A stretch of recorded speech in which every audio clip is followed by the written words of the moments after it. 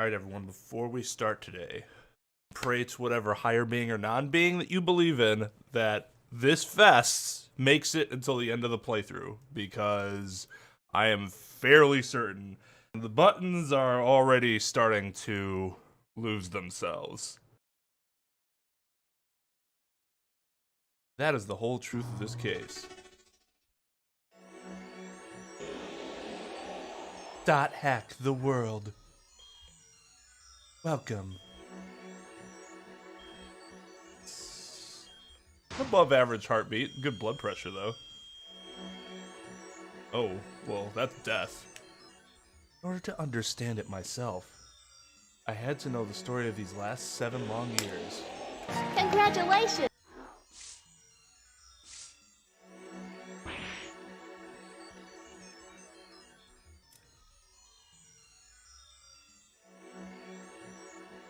Nothing happens by chance, all is connected. Here in the world.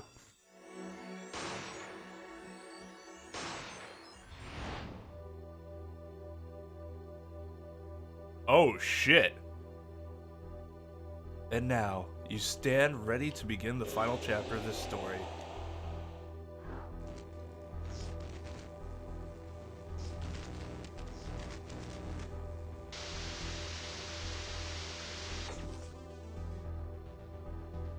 Will the defendant be found guilty or innocent? Fuck. The decision is yours. Is it?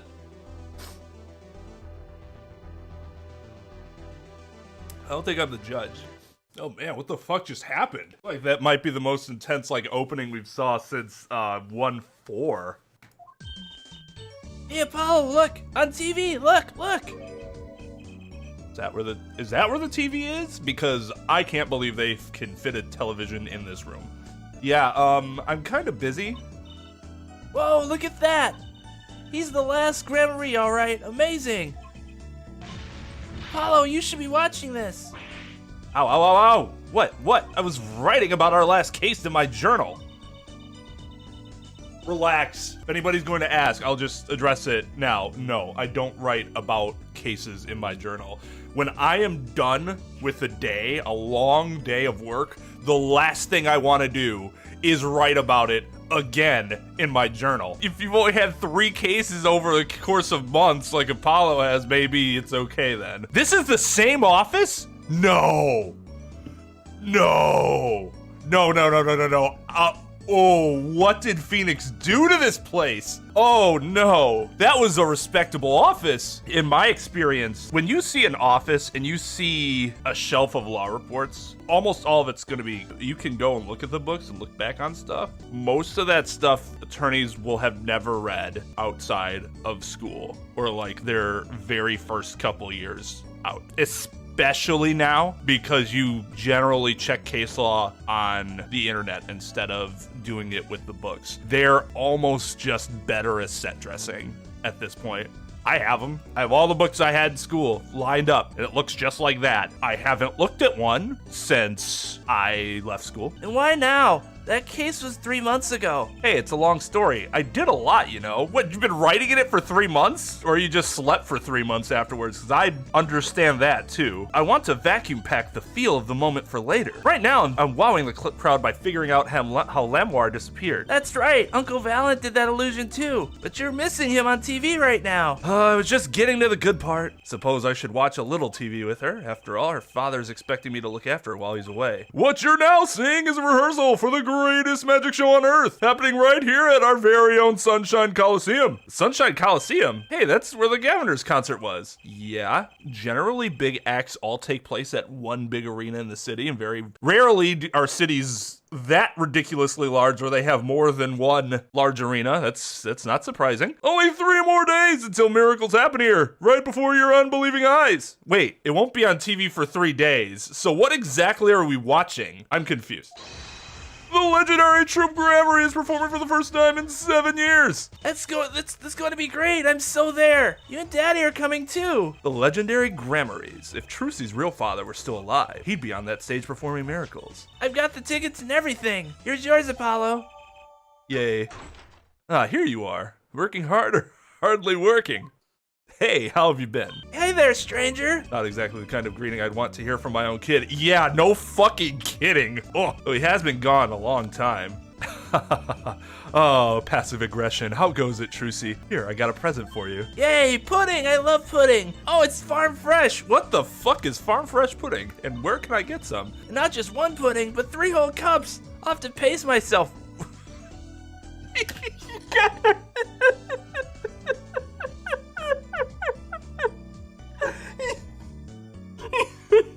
So he did one of either 2 things.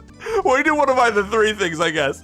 So either got her he bought a 4-pack of pudding, took one for himself, and then gave her the remainder, bought a 6-pack, ate 3 of them, and then gave her the remainder, or bought like 99-cent singles and was like, here, sorry I've been a terrible father lately. Take this $3 worth of pudding.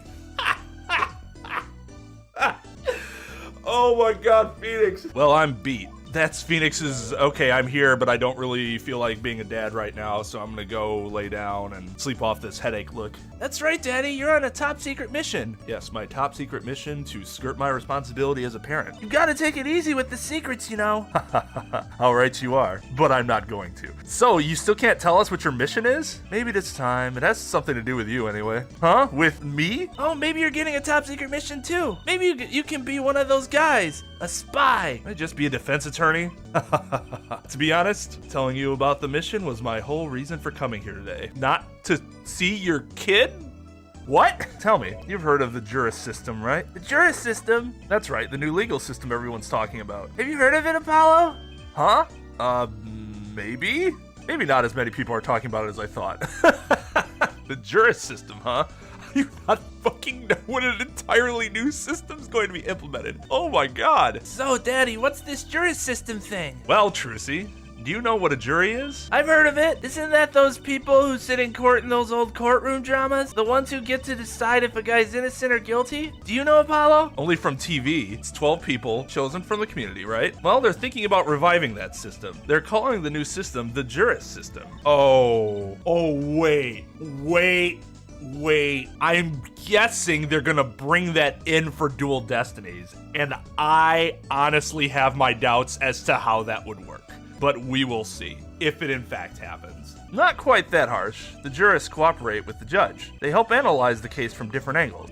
There will be only 6 of them under the current proposal, right? Oh God. Yeah, let's deadlock super often. That's always a great way to go about it. Wow, you know your stuff, Apollo. Their findings directly affect the verdict. Hopefully, people will start taking the courts a little more seriously now. What? Nobody's taking the court seriously? Does a court pass down a guilty verdict and the defendant's just like, ha, that's a good one, judge. I'll see you later, and strut out the courtroom like, why did I even waste my time being here? I feel like I'm on some kind of educational TV show starring Dr. Wright. Dr. Wright, his assistant Trucy, and mascot Apollo, the perfect team. Mascot? Hey, motherfucker. So, what is this secret mission? The juris system is my mission, more or less. Anyway, keep in mind that new ideas like this system are always risky, Apollo. Too true. Everyone's got an opinion and they just talk and nothing gets decided. Kind of like you, Apollo. I'm not that bad, am I? In any case, we're going to give it a shot. A test, if you will. I don't like tests. Mood. We'll take a case as a sample and choose 6 jurists. I'll be the one helping with that process, incidentally. Helping how? Wait, weren't you disbarred? How often do disbarred attorneys get to go and make revolutionary changes to the fucking legal system? Well, for one, I'll be chair of the Juris System Simulated Court Committee. Oh yeah, that sounds like a real institution that has been made and not just something that drunk Phoenix didn't come up with on his own. The chair constructs the ideal situation, choosing the case, the jurist candidates, even the judge in the courtroom. Oof. I'm already not on board with this. So here's my problem with this. One of the big things about juries that makes them fair, so to speak, or the system fair, the pool of jurists are chosen at random. To specifically choose the people that are going to be onto the jury, that is putting way too much power in one person's hands. Wow, it's like you have a real job. It's like I'm the court god. Just kidding. I was never that good at the piano, to be honest. Once a lawyer, always a lawyer, I guess. The trial's tomorrow, by the way. Don't miss it. Trial simulation, that is. A simulation, huh? Sounds interesting. So, what kind of case is the trial simulation about? Well, since this is the first run-through of a new system, I wanted something simple. Good thinking. No sense worrying yourself out on something too serious. True. The case is a murder.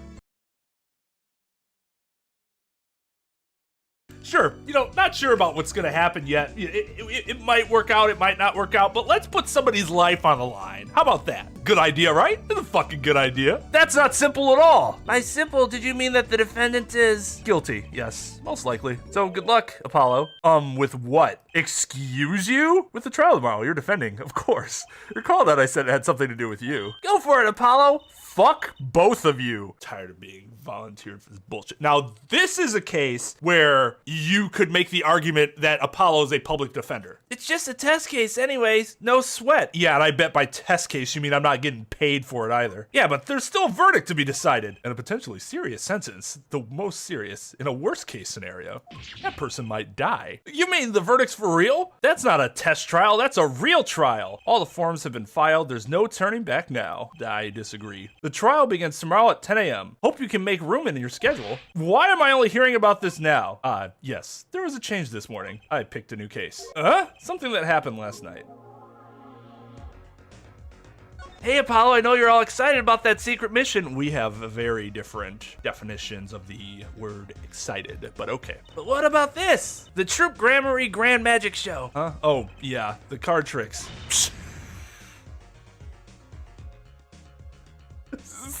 So condescendingly dismissive. Oh yeah, the card tricks.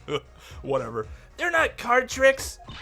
They're grand illusions, miracles, the apocalypse. So what? That's 3 whole days from now. Oh, I like that she was huffing there. I don't think I noticed that sprite do that before. It's at Sunshine Coliseum. Let's go today. We can say hi to Uncle Valent. Have fun. What? I can't go by myself. I'm not very outgoing. Bullshit, says the 15-year-old girl that does magic shows on a nightly basis at what I am almost pretty sure is a gentleman's club. Why not go with her?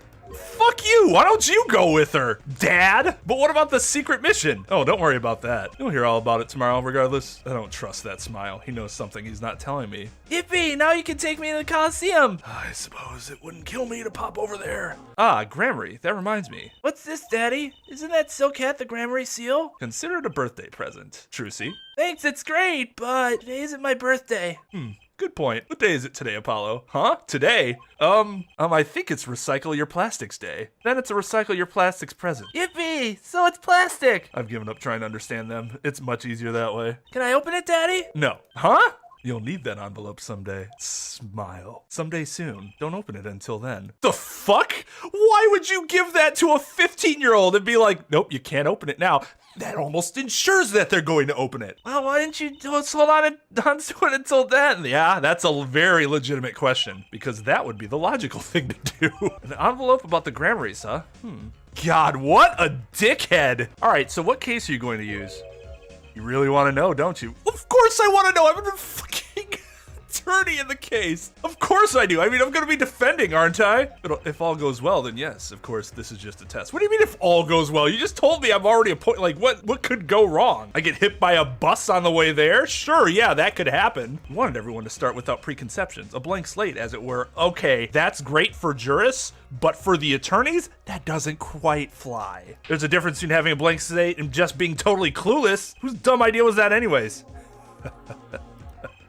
Well, mine. Committee chair, remember? Well, if you want to know that badly, I suppose. I could give you permission to examine the scene of the crime. Good, that's better. But you can't talk to anyone involved with the case. What? Then how am I supposed to defend? You let me worry about the details there. Didn't you once defend somebody without even talking to them ahead of time? I'm sure you'll be fine. Yeah, that was also bullshit though. Remember, I'm in charge of this trial. All of it. But you don't want it to backfire, do you? Apollo, I'm in charge of the whole trial. That means the entire affair is my responsibility. For good or for bad. Oh my god. Where'd this serious face come from? Smile. Just do what you can. And don't worry, I know what I'm doing. All right. I'd recommend going down to the detention center. Your client's waiting for you. You can ask about the scene there. But you just said I couldn't talk to anyone involved. Oh, you can talk to your client. If you can get her to talk. All time's a wasting. Whatever the fuck that was. One of the things that makes Hobo Phoenix great is that over the past 7 years, his personality has morphed to include part of all of the other attorneys he's ever interacted with. That's the good old part where he gets dark. He can't see his eyes, and he sounds like this. Waiting is the hardest part. Why are you singing to yourself? Don't quit your day job. I know, that's why we're here. That's 20 minutes we've been waiting here. 20 minutes. Oh my God. 20 minutes. Holy shit, that's so long. Fucking pampered duck. Maybe I should complain? I'm sure that guard has better things to do than stand there pretending he doesn't see us. That is what he does. He just stands there in the corner like, I didn't hear anything, I didn't see anything, I didn't hear anything, I didn't see anything, I didn't hear anything, I didn't see anything. You know, the minute we get angry, the client will show. It always works that way.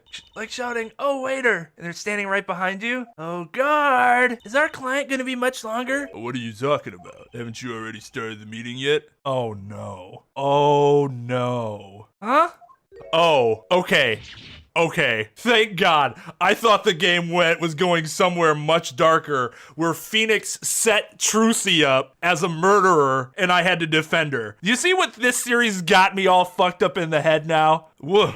Where'd you come from? Whoa. Well, anyway, please have a seat. I'm nervous, Apollo. Why would you vocalize that in front of her? It's the silence. It builds suspense. Why are you talking about like she's not there? Don't you do something, Trucy? You're a magician, aren't you? That's right, okay. I'm the amazing Mr. Hat. Eek! She passed out! Miss Magic Underwear might have been a better bet. That's your response to that? Apollo's just sitting there like, maybe we should have went with the other deadpan delivery.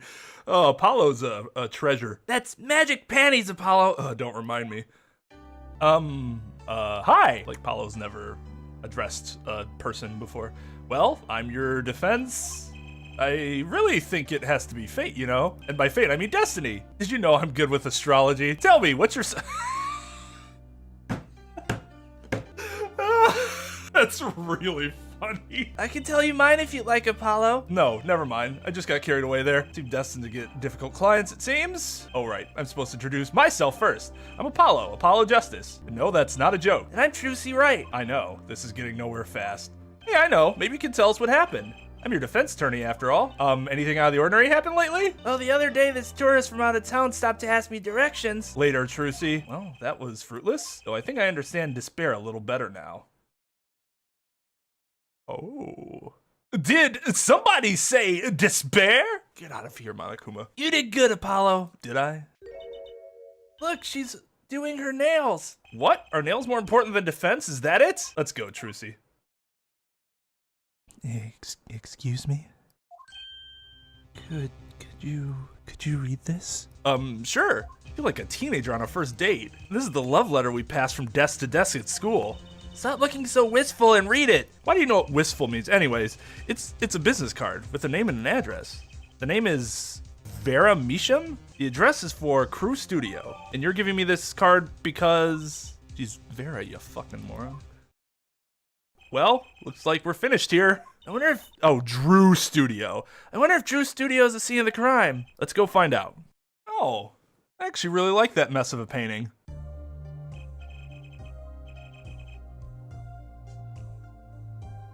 What is this? This has to be the weirdest track I've ever heard in a Phoenix Wright game. It's like life imitating art, or maybe it's the other way around.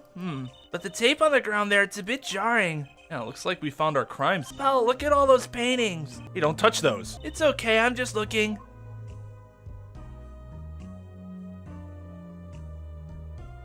I feel like Tom Haberford in Parks and Recreation, where he gets that painting and he's like complaining about it because it's abstract. But then he's trying to describe it to the group like haphazardly, and then ends up realizing that he's like totally in love with it. Just the shapes and the green.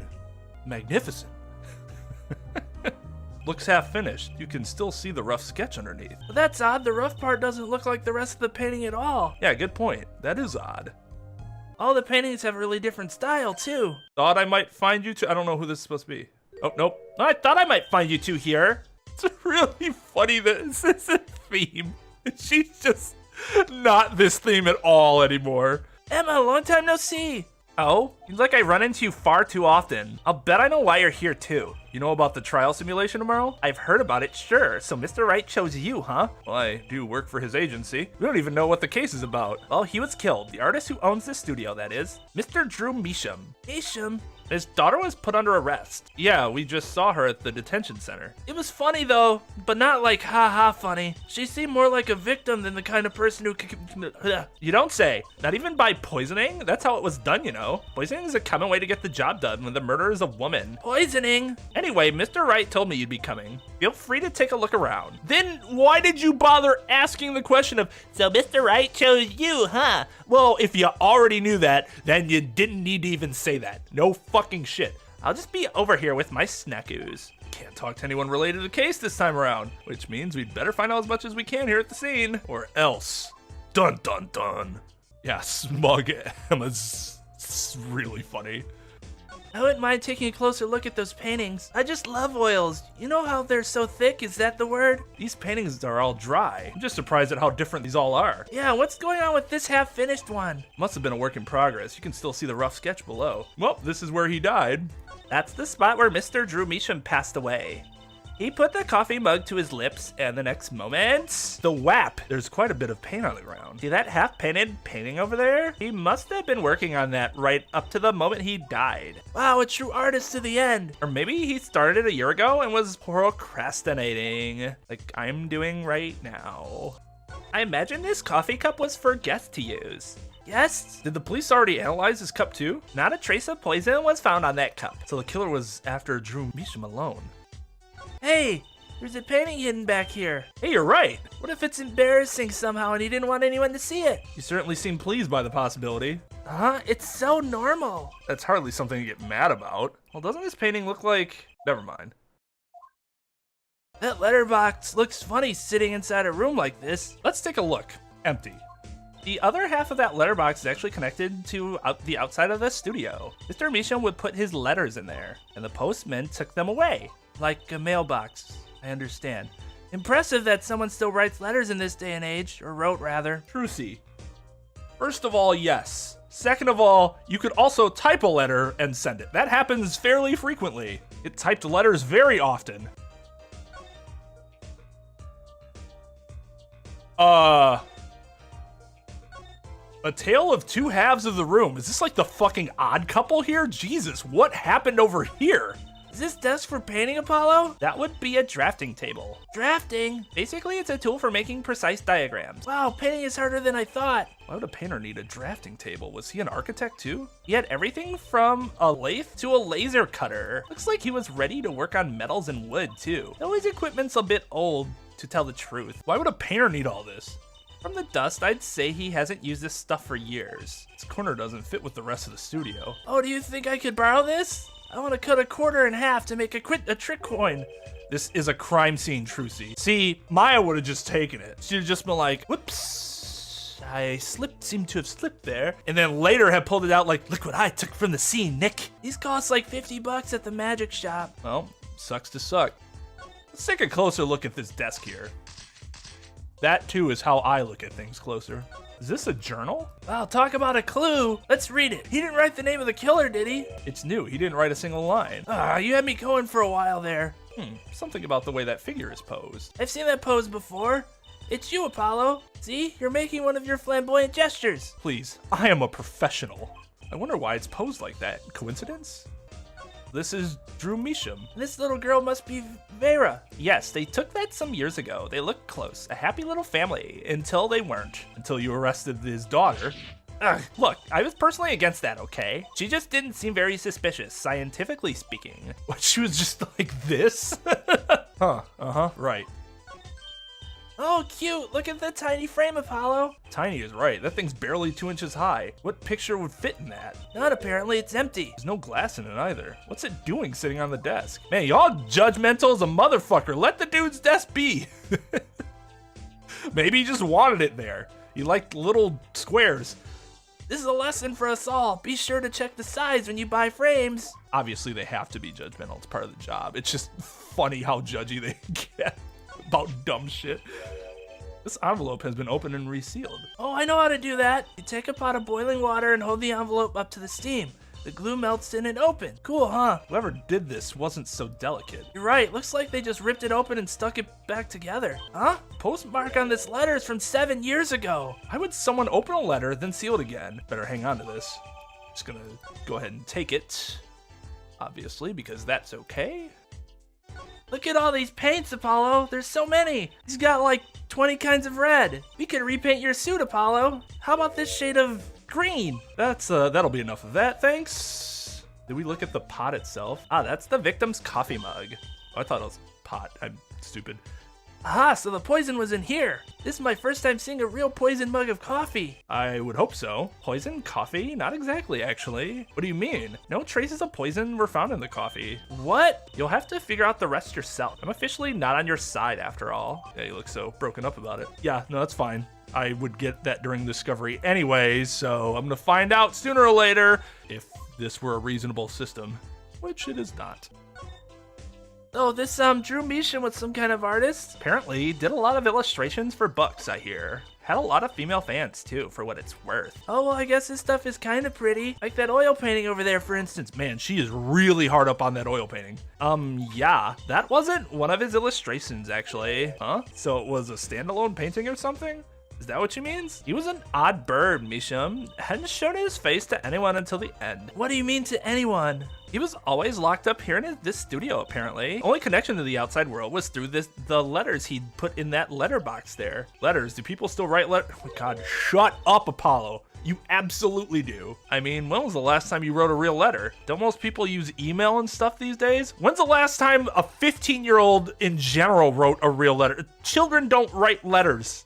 That's very rare. Not Mr. Measham. Couldn't stand technology, it seems. Except for all the technology he had over there. He did everything by mail. Maybe he thought that was way more artistic, you know? In any case, the only person beside him allowed here was his daughter, Vera.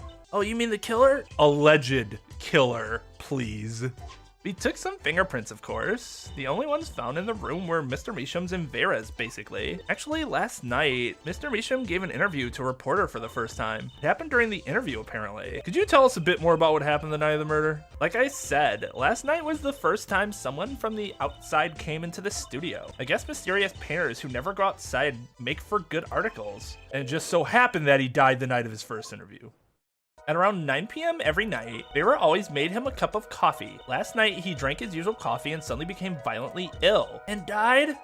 She poisoned him on the night of his interview? Wouldn't the reporter see? That does seem like a very stupid thing to do. He wasn't near Mr. Measham when she brought her father his coffee. He was checking out some equipment in the back of the room. Supposedly, that's why she didn't notice he was there. It was the reporter who called the police, in fact. Wait, but why is she the suspect? Anyone's suspicious, it's the reporter. Yet the reporter never got near Mr. Measham's coffee. Even Vera acknowledged that. Regardless, I want to know more about this reporter. I'll be honest, I don't miss Gumshoe. I like Gumshoe a lot, but I also really like Emma. So it's like, it's not that I'm like, oh God, I'm glad Gumshoe's gone. It's more of like Emma's really a really nice change of pace. So I'm not going to miss Gumshoe for a while.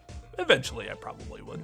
So this woman, Vera, she's Mr. Measham's daughter, right? Yep, a real sickly girl ever since she was little. Hardly ever went outside. She did kind of give off a withdrawn sort of aura. She was homeschooled by her father, apparently. It was quite a scene when they took her to the detention center. She was screaming about how she'd die if they took her outside. That does sound like a scene. In the end, she agreed to leave if she was allowed her good luck charm for company.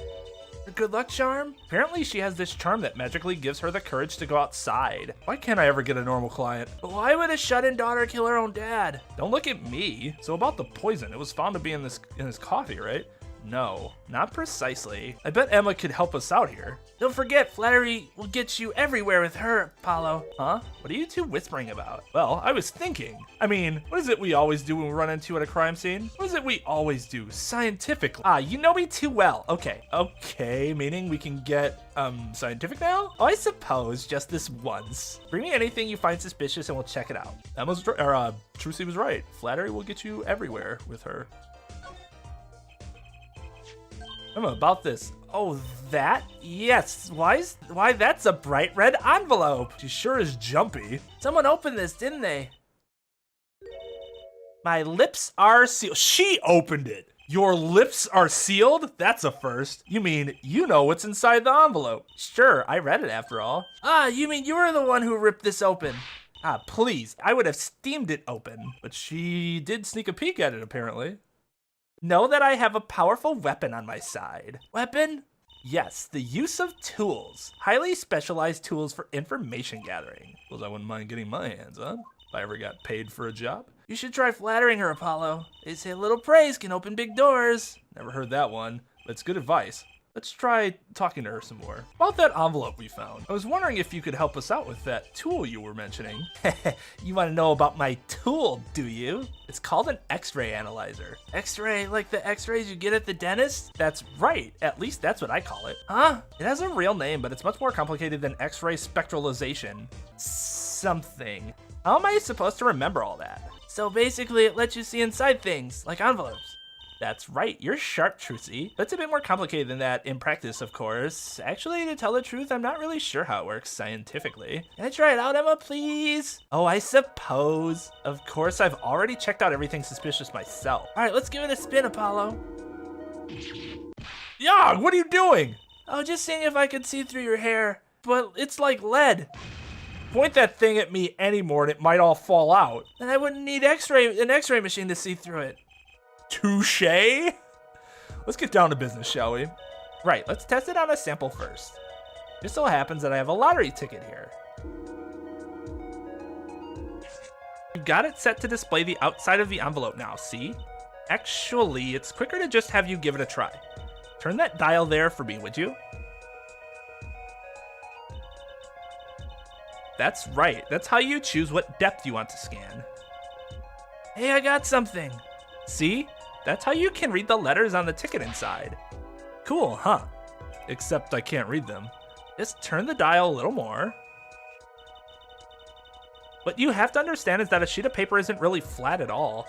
When you zoom in that much, you'll see the paper is like a bunch of hills and valleys. Like skin. Wow, really? My mind was blown when I found out that skin wasn't smooth. Oh my god. That's when I knew I could never be a scientist. This X-ray device uses a beam with a wavelength of only 0.05 microns. It breaks cards down into thin layers, so it can only show what's written on that layer. I'm not entirely following you, but what good is it if you can't read anything? That's why we go on to step 2. Try rubbing the image a bit, if you would. Image? You mean rub the screen? What, do you want me to... this? There, that fixes the image on the screen. Now, turn the dial again, just a little. Good, now you can rub this image to fix it too. Hey, I get it. We just keep doing this until we've got the whole thing. Exactly, not bad. Neat, let's do some more. 007? I'm assuming this is too low. Like, this is too dark, right? Like, it did the ding noise, but it didn't stop. Oh, every layer? I see. Okay, so we got this layer. Oh, okay. It's easier to read now. Okay, let's print this one out. Gotcha. Okay, that makes sense. Woohoo, I'm a big winner! Ha, no, I'm a big winner. See, this is the true hidden power of my weapon. Neat, huh? Now let's try it out on the real thing, shall we? Uh-oh. Deposited $100,000. He got scammed by the deposed king of Nigeria. That's it, right? That's what happened. I mean, I get it. When I was 14 years old and I got my first Nigerian prince email, I thought it was real too, and I had just become a millionaire. Okay, let's print this one out. Someone deposited $100,000 into Mr. Meesham's account. His paintings must be really valuable. There's another page in there. Care to take a look? You bet I do. If you're gonna read someone's mail, you might as well read it all. Nice. Here goes the second page then.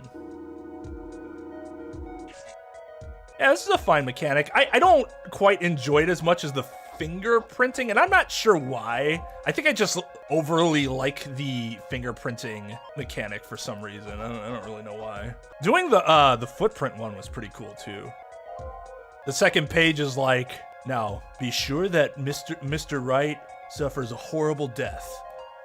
And you're like, oh, that escalated quickly. So he was a hitman on the side. Okay, let's print this one out. Sign the papers and send in the enclosed envelope with the enclosed stamp within 3 days. I need not remind you to speak of this to no one. So it was a letter about payment for one of his paintings. Why all the secrecy, though? And what? Why was this letter the only one in here? It's 7 years old, right? Maybe it had some special significance to him? Well, Emma? Well, indeed. She knows something she's not telling us. Looks like she's keeping mum about it. Let's take a look here. What do we got here? Hey, look there! That stain doesn't look so healthy, Apollo. That must be the Blue Mountain stuff we've been hearing about. Something tells me that even Blue Mountain coffee isn't this blue. No, this stain is probably... Better ask Emma. Hey, the new TV series, Better Ask Emma. Emma, about this mug.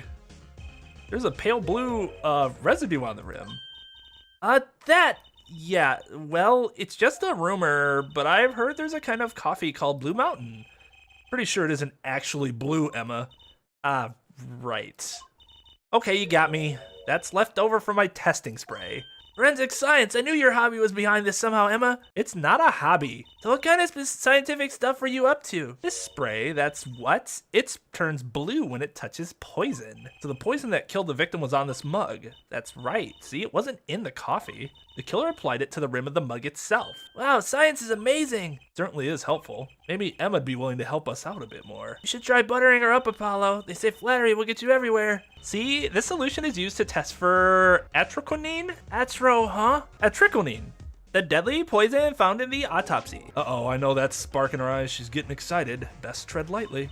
It's one of the most virulent poisons, but is absorbed into the body astoundingly slowly. It takes at least 15 minutes from the time of ingestion for the adverse effects to show. Oh, and guess what? Recent research has shown. That's fine, really. We don't need to know all the gory details. Actually, I would want to know all the gory details for the purposes of the case. I think I get it. You just spray this stuff on something you want to test, right? Precisely. You can find even the slightest trace of poison with this. I want to try too, Emma, pretty please? You don't have to ask twice. I already used it on everything suspicious, of course. Hey, let's give it a whirl, Apollo. Ugh, what are you doing? I'm just seeing if I got a reaction off of you. How's this for a reaction? Never do that again. I'm not poisonous. Well, that's to those hapless witnesses on the stand. Let's just get down to checking for real poison, shall we?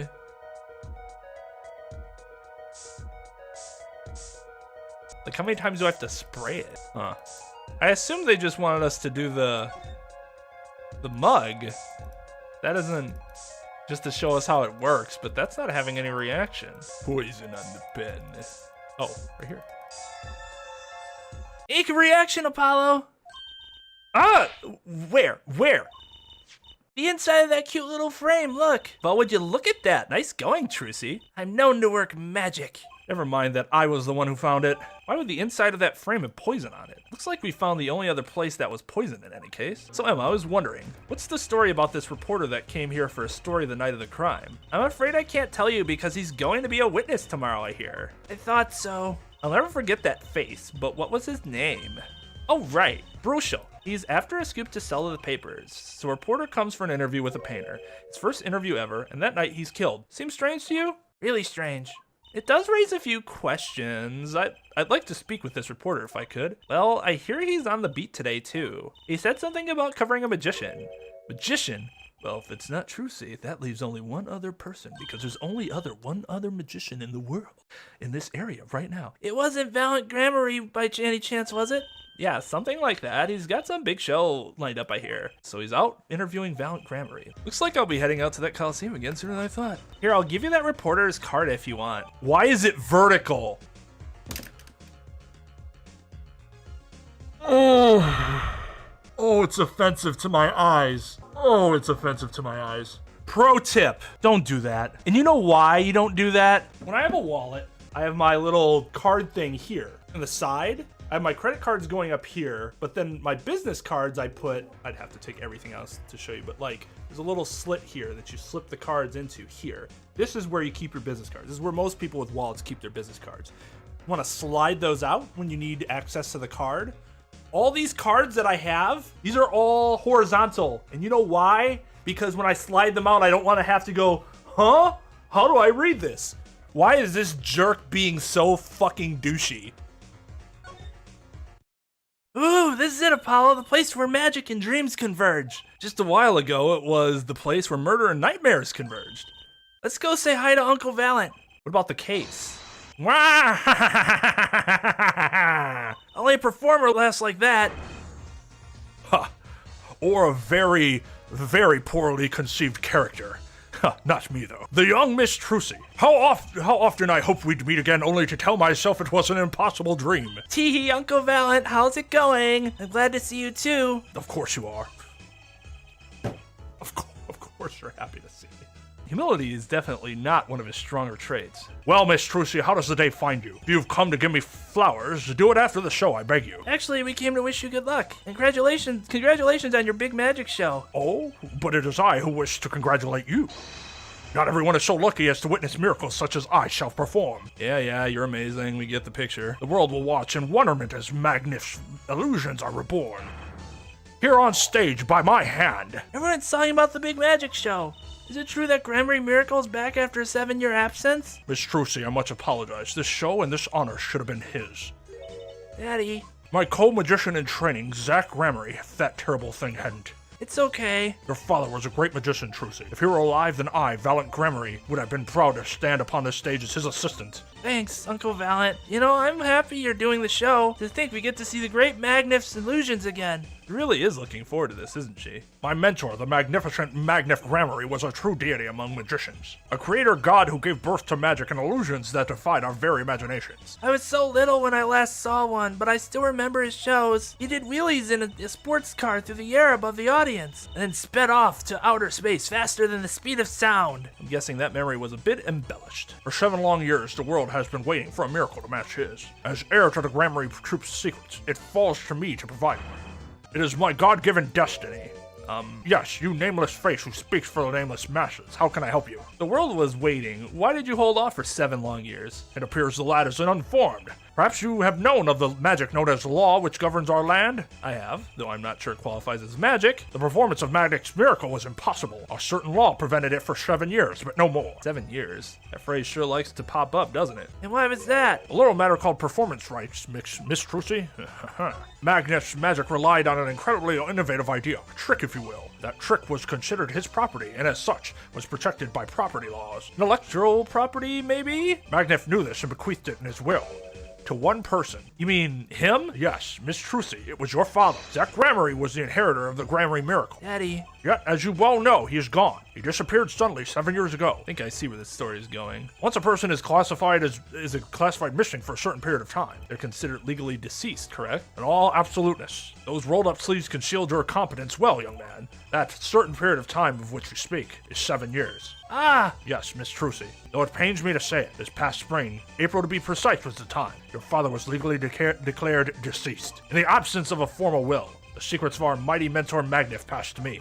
This was, in fact, stipulated in the will by Magnif himself. Is that how it works, Apollo? Yeah, it's called death in absentia. He's declared missing permanently. Daddy. Well, that got fucking dark. I actually don't know if that's the period of time where it happens in the US. I've never dealt with that before. The journalist was here on a story. All eyes in the universe are upon my stage. All pens seek to commit its mysteries to paper. His name is Brushel. Think he remembers him. He doesn't look too happy about it. Brushel, that cloying smell of mint when he smiles, yes. Could you tell us more about him? What did he want? A man by that name called on me just now. Just now? Valent's vision is always toward tomorrow. Valent's feet step always forward. That is all. That's all very confusing. I am to perform a big magic show, yes? I wanted someone to cover it. Yet, he had ears only for that incident. That incident? In any case, I requested that the rapacious reporter remove himself. So a painter has died. What of it? It is but a footnote in the footlights compared to the magic of Grammary. Uncle Valent, you know where the reporter went? I recommend he visit that place popular with penalized perpetrators. The detention center? Popular with penalized perpetrators? Are you kidding me? He was a rude individual. Might I see that card? Just rips it apart. Sure. He would tear apart my respectability, I tear apart him. Oh, god damn it. I mean, duh. Oh, here it comes, Apollo. Uncle Valent's big magic trick. Is he gonna fix the card? Not sure that qualifies as big magic. What happened to the big magic? No, fuck him. Is it not more miraculous for it to stay ripped? He must have really not liked that journalist. Son of a bitch! I was wondering if you could tell me about this. Why that bears the Grammary seal. Uncle Valent, is something wrong? Trucy, where did you get this? Huh? Daddy gave it to me. Your daddy? My partner? No, my other daddy, Phoenix Wright. Why now? Why would your Lord Daddy? Lord Daddy? That's kind of stretching the whole archaic thing a bit. The signature upon the back. Do you recognize it? That belongs to none other than Zach Remery. What? My dad? Might I be so bold as to open it? I'm sorry, but I can't let you do that. Okay. What's in this envelope, I wonder? Now, the time has come when I must return to make my prestidigitation preparations. By your leave, Miss Trucy. Thanks, Uncle Valet. 3 days from now, make ready for a miracle. And pretend like we didn't have that last bit of conversation just now. What do you think that journalist was after? And why did Valant react like that to this envelope? I think it's time to pay the detention center another visit. I think I hear what you're saying. We are all doing it for the money. End quote. No, not at all. Looks like someone's already meeting here. Maybe that reporter? Oh, God. I'm 99% sure that stuff on his face is cocaine he continually buries himself into every morning before he goes to work, and he just never cleans his face up because he hopes to get another sniff of it, like residue at some point throughout the course of the day. Look at that pocket! He does own the vertical card. Sorry, we didn't know someone was already here. I'm Paul Justice, attorney at law. Talk about a nervous monkey. Ugh! Dude! Stop smiling! You're Justice, you? You know me? Do I know you? Of course I know you! Stare down witnesses on stand till they spill beans. End quote. That's not true. What's he writing? Why doesn't he have a fucking piece of paper? Are you a reporter by any chance? Ooh, you're Trucy! Am I famous? Oh yeah. Trucy Wright hates carrying a bag. Puts everything she owns into her panties, end quote. Hey, that's so not true. Just hold on to your breeches there. I'll wrap up this interview in a jiffy. Interview? So, guard, I think I know what's going on here. Guarding rooms is my life. What else could I possibly need? End quote. No, how many times do I have to tell you this? Look, I've got work to do. You deal with them. Did you come here to interview the guard? Oh, wee, what a pickle. Accused wouldn't talk. Had to interview someone or go plumb crazy, end quote. Uh-huh. I should have guessed. Where are my manners? My name's Brushel Spark Brushel. I'm not picky journalist. Closes his eyes, writes, end quote. It's that nauseatingly strong mint smell every time he grins. My dear friend, that's cocaine. No, that's actually... Until you've been interviewed by me, you don't know what thrilling is. While we're up through crossroads of mayhem madness, end quote. I can see that. He's writing something again. Well, if he's a reporter, maybe he knows something. Abi, look, let me state one thing for the record here. Yes? I'm the interviewer. You understand? Yeah. I'm the one asking the questions here, end quote. Okay. For instance, you think a movie director watches movies?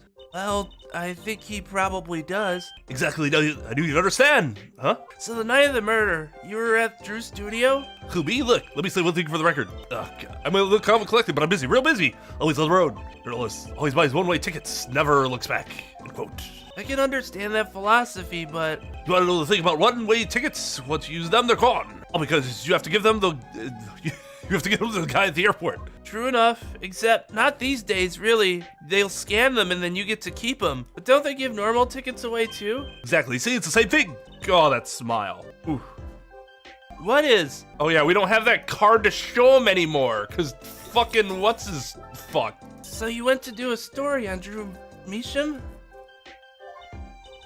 And he never had a story done about him before? That's right, look. Let me say one thing for the record here. What? I'm sure you're going to want to know about my source. What tipped me off to Drew? Why I do the interview in the first place? Oh, yes. Look, it's like... Oh, I've got it. So this one burger joint with fabulous ketchup. You think the burger guy's going to tell me where he got it? At the supermarket, maybe? Wholesaler? Exactly, see?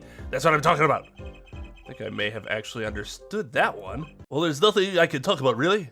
Walls have ears, eyes, especially glass walls with speakers, end quote. Right. Guess we'll leave then. But since you're here, might as well tell you a tidbit of news I saw, just for the heck of it. Sure, tell us, just for the heck of it. I remember it like it was yesterday. I'd seen a movie on a trip and wandered into this burger place with amazing ketchup. When an article on its tabloid caught my eye. Famous oil painting stolen from art dealer's gallery, end quote. I believe it was. An oil painting? Happens every day, right? But I thought I'd seen that painting somewhere before. Painting of a giant peach floating down a river. Stolen oil painting? Wait. What face did he just make? Of a giant peach? Jealous kids smell scoop better than burgers, end quote. Well, how'd it go? Find anything out? Actually, there was one thing I wanted to check with you. What's with that scary face you're making? And what's with the I know something but I'm not telling face you've got going, Emma? This painting came from behind that dresser. Ah, yes. So? It was stolen, no? I was hoping you wouldn't figure that out. Do you think you could tell us a bit about this? I suppose. It's what you think. Drew Measham was a forger. A forger? Well, basically, it's someone who's make forgeries. Fakes, in other words. Fakes. Copies of an original. Exact copies, so precise you can't tell them apart. Well, why not just photocopy them? The big problem with forgeries is that people try to sell them as the real article. It's a crime, of course. So Drew Measham was a criminal? I'm afraid so. He received money to create elaborate forgeries to supplement his work in illustration, I guess. I see. Actually, that's why I brought this here in the first place. What do you mean? When you're trying to determine if a painting is a forgery, the rough sketch underneath can be a valuable clue. So the rough sketch is like a practice for the real thing. Like doing a magic trick in front of a mirror before you go on stage. But not in the case of a forgery, not necessarily anyways. You know what the finished product is going to look like after all. Oh yeah, I guess you would. That's why I brought this. I'm going to use it to see what's under the paint of the finished pieces. I get it now. Not that I really needed to go to such lengths, seeing as how one of the paintings was only half finished anyways. Still, it'd be nice to see Mr. Measham's rough sketches. Kind of like what he was drawing when he thought no one was looking. True, that would be interesting, and maybe valuable for our case. You should try buttering her up, Apollo. Didn't I tell you that food's not for you? Give me that guilty look. You guys know that look, right? I saw you try to eat that. I kind of wanted to see the rough sketch under this painting. And I was wondering if your tool there might do the trick? Oh, fine. Just this time, though. Let's check it out. I actually think that's one of the reasons Apollo and Emma do have great chemistry. He knows how to make her feel good about what she's passionate about. And that's none too small of a feat. Having your significant other be one of your biggest cheerleaders in terms of making you feel good about what you do is just, I don't know. I think it's something you need. That's not Clavier rocking at the top of a little weird tower, is it? With a guitar? Am I the only person that sees the long-haired dude with a guitar? Devices like mine didn't exist until recently. He probably thought he could draw any sort of thing he wanted to for the rough. Well, in the past, you can only analyze the composition of a rough sketch. Composition? In other words, the traces of charcoal between paint and canvas. So you could tell if there had been a rough sketch, but not what it looked like. Ah, I think I follow you. So in essence, it wouldn't matter what was underneath the finished painting. Some pros would actually paint out a rough sketch entirely, then do a completely new painting on top of that. So Mr. Measham was drawing whatever he wanted before painting over them? Possibly. Is there a problem with that? Not particularly, but something about the sketch itself is kind of odd. You're awfully silent all of a sudden, Apollo. You think we could check out one of the other paintings? Well, sure. You like this detection stuff, don't you?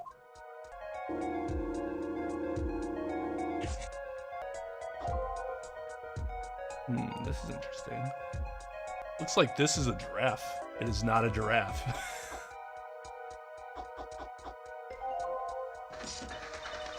Okay, let's print this one out.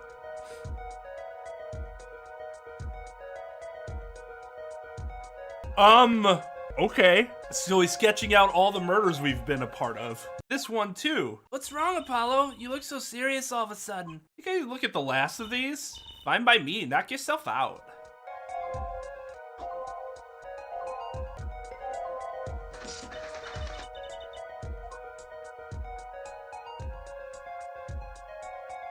That's actually a really cool picture. What? What the heck is all this? I hesitate to ask why you're getting so excited. You sure your device isn't leaking some kind of strange radiation? Trucy, look at these 3 sketches. Do you notice anything? What did I tell you about trying to eat that? Ah, there. Now you're both white as sheets. What's going on? These sketches are of the 3 cases I worked on. What? What could it mean? How could he have painted those things? And why? That's what I want to know. Wait, is Drew Measham your father? Give me a break. Does that seem even remotely possible to you? I'd never even heard of any Drew Measham before. I hadn't even seen a picture of him, but there are my cases, drawn on his canvas. And every single one of them couldn't have been a coincidence.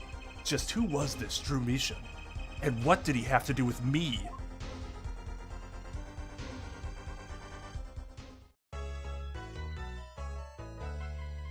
Yes. Look, this is what I have to deal with right now. Just straight up giving me the stare. I think I know what it is. Good morning. So you're Vera, right? I'm Trucy Wright. That's right with a W. But not right. Right? You're stupid. We're on your side. You can tell us anything, please? Oh, Trucy's so precious. Good morning. She speaks. Not bad, not bad. I think you do better with a little smile, you know? You're so pretty. You need to sell yourself, you know? Trucy, let's take it easy for starters.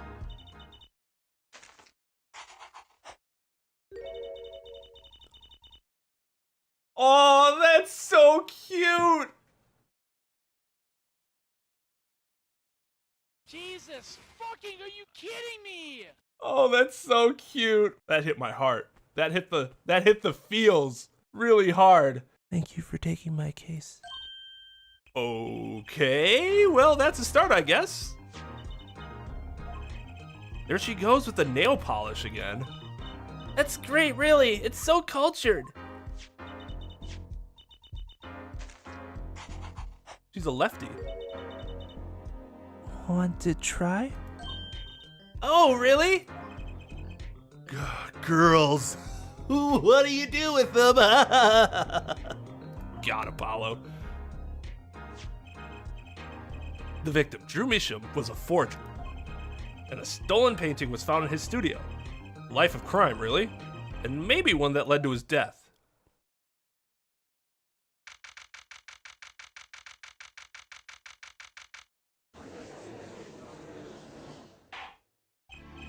Well, we will now begin the trial of Vera Measham. Is the judge okay? His voice is all raspy. He's looking all around. He's looking around all nervous, like. Ahem. The repercussions of today's trial will most likely be felt for a long time, and may indeed alter our legal system forever. Today is a test of the jurist system, and the first step toward a new order in our courts. Daddy's secret mission. The jurist will function like a jury. It is hoped their inclusion will help the courts to better reflect the people's will. Why aren't there any jurists in the courtroom? 3 closed-circuit cameras watch this courtroom at all times. The jurists have access to everything that transpires. Oh, boo! Boo! I want them here, front and center. Jurists judge well and judge cool. Now, see here, Prosecutor Gavin. I was going to say that. My apologies, Herr Judge. Judge today's trial coolly, if you'd be so kind. The jurists are unbound by the letter of the law. They don't affect the trial with evidence, but by their feelings. And we're about to find out just what effect they're going to have. Okay, hold on. They're still supposed to make their judgments based on the letter of the law.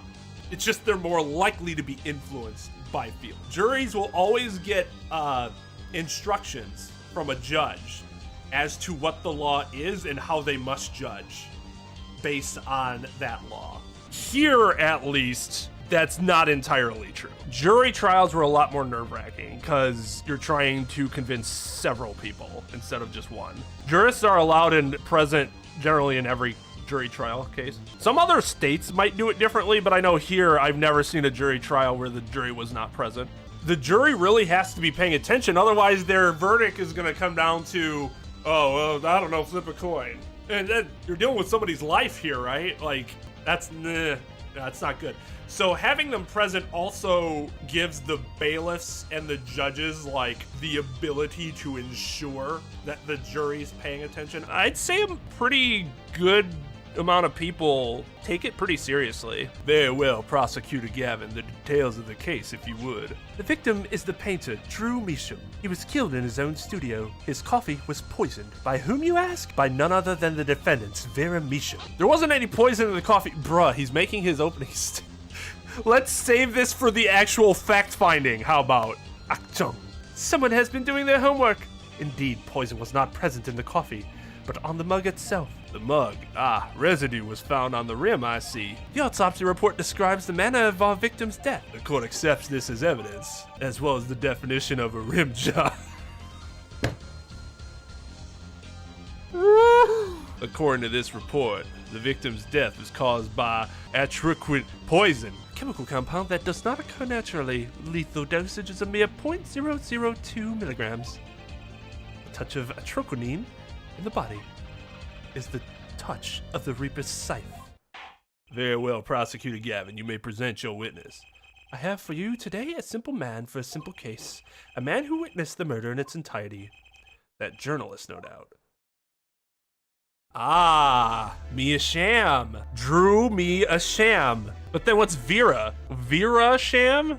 The witness will state his name and occupation. Oh God, that nose. All right. Well, for starters, my name's Spark Brushel. My job is a lone observer of the world. In other words, a freelance journalist, right? Well, if you don't mind, I'd like to say something here for the record. Yes, Mr. Brushel. I dislike conclusions, specifically the jumping to aspects of conclusions. Preconceptions make Park sandbox of endless desert waste, end quote. Well, that and Apollo shouldn't have done that in the first place. Let the witness answer the goddamn question. But you are a journalist. Also, this is Clavier's line of questioning so far. This is direct Apollo. Slowly roll. You said so yourself yesterday. Well, that's true, yes. But you must understand, I stand before you today, a man with a dream. I'm offering you my testimony in exchange for exclusive rights to the story. So turns Mr. Russell to that Mr. Russell, end quote. Let's hear your testimony then, shall we? A simple case, huh, Gavin? For me, the jury is still out. Boo earns, Apollo, boo earns. I visited the studio around 9 o'clock that night to do the interview. The first outsider entered the journalistic history made, end quote. His daughter brought us coffee right after we started. You know what happened next? Star falls, end quote. No one else entered the room besides her the whole time. That does sound like a simple case. Unless you were the one who poisoned him. What are you saying, Judge? Ahem. Need I remind you the cameras are rolling today? I felt the need to be a bit dramatic. You didn't do it, did you? Me do a thing like that? Come on, that's like newsmaker making the news, end quote. Or even contemporary witch hunt, end quote. I know. Wild accusations rock courtroom, end quote. Rock indeed. Prosecutor Gavin sure looks like he's having fun. I'm so happy for him. Very well, Mr. Justice. Your cross-examination, please.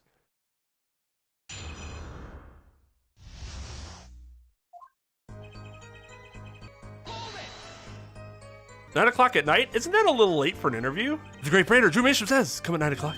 Believe you me, I go at 9 o'clock. The first and, as it turns out, last interview with such a prolific painter.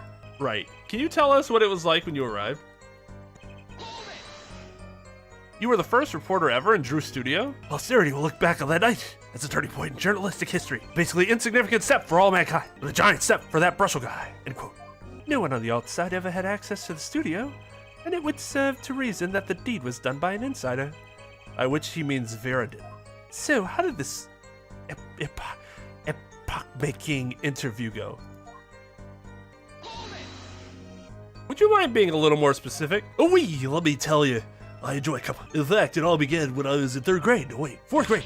That's not what I meant. I believe I know what Hefforehead is driving at. This coffee the victim was served. Did anyone other than the defendant touch it?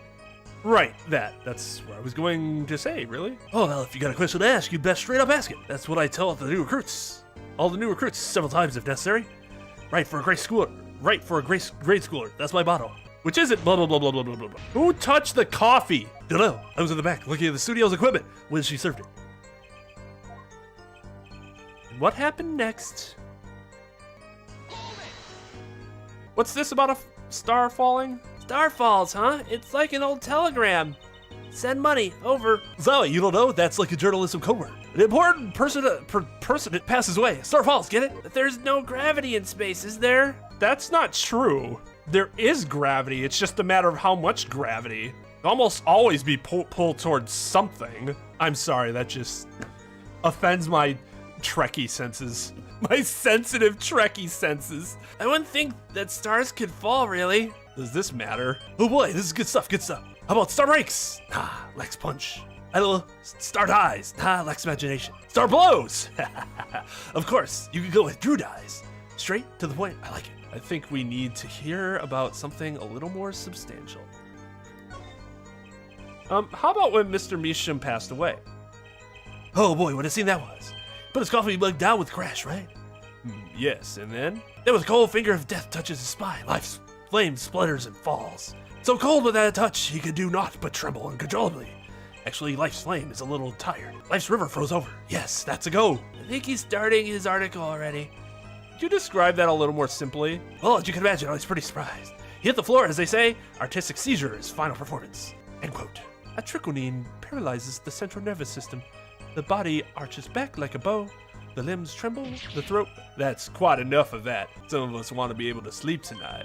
Oh yeah, well I want details, lots of juicy details. For that, you can listen to our last year's hit single, Atriquinine My Love, by the Gaveners, available at all major music outlets. What?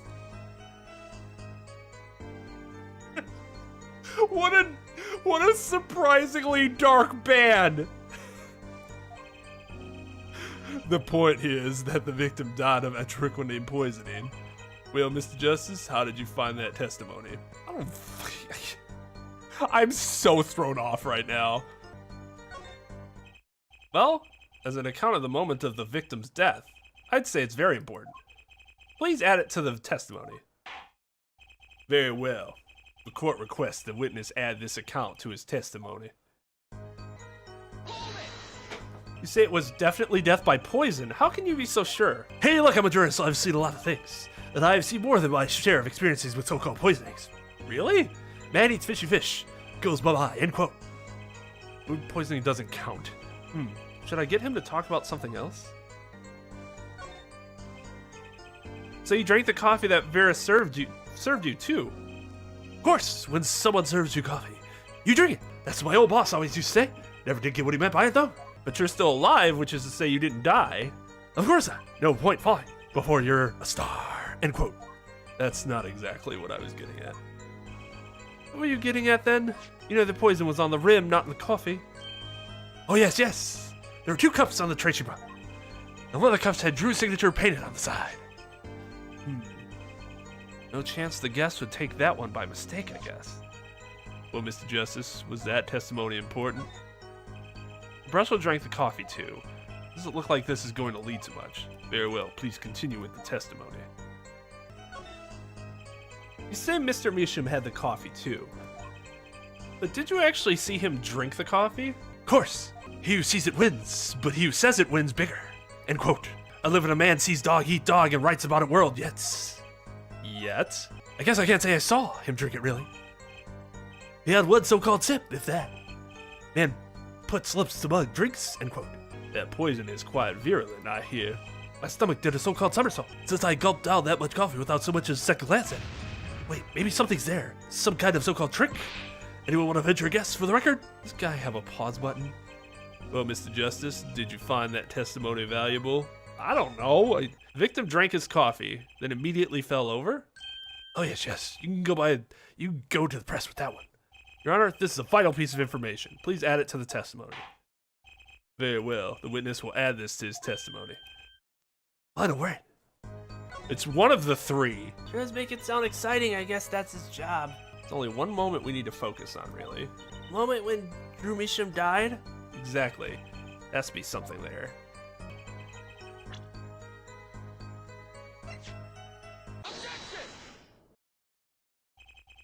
You know what I have a problem with? A particular property of the poison used, antriquinine. Oh, Prosecutor Gavin was quite clear about the poison. A lethal dosage of 0.002 milligrams paralyzes the central nervous system. If you drank that, even you, Mr. Justice, would be reduced to a quivering pile. Why are you using me as an example? Unfortunately, we weren't told everything. There was a vital omission in Prosecutor Gavin's information. An omission? Atroquinine is as virulent as he says, but that doesn't come upon ingestion, not immediately. That's because atroquinine is slow acting. Slow acting? What? According to one forensic scientist, if we suppose that the moment Mr. Measham sipped the coffee was when he sealed his fate, then he would still have had time left to enjoy the last cup of joe. Order, what's the meaning of this? Wow, that contradicts the entire testimony we just heard. Well, Mr. Brushel, anything to say on the record? So acting, S-L-O-W-A-C-T. It was virulent already. Even then, it had already begun digging its claws into the journalist. He's working on his scoop. Would you object to my sigh? It's Brushel, yeah? Hey, Brushel, let's take a trip back down memory lane. Huh? Did the victim really die the instant he took a sip? Think it over. This is vital. You know what I think? I think that was a not-so-subliminal suggestion. End quote. I admit it does cause a problem if he died when you say he died. I would be forced to say Auf Wiedersehen to my simple case. And you would be forced to say farewell to your article. Come again? You can't write a story based on conjecture, can you? As the case drags on, other reporters will pick up the sense. And you'll be forced to kiss your exclusive scoop goodbye. Is he extorting him right now? In open court? Oh, this guy. Oh, no. Scoop. Look, wait, just wait a second. Just 1 second. We're waiting. Out with it. I think I just got a so-called important detail. A revival recollection, end quote, story survival, end quote. At the very least, he would receive a strong reprimand. That's bad. Yeah, why does he have a toothbrush with him? Attorney, utterly confused, end quote. Actually, I did notice something when I visited the studio. Heard of poison that takes its sweet time, see? But not what I've been saying for the last few minutes, apparently. Mr. Brushel, are you saying you noticed something that explains what happened? You bet I am. The antidote for a poisonous contradiction. End quote, you might say. Or, I still have no idea what you're talking about, end quote. I might say. I figured it out, but only after an in-depth interview. See, thanks to my journalism skills, I know who poisoned that coffee. Order! As far as I can tell, the witness is standing by his testimony that Mr. Measham died the instant after he drank. Of course I'm standing by my testimony, and my dream of exclusive rights to the story. I suppose it was too much to hope for. What was? Of course he wouldn't choose a simple case, not him. Him? Phoenix Wright, who else? Act on her, Brushel, report for us if you would. What is it that you noticed? This court is a critical trial of the juris system. I'm afraid no room for doubt is permissible. You will testify to the court about what you noticed. But I arrived at the studio, Mr. Measham was at his desk. He seemed to be writing a letter, but he quickly sealed the envelope. I thought nothing of it at the time, of course. Now that I think about it, what if he was writing a suicide note? I'm not here for your conjecture, your speculation. A suicide note? Yes, he had this look on his face. Man's face is suitable as a quadratic equation. End quote. Suicide? Poor Mr. Measham. Maybe he just got tired of being a fraud all of his life. But that means Vera's innocent. Would someone commit suicide in the middle of an interview? Oh. Very well. You may begin your cross-examination. It seems your partner there got the point, Mr. Justice.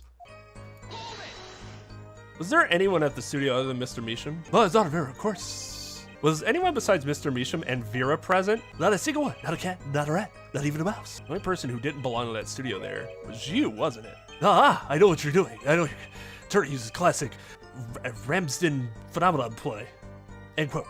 You intend to suggest that this reporter is a suspect. I'm sure you also intend to present evidence supporting that assertion, correct? In the meantime, let's move along, shall we? So he put the letter away when he saw you. Early reporter gets work. End quote. That's what I see. I'm not sure I follow. It's the night of the interview. I arrive 15 minutes ahead of schedule. The handle turns, the door opens, I barge in. Are you sure that's okay to do? I mean, isn't that unlawful entry, really? Mr. Measham sure seemed to think so. You should have seen him. Crammed his letter into that yellow envelope as fast as he could. I know a secret when I spot one, and that was one. It does seem significant. Well, Mr. Justice, I wonder. It does have a ring of something important. The defense find this testimony vital, Your Honor. Very well, please add it to your testimony then. Haywire, my account comes free of charge.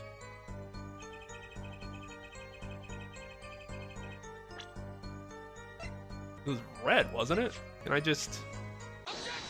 Yeah. As it just so happens, there was a single letter in a desk drawer at the scene.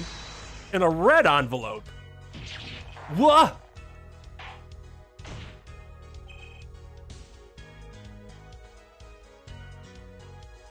I never, ever Jesus fucking, are you kidding me? want to see that again. Prosecutor Gavin. Yes? Was a yellow envelope found at the scene of the crime? Unfortunately, no. But, Hairforehead, it's easy to mistake the color of an envelope. Not between yellow and red, I guess, but not this envelope. You see, it was postmarked already 7 years ago. Well, Mr. Brushel, I can explain that. True, right. He wanted to get that letter in an envelope pronto. Get it out of sight of my beady eyes, right? So he grabbed the nearest envelope and crammed it away. and what about the whole red and yellow envelope contradiction, chump? Well, Mr. Justice, have you anything to say to the witness's claim? That night, the victim put a letter he had been writing in a red envelope. That's impossible. Ah, I like your expression, so full of confidence. It's simple, really.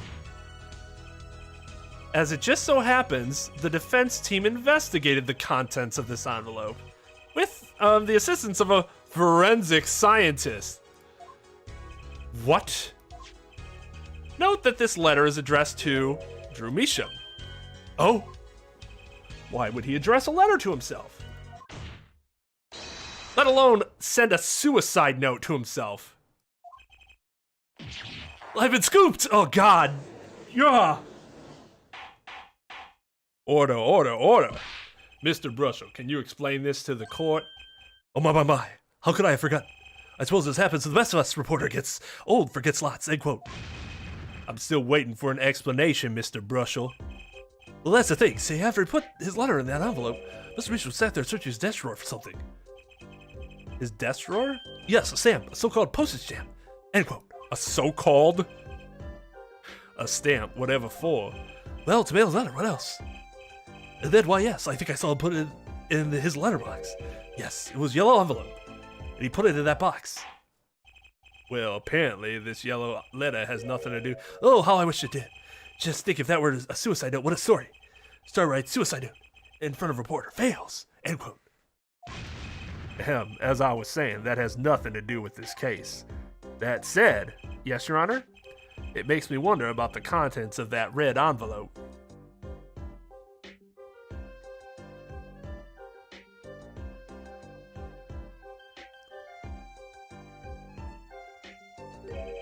$100,000 is quite a good deal of money. Yeah, you make, well, I assume you make more than that in a year. So sure, but like, just work for a year. You got it. So this was from 7 years ago, yeah? So am I finished? Here, am I finished here? I was thinking of, going home. Start writing.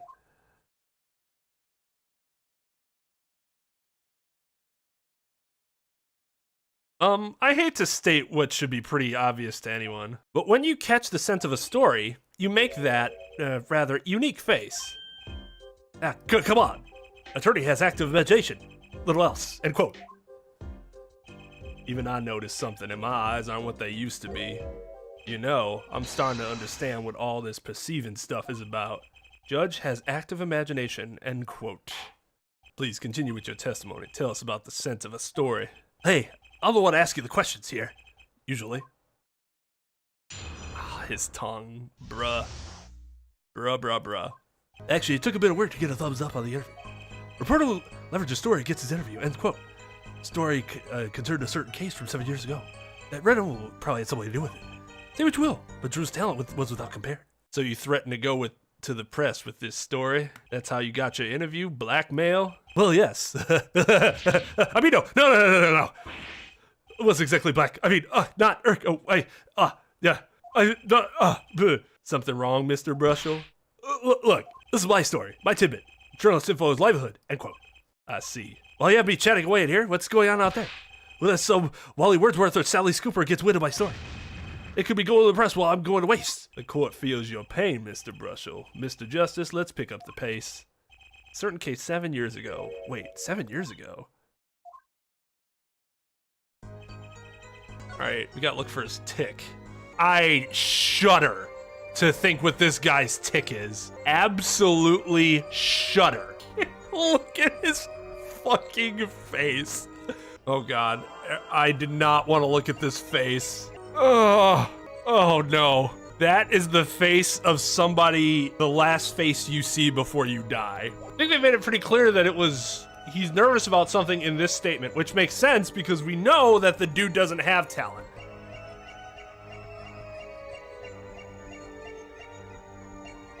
Oh my God. What the fuck ever? That is 100% bullshit. Nobody starts to sweat and then suddenly their sweat stains go away. That isn't what happens in fucking real life. That is so goddamn stupid. I would never think to look there because sweat stains don't just randomly vanish. He's sweating and then immediately reabsorbing it. That's 100% garbage. Sweat much, Mr. Brusho, but then completely reabsorb it back into yourself?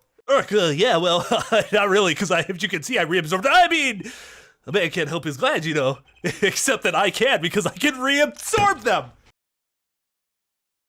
I need proper hydration for this. It's more than that. When Mr. Misham's talent was mentioned, you suddenly began to sweat buckets. And those stains are... Ah! You're hiding something about his talent. What? That's ridiculous. Evidence time. Let's show where Mr. Misham's true talent lay. This painting was found in Mr. Misham's studio. There are two problems with this painting. The first is it wasn't painted by Mr. Misham. The second is that there was another painting in the studio which looked exactly like this one, except it was only half done. Then we have a letter discussing a payment of $100,000, which suggests a certain business operation. A business of making forgeries.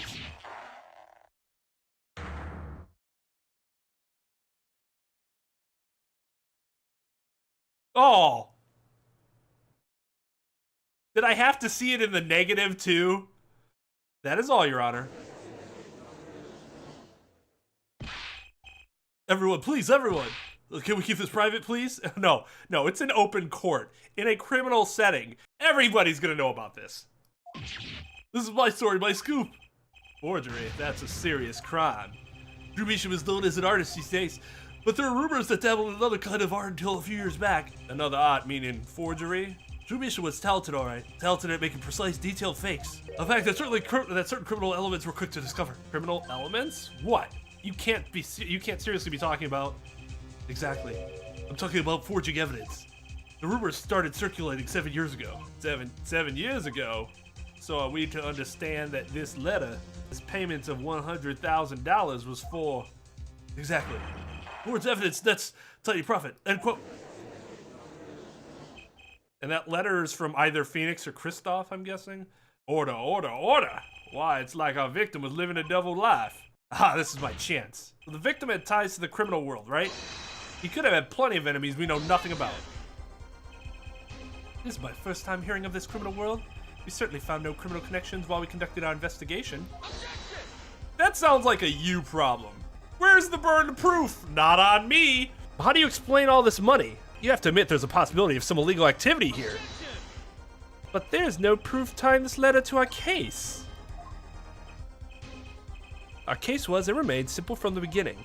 Only the defendants could have poisoned that mug that night. And you, of course. Hey, the only thing I poison is my pen when I'm writing reviews. Bang, bang, bang, bang. Mr. Brushel, your testimony at this point has been quite unreliable. It doesn't speak well of your reporting acumen. What are you talking about? My journals is rock solid. Journalism so solid you could stand an elephant on it. End quote. In any case, let's hear a summarized recap of your testimony. If we can ascertain the situation in that studio from the recap, the trial is over. Apollo, what's he talking about? The cross-examination showed Mr. Brushel didn't have reason or means to poison him. As long as there's no other suspects, killer had to be Vera, that's what. This next testimony is our last chance. Mr. Brushel, your testimony, please. See, like, Clavier he just destroyed him with that. Like, connect the letter to the case. All Apollo can do is go, fuck. The only other person in the studio that night was the defendant. It was very important coffee. She's admitted as much herself. The only thing that touched Drew's lips during the interview was that mug. And nothing left that studio after he died, nothing. Clearly the only one who could have poisoned him was his daughter. It's connected to our case because I said so. Shut up, case closed. Yeah. Nice testimony, clear, succinct, and without room for doubt. Oh, shucks. You really think so? I believe this clarifies the situation that night. Very well, Mr. Justice. You may begin your final cross-examination. Right. Still have one trump card left to play, and I won't let this trial end until I use it.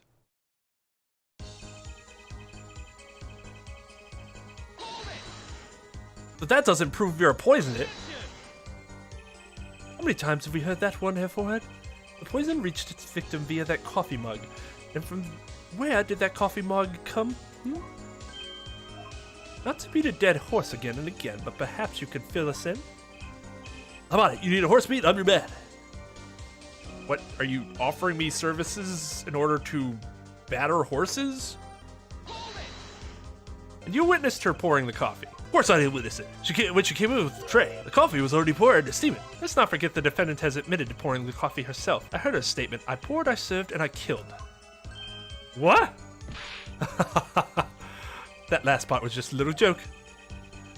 I don't think I'm going to get anywhere with this little mug. That is a poor joke to make in a jury trial. I move for mistrial for a tainted jury for that stupid joke he made. Now people might think she actually did say that. I need to find another weak spot in this case.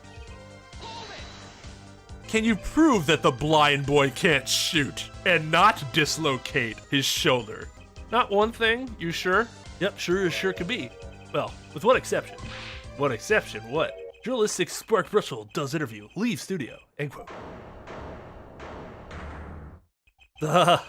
Come on.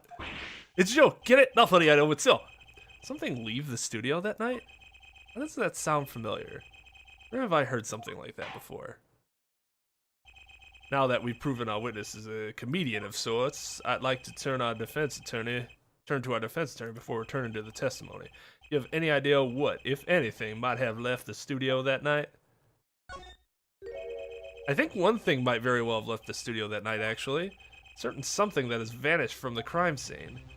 By which you mean something other than our witness? Of course. Didn't tell me. Vera mission? Believe me, any comic relief I may provide is entirely unintentional. Then let's see what you got for us, Mr. Justice. Well, this thing wasn't at the scene of the crime, so I can't show it to you.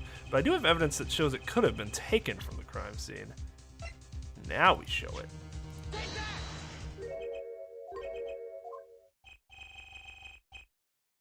Lifeline prosecutor can have more music than this guy, really. Those comments relate to that. Why do I not feel amused? Well, evidence, not entertainment, Mr. Justice. There's no picture there. It makes sense. This is the only link between that studio and the outside world. A letterbox. What did Mr. Brussel tell us when he entered the studio on the night of the murder? The victim had just finished writing a letter. Yeah, I said that, and yeah, it was true. Furthermore, you went on to tell us that he put the letter in a yellow envelope and put it in the letterbox. Ah, but that very same letterbox was empty. In other words, that night the yellow envelope disappeared. Ah, yes, intriguing. So an envelope has disappeared from the scene of the crime. Of course, this changes nothing. Huh? He has a point, Mr. Justice. What we're trying to figure out here is how the poison got into Mr. Measham. Is it really important that this envelope the witness says he saw disappeared? Well, if it did disappear, then something did leave the studio that night. Very important. That seems very important to me. Very well, then the witness will add this to his testimony. You got it. I still think this fails to change anything, Herr Forehead. I wouldn't be so sure. A letter disappeared from the crime scene that night is exactly the opening I've been looking for.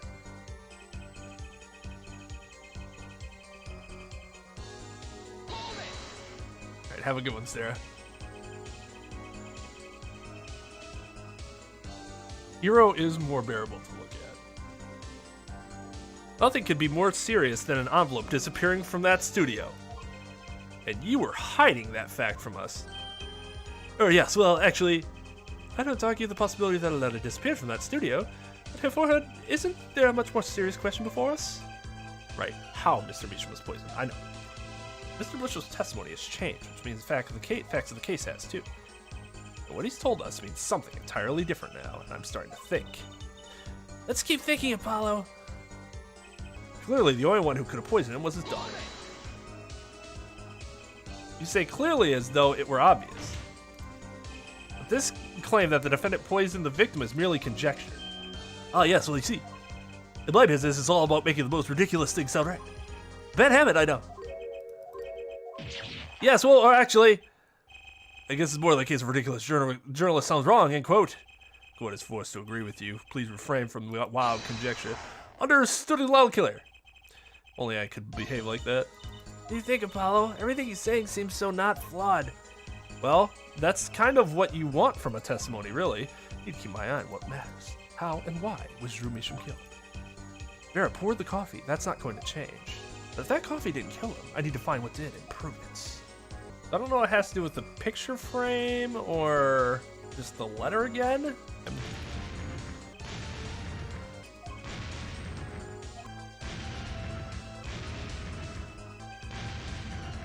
Okay. But that's the thing. What am I presenting here? Because I thought it'd be the letter, but that wasn't right. The yellow one is the one that supposedly had left the studio.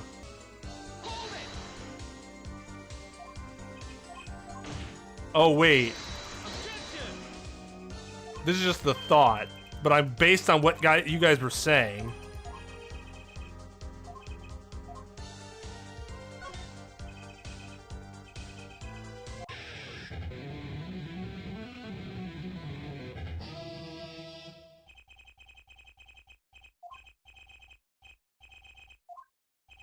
Of course, and Professor Gavin, I hope you understand.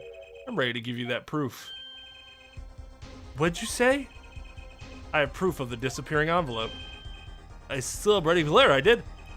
Which was picked up by the mailman, I assume. Of course, which means that envelope had a stamp on it.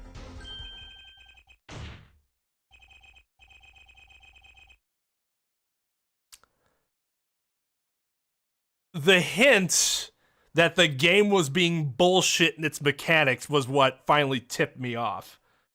Is it irritating? Yeah. But has it happened before? Yeah. I still think it's counterintuitive to go through step by step. You have this option available to you, and then you get to a step later, and then, oh, you can go through all of that again, and then suddenly the answer will be different. I do think that's bad, but as a layperson, are you more likely to think that that's a possibility? Maybe. I don't think that way because that's never how it would fucking work, you know? In order to use the glue, you have to wet it by licking the stamp. No one worth talking to actually licks stamps in this day and age. Even if you wanted to talk to him, you couldn't. He's dead after all. Okay, so he licked the stamp, but wait! How does that explain the atroquinine on the rim of the coffee mug? If he licked the back of a poison stamp, the poison would get on his tongue, yes? What would then happen if he put the mug to his mouth, Those traces on the mug weren't the killer's doing, it was the other way around. What? The coffee mug didn't poison Mr. Meacham. Mr. Meacham poisoned the coffee mug himself. Order, order, order! Well, that does it? Recall, if you would. Troconine is a slow-acting poison, yes? The poison entered his body when he put the stamp on that envelope. But his time wasn't up until the very moment he touched his lips to that cup of joe.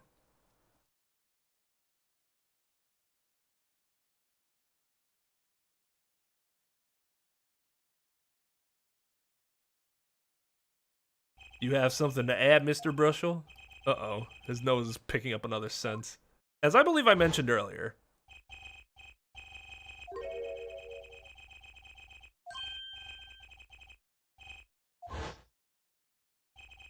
But you know, I don't seem to remember him ever finding one.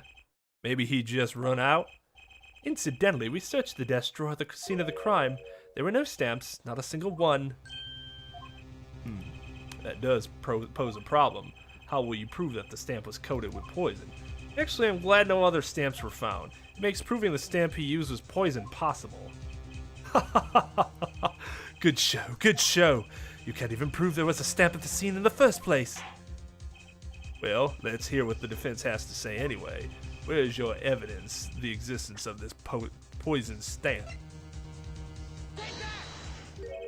Well, that certainly is a cute little frame, and by little, I mean really little. It was on the victim's desk, Your Honor. Quite empty, as you can see for yourself. I noticed that too during my inspection, so what? Apparently you weren't as observant as you should have been. You see, when you saw this frame, it was missing something quite important. Missing something? Yes, a pale bluish stain on the inside of the frame. A troquiny residue. What? Why wasn't I told about this? Because your lead detective hates your fucking guts. The frame is only 2 inches square. The face of the frame is even smaller, maybe an inch wide at most. You aren't saying... Oh, but I am. Tell me what fits in such a small frame. A commemorative stamp, perhaps? Order, order, order! The poison stamp was in this frame? Impossible. Prosecutor Gavin, why would he put something like that on his desk? Don't tell me he had it there so he could commit suicide if the mood struck. You know, can I say something? I had a thought, see? What, Mr. Brushel? And please stop jittering around like that. The victim was a forger, right? There's a lot of money in that line of work. Forger forges friends, makes enemies too. End quote. So the poison stamp might have been a murder weapon aimed at him.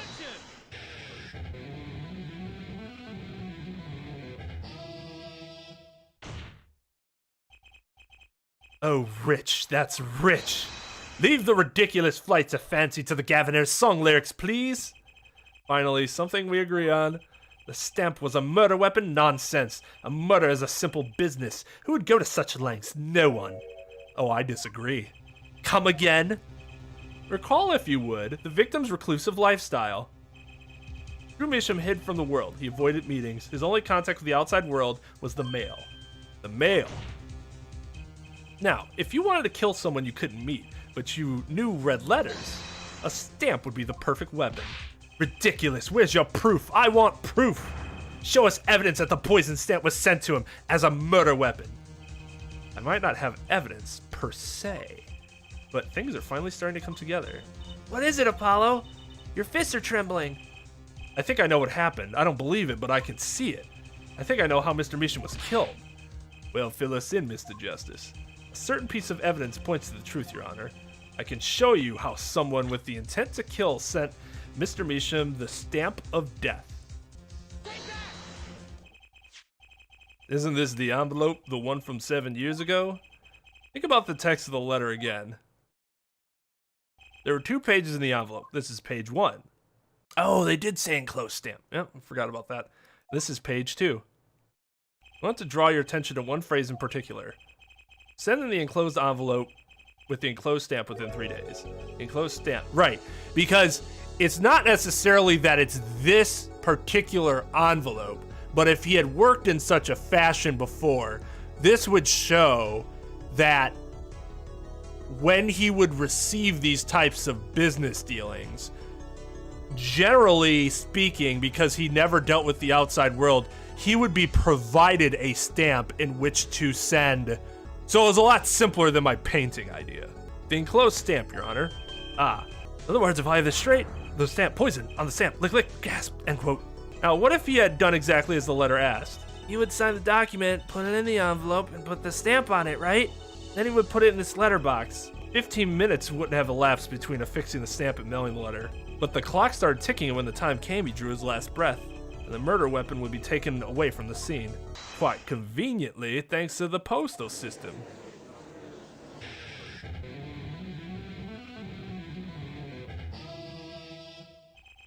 Such a splendid imagination you have, F1. Let me confirm one thing with you, if I might. So this poison stamp was inside this envelope from 7 years ago? Yeah? Is that what you'd have us believe, really? Well? It is a little bit of a stretch, but there's a possibility. Yes, a very small possibility. How small, I wonder? A poison stamp in this envelope, a stamp that then became the murder weapon. How do you intend to prove this seeming coincidence? Well, it's 7 years ago, and we don't even know who sent that letter. Well, and that's why I would argue that it's not even necessarily from that envelope, but there would be an established pattern based on the circumstances. Circumstantial evidence. But enough circumstantial evidence can prove strong enough to at least continue the trial. And your answer is silence, I see. Very well, I move to... It's not nice to pick on the Fräulein, Clavier. Why are you alive? Oh. Ah, Emma. Well, like my Christoph Gavin impression, did I sound like him? Don't quit your day job. Don't you have a crime scene to be looking after, Fräulein Detective? Someone had to come dig you all out of the mess you're making of this case. Mess? You know, none of this would have happened if you just trusted in science a little more. You can find out if that stamp was in the envelope easy. Care to explain yourself, Fräulein Detective? Glare at me all you want, but science is on my side. It's on the residue, right? That's right. The poison detection spray. Produce the red envelope at once. You can open it on the authority of the court. Look what he have here. Well, would you look at that? No mistaking it. That's a trichonine residue. I don't believe it. A murder weapon from the past. Now 7 years later, it bears its fangs at last.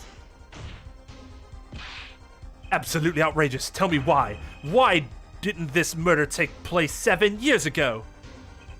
Well, there's one possibility. Maybe Mr. Measham figured it out. Figured what out? He realized that the person who sent that letter wanted him dead, so he sent his reply with a different stamp and put his decisive evidence in a frame.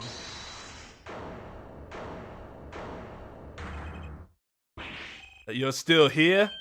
Can I make a statement out here for the record? I, Spark Razor Toothbrush, will claim this scoop is mine. Drew Measham killed in cold blood.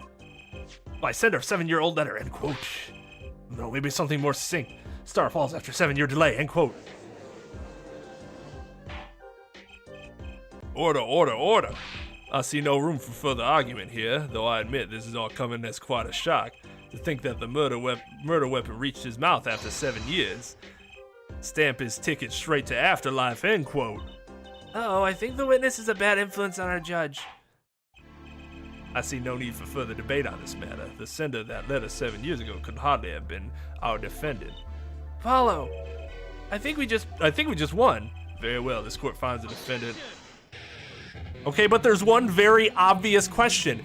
If he knew that stamp was poison, why did he finally decide to lick it and send that letter now? Not to mention, this is a juris system, right? Doesn't the jury have to come to the conclusion?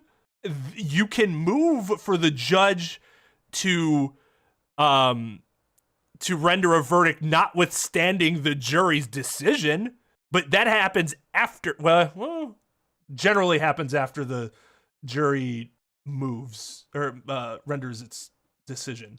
Could that happen beforehand? Just so that the jury's decision never gets out? I don't know. That's a good question. I suppose there could be strategic advantages to doing that. But generally speaking, I've only seen that happen after a verdict is announced. So one thing you can do as an attorney is you can tell the judge to essentially throw out the jury's verdict and rule in your favor. I know that sounds ridiculous, but yes, it's a thing. Is this the bright future of our legal system? Prosecutor Gavin? A ticket to the afterlife from 7 years ago? Tickets for Gaviner's shows aren't valid after 2 weeks. But it doesn't make sense any other way. Boggles my mind that so many people haven't noticed this. There's a fatal contradiction in Herr Forehead's claim. A contradiction? A poison stamp was placed in this envelope 7 years ago, whereupon it was framed until now. If that's the case, then why would Drew Measham have done what he did? Emma explained that. He must have realized it was poison. Therein lies the rub. 7 years ago, the forger Drew Measham sensed the trap, put the stamp in a frame. I do not debate this, but this begs the question. Why, 7 years later, did he use that stamp on the night of the murder? Surely you don't mean to suggest that Mr. Measham simply forgot he put the murder weapon in a frame on his desk for 7 years and forgot? You expect us to believe he sprang the trap on himself? That's the best Apollo face. While I admit this is all quite shocking myself, it does seem highly unlikely that he would fall afoul of a trap that had been sitting on his desk for 7 years. Apollo, I don't think we're winning anymore. I'm glad to see we're all back on in the same real world now. Welcome back to reality. We've been waiting for you. You're objecting to that statement? Okay, then how do you explain the poison stamp that was in this envelope? The poison stamp? Where exactly is this poison stamp again? You brought it to court for us. I see no proof that such a thing ever existed. What about the atrociny residue, huh? Oh, I agree. That does seem to be atrociny residue. That hair forehead? It's certainly no stamp. Yeah, it's just in the shape of a very small square or rectangle. Oh, stamps are squares or rectangles. I think it's squares, right? No, rectangles. Yeah, but even if your precious poison stamp did exist, your Measham never would have used it. That is all. Ugh. I believe we've come to a conclusion again. Apollo, we were wrong the whole time? I can't believe it. The poison traces must match up. It can't be coincidence. I'd like to bring some closure to this issue sometime this year. Bro, we've been in court for like 3 hours. Relax. 4 hours. Mr. Justice? Yes, Your Honor? Let's review the facts and see where we stand. 7 years ago, Drew Measham received a red envelope. There were traces of the poison atroquinine on the document inside that envelope.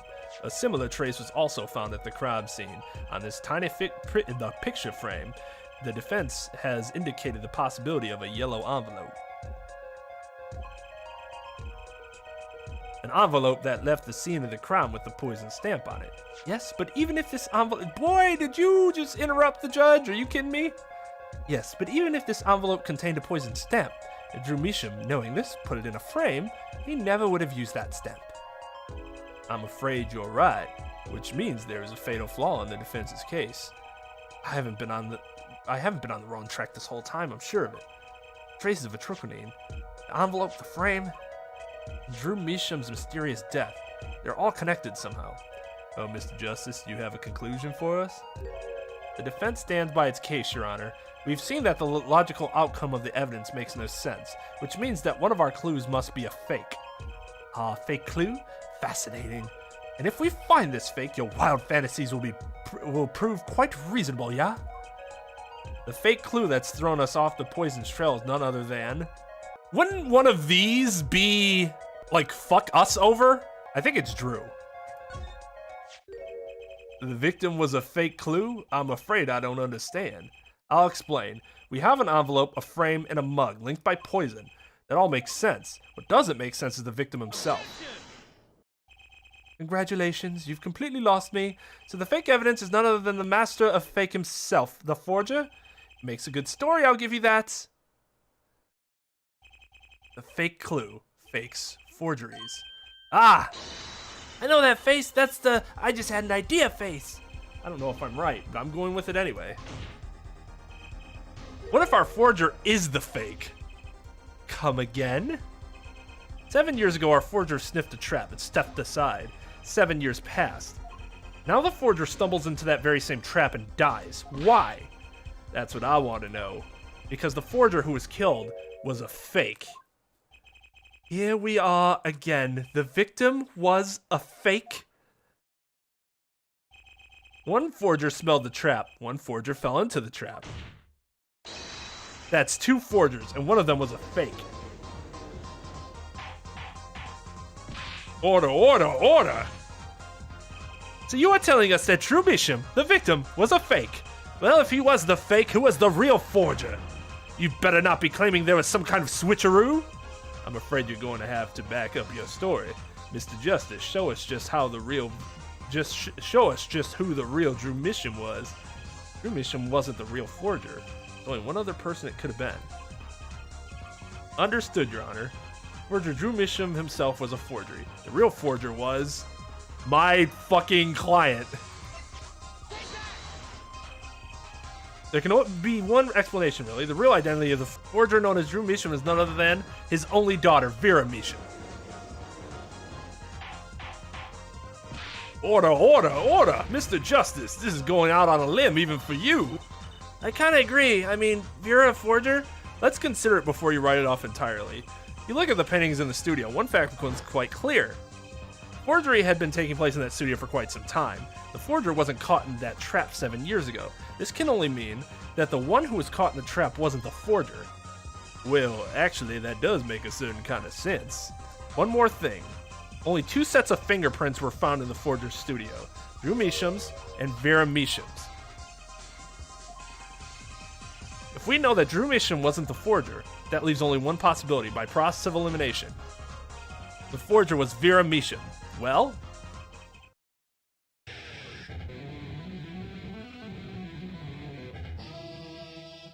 Apollo has a lot of people who have committed other crimes, just not the one they're charged for. Fascinating. Vera Misham, you've been paying attention to the trial so far? Let's just ask her and be done with it, shall we? Who are you? Who is the forger Drew Misham?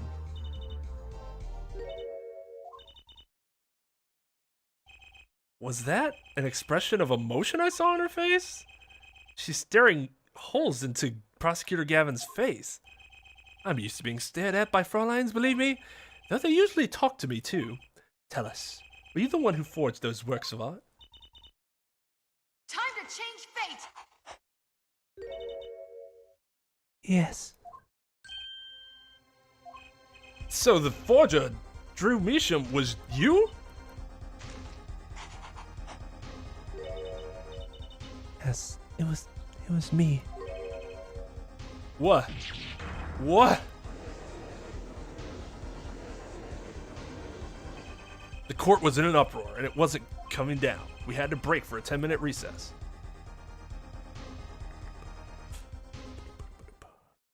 The story's good. I like the defendant. I'm interested in learning more. The story's not the problem in this case. The problem in this case is the gameplay so far. We can't have nice things where both of them are awesome, like the first case. That's where both of them perfectly synced up. Okay. So where exactly does this leave us, Apollo? Well, the Drew Misham who was killed wasn't Drew Misham, forger, basically. Huh? Well then who was he? Who was he? Well, he was actually doing her nails. So you really made those forgeries?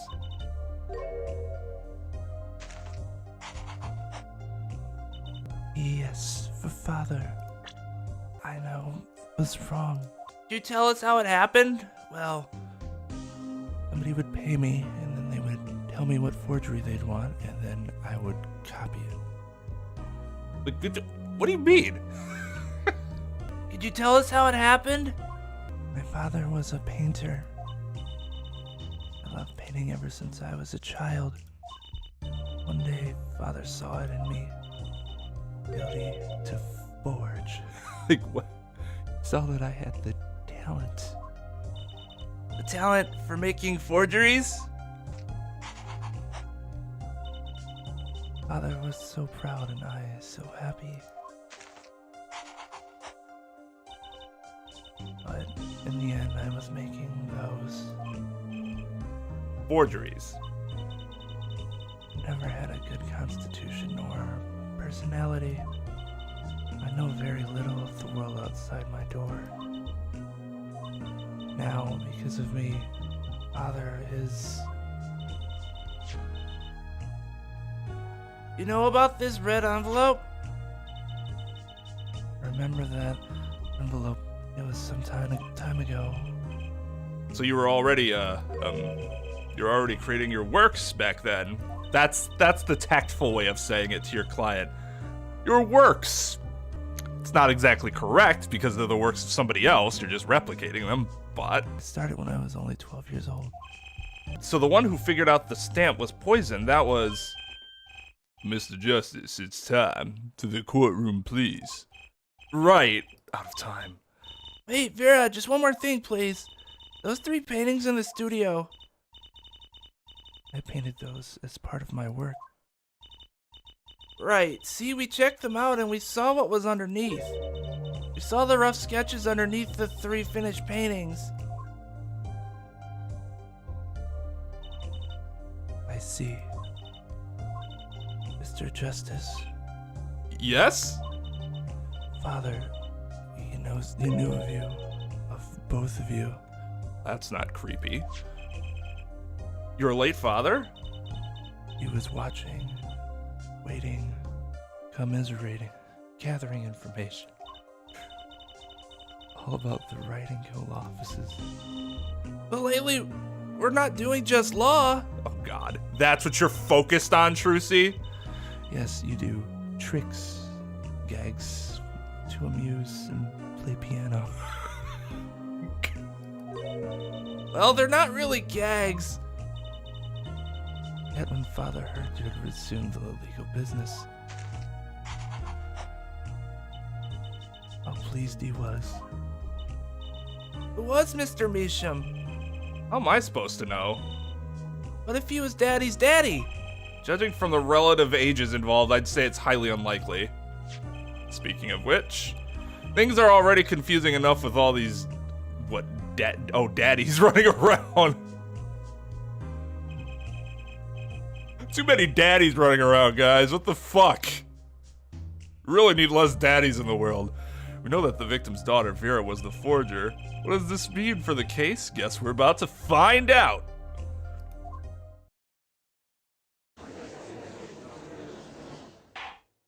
Court is now back in session. Vera seems pretty tense. Yeah, no shit. She's just exposed as a fucking forger. She's practically chewing her fingernails clean off.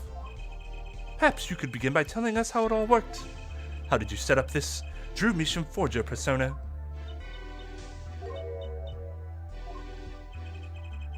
There's that stare again. She's drilling more holes into his head. I know it's hard for you, but hey, he's a handsome guy. What's hard? That's what she said. It's actually not what she said, but there was some innuendo there, right? Very well, miss, if you would. Did you really make those detestable forgeries?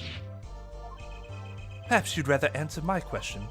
Were you the one who painted that painting? The remarkably similar one? Very well done, Clavier. Yes. I painted it, yes. Father praised me quite highly for it. So, she was the one who made the forgeries. Yet she did not wish to reveal the truth of their operation, so the victim was a stand-in, a decoy. To the world at large, he was the forger, not her. I've done a bad thing. I have, haven't I? Regardless, we need a little more information. About, for instance, this. The red envelope! You have seen this before, yeah? Yes. It's in the desk drawer. Very well, you may proceed with your testimony. Tell us everything you know about this envelope. Created things and Father sold them. This envelope came after my first work. That was other than a painting. Father handled the deal, all of it.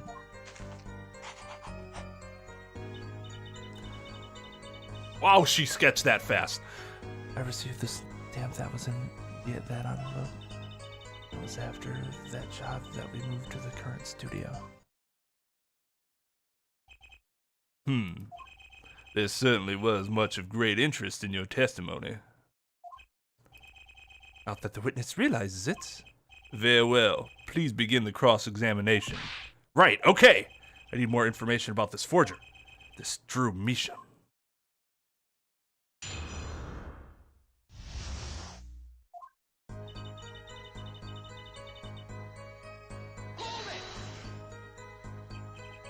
So these things you were making, you mean paintings identical to other paintings, right? The closer they were, the happier father was.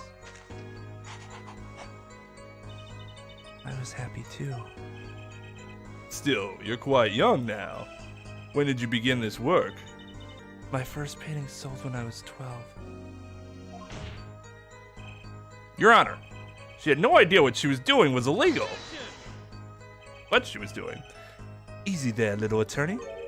You're not here to defend her for the crime of forgery. True. Please tell us more about this envelope. This envelope that may very well have killed your father.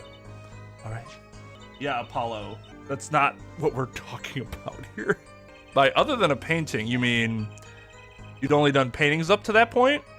Yes, but father had a realization. He noticed my talent extended to making things other than painting. For instance? For instance, a letter someone had written, or a fingerprint left upon a cup, or a signature on a document, a seal upon a letter. None of this makes her sound very innocent at all.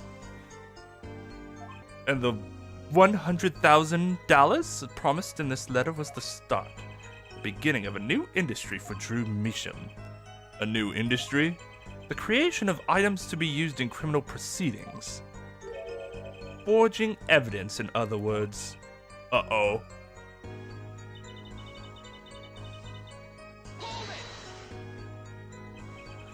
So you didn't know how the things you were making were being used? I enjoy painting very much. I think I understand. The Fräulein has lived in an unusual little world. Can you tell us what happened to the papers that were in this envelope? Father signed them and sent them back, I believe. Did he follow the instructions? Send in the enclosed envelope with the enclosed stamp. This is a rather important matter. Give your answers some thought. Well, she's guilty of something. Forging fingerprints is amazing. What do you mean you received it? Did I do something wrong? You didn't use that stamp because it was dangerous, correct? Deadly poison on the back. Atriquinine. A moment, Herr Forehead. You can't force an answer upon the witness? That would be leading them. Now then, perhaps you would tell me, Fräulein Vera, why did you receive this stamp? See, in Clever's situation there, you might not see that follow-up. It would probably be on Apollo to, almost certainly, on Apollo to simply rephrase his question. He's like being overly helpful right now. I love Hobo Phoenix for his like, aloof, I don't give a shit about anything that's going on around me look, where he's just like, oh, yeah, I guess, whatever. Is something wrong? It was beautiful. Ah, you mean it was one of those commemorative stamps? Yes, I think it was. So you didn't know about the poison?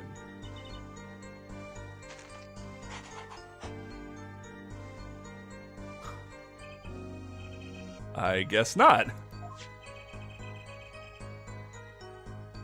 So the trap failed by chance, by mistake, thanks to this commemorative stamp.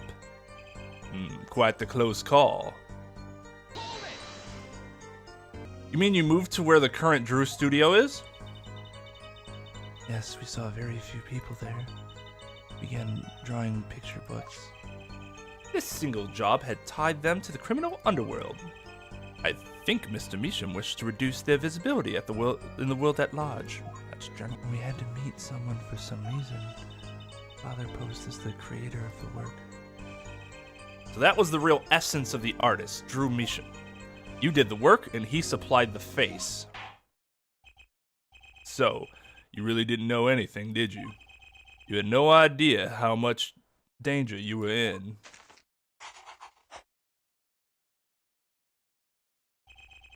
Apparently not.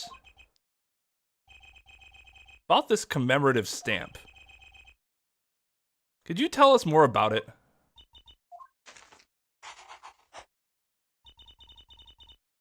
It's very pretty, and more than that, Yes? it was a picture of people I liked at the time. This is something new.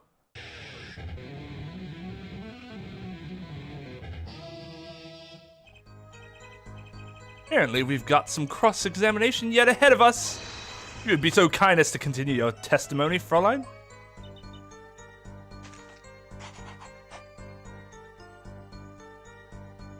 The stamp was a picture of my favorite magicians, so I kept it. Magicians? Love mysterious things, I always have. Even though she fainted when she saw Mr. Hat. You're confusing mysterious with freaky.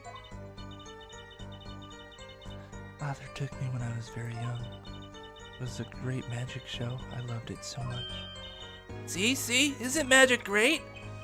Fine, great, yeah, sure. No need to get all excited. The magic troupe was disbanded soon after. I was quite sad.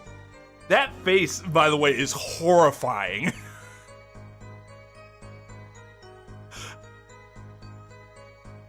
I honestly didn't realize until like 5 minutes ago that she was drawing a cry face. I was like, what is, like, is this supposed to be like a person or something? And then this is the night sky and then sandy background. I had no idea. This is a horrifying face. I was quite sad. Did she just say what I think she said? Magic troupe? Now, where have I heard that before? Oh, I wonder, could it be that Trucy's uncle is a super famous magician and her father was a part of a magician duo with him? Could be that. The red envelope came after she'd completed her first job. That makes it a letter from her client. Whoever wanted a forgery made. Apollo! We're close. We just have to piece together the parts. A deadly weapon in a red envelope, and the path it took to take Drew Measham's life.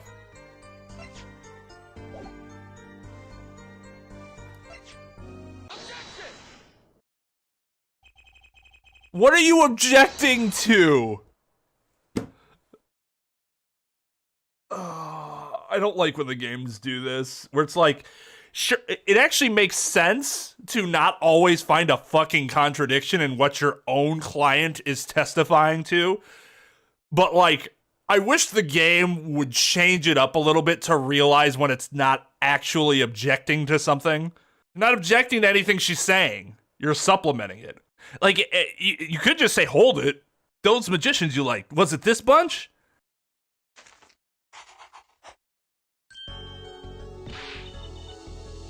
Apollo, they're not a bunch. I see. Still, I have to wonder, why not include a commemorative stamp like that? Why include a commemorative stamp like that in a business letter? Good question. Well, pretty stamps are always better, and you can't beat Troop Grammary. But the whole murder plan was a failure because of it. Ironic, don't you think, Prosecutor Gavin? Prosecutor Gavin? Grammary. What's with Gavin? Might I ask just one question of this witness? In your testimony just now, you stated this was your first work that was other than a painting. Please tell me, what exactly did you make? Can I ask what? No, answer the question, now. Aw, he went at her, Jesus. Prosecutor Gavin, you're usually not the one whose volume concerns me. Yeah, God forbid I badger a witness. The prosecution does it, and it's like, oh my, I just didn't expect it. Yes, it is unbecoming of me. I apologize. But I must know, please, Miss Measham. Tell me. It was a book. A single page in a book. A book? Please be more specific. It was a handwritten book. Like a diary.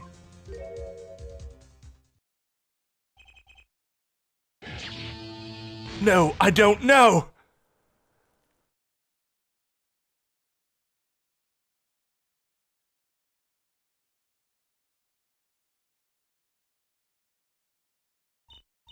What's wrong with Prosecutor Gavin? He looks like he just saw a ghost.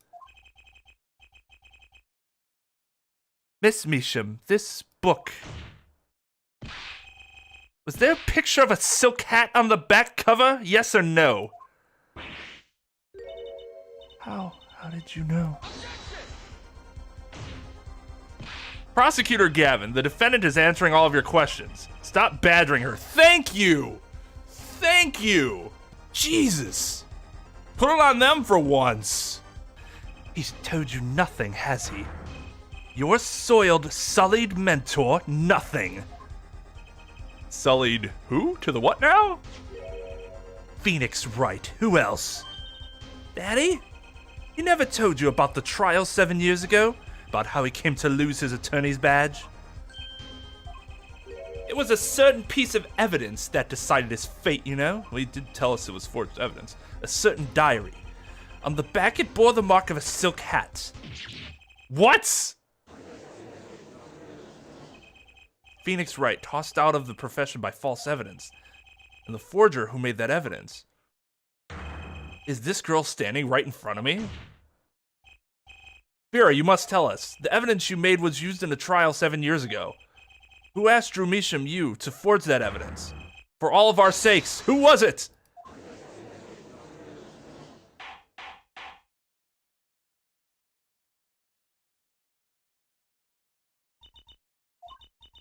We only met once.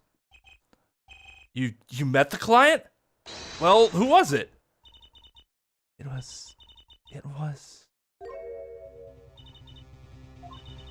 What's going on with Vera? She's staring at Prosecutor Gavin's face again.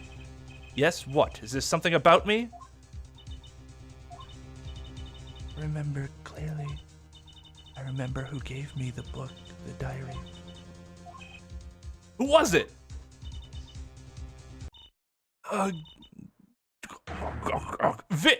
Vera!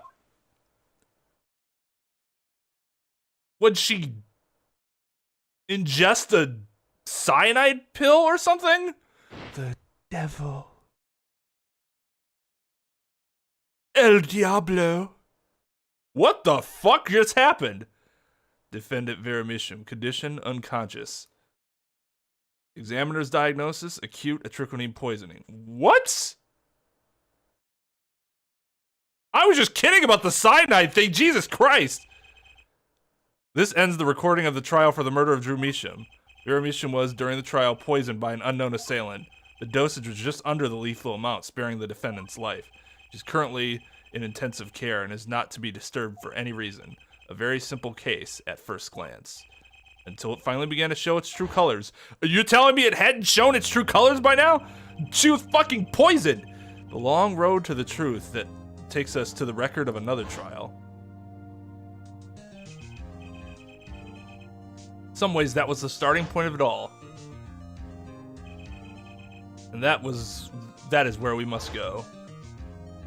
Oh, look at Trucy! She's so adorable! To find the whole truth.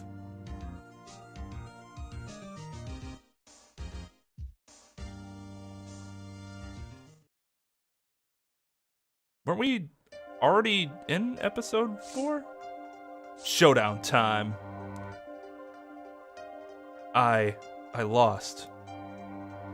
It's only a game of poker. A game I've played for a long time and only lost twice. Who was the first? The man I killed, of course. Well, seems I found the partner I've been looking for all along. Over a game of cards? Why, yes, only over a game of cards. Wait, who is that? I don't know who's talking and saying what. That was how we first met 7 years ago. That's, the Elder Grammary, right?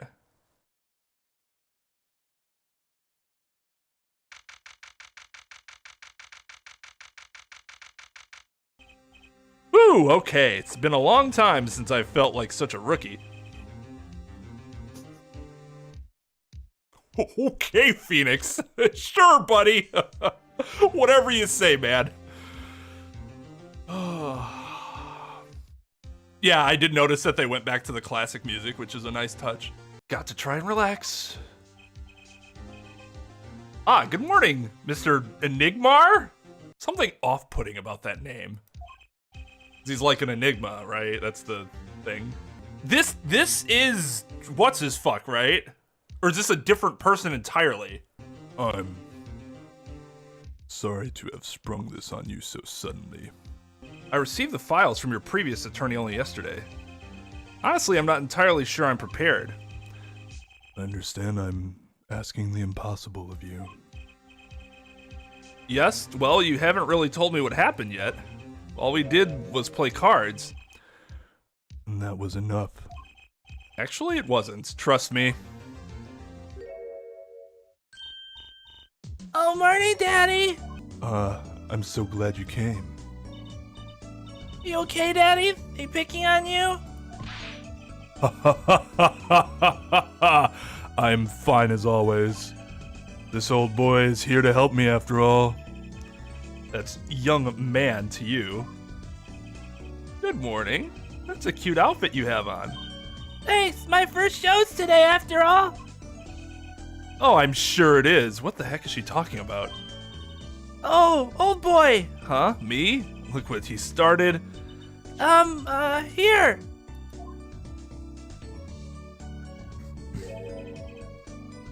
What's this? I don't know, I just got it over there in the hall. It told me to give it to the old boy in the blue suit with the spiky hair. It said it was really important. What's this? A memo for you or some such? Not from the looks of it. What is this? Looks like a page from someone's diary. I'll give it a read later. Well, how do you feel about the trial today? We'll get through it somehow. Incidentally, the prosecutor today is a new guy here. An easy win then, yes? They're calling him a true thoroughbred in the history of the prosecutor's office. Of course, there is one of those every year. The switching of attorneys just before the trial. I know it is a difficult situation I put you in. But allow me to say one thing, Mr. Wright. Yes? They will not be able to pronounce me guilty today. So, do your best, but do not worry. For some defendants ever giving me a pep speech, I'll do what I can. I see you do not understand. You see, it will be impossible for them to declare a verdict. Impossible? Yes, isn't that right, Trucy? Yep, you bet, Daddy. My first look at the case was only yesterday, and the information I was given was a tad bit lacking, to be honest. Still, I'll do what I can, for their sake. I believe the curtains will be lifting any time now. I am in your capable hands, Mr. Wright.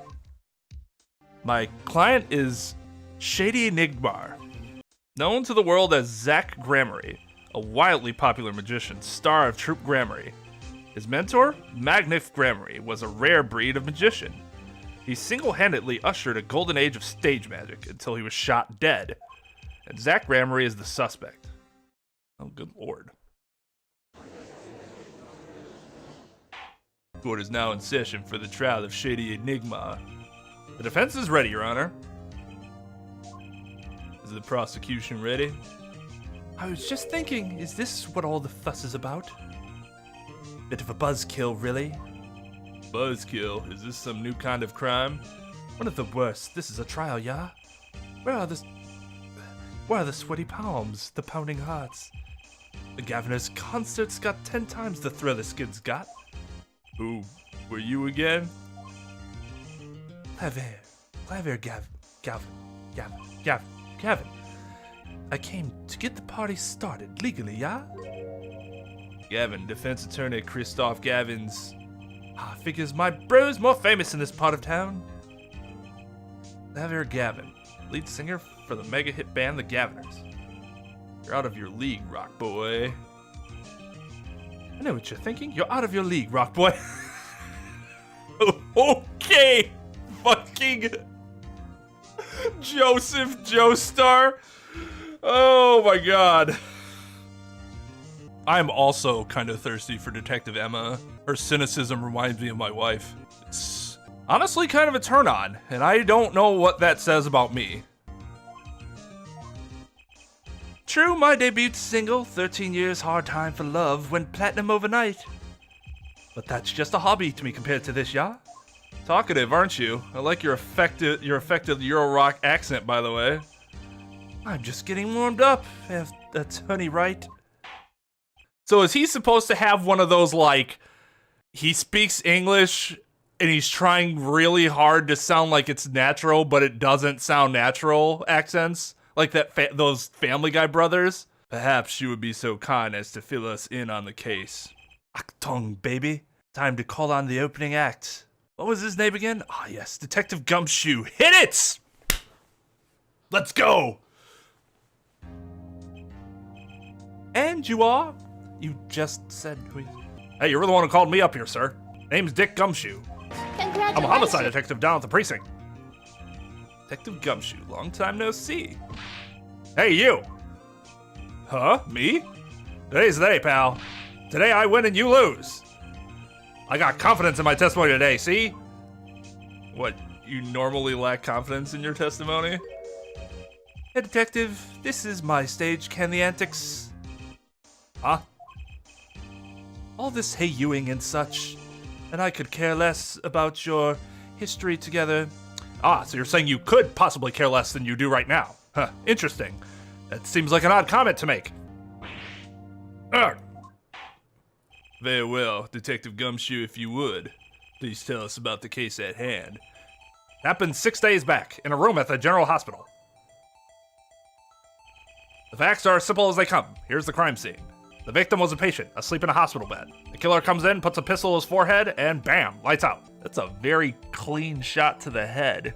No blood anywhere. We sure this person wasn't dead already? Them's the facts. Not so long ago, the victim, Magnific Grammar, was a famous man. He had the entire country under his magic spell, as it were. Ah, yes, the great magician. He retired years ago, though. Say the name Magnifi to one of my generation, and you'd be lucky to get a blank stare. Yes, though I'm sure the youngsters today know his disciples even better. I dare say Troop Grammary has made quite a name for themselves. Anyhow, the retired Magnifi's been in the hospital for the last year. What was it? A malignorant tutor or something? Doing something to his liver, I think. A malignant tumor, perhaps? In other words, he had liver cancer. He had only 3 months left to live, in fact. The facts do seem simple enough, but something's not right. The victim was already climbing a 3-month stairway to heaven. Why not wait for him to go knock, knock, knock on heaven's door? Why shoot him? I may have put it quite so lyrically, but it's true. Why make the effort to commit murder when the victim was about to die? Incidentally, the victim had a serious case of diabetes. Diabetes? In fact, he was about to shoot up with insulin. Oh God, why is he... When he was shot with a pistol, the syringe was found at the crime scene. Chronic diabetes and cancer. As much as it pains me to say it, the victim was clearly at the end of his life. I believe the question before us is clear then. Why did the killer have to shoot this dying man? What reason could he have had? Very well, Detective. Perhaps you can enlighten us as to the circumstances of the shooting. Yes, sir.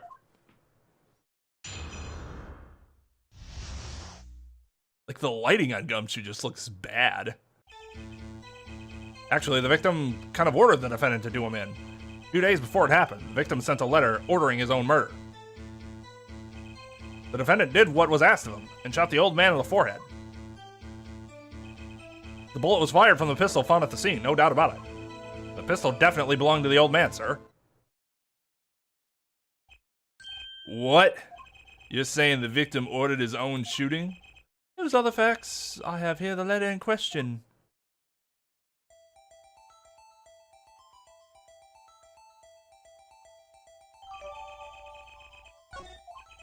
Very unusual indeed.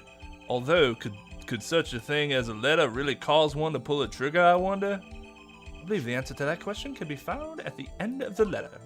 Ah, you cannot refuse, and we both know the reason why. Detective Gumshoe, can you explain this to the court? Unfortunately, even the defendant won't say a peep about that bit, sir. One thing bothers me about this. Why didn't he just say 11? Why have him come at 11:05 without some specific reason? The devil is in the details, here, attorney. I'm gonna say her forehead. Well, was there some reason? As it turns out, there was. Every night, for a half hour, starting at 11, the victim, Magnifique Grammary, was given an IV. An IV? There it is in the picture off to the side of the bed. At 11 o'clock, a doctor would come to set up the IV.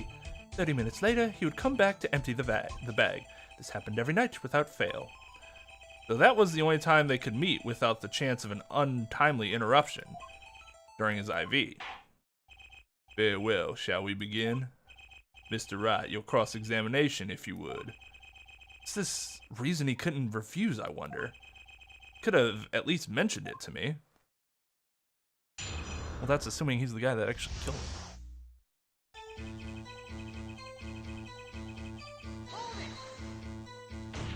Just because he got the letter doesn't mean he went through with it.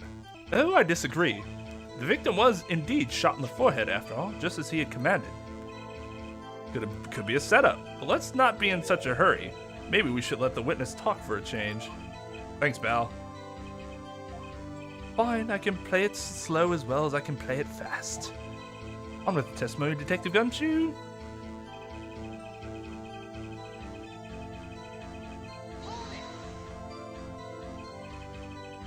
And this letter was sent by the victim? There it is, gotcha. You're all mine this time, pal. Huh? The handwriting checked it out. Of course, it's the victim's, no mistake. I see. Ha ha ha ha. Score 1 for the boys. I didn't lose, I was just ascertaining the facts. Why am I so annoyed? But a letter ordering your own death? Things aren't what they used to be, I guess. Not sure this is exactly commonplace even now, Your Honor. So anyway, I guess I'll keep going while I'm ahead.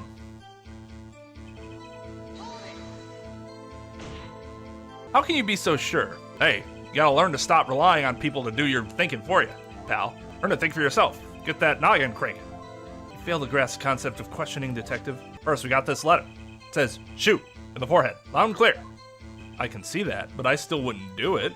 Well, maybe you need to grow yourself a backbone, pal. You fail to grasp the concept of shooting people as bad, Detective. We also found the defendant's pistol at the scene. What is that?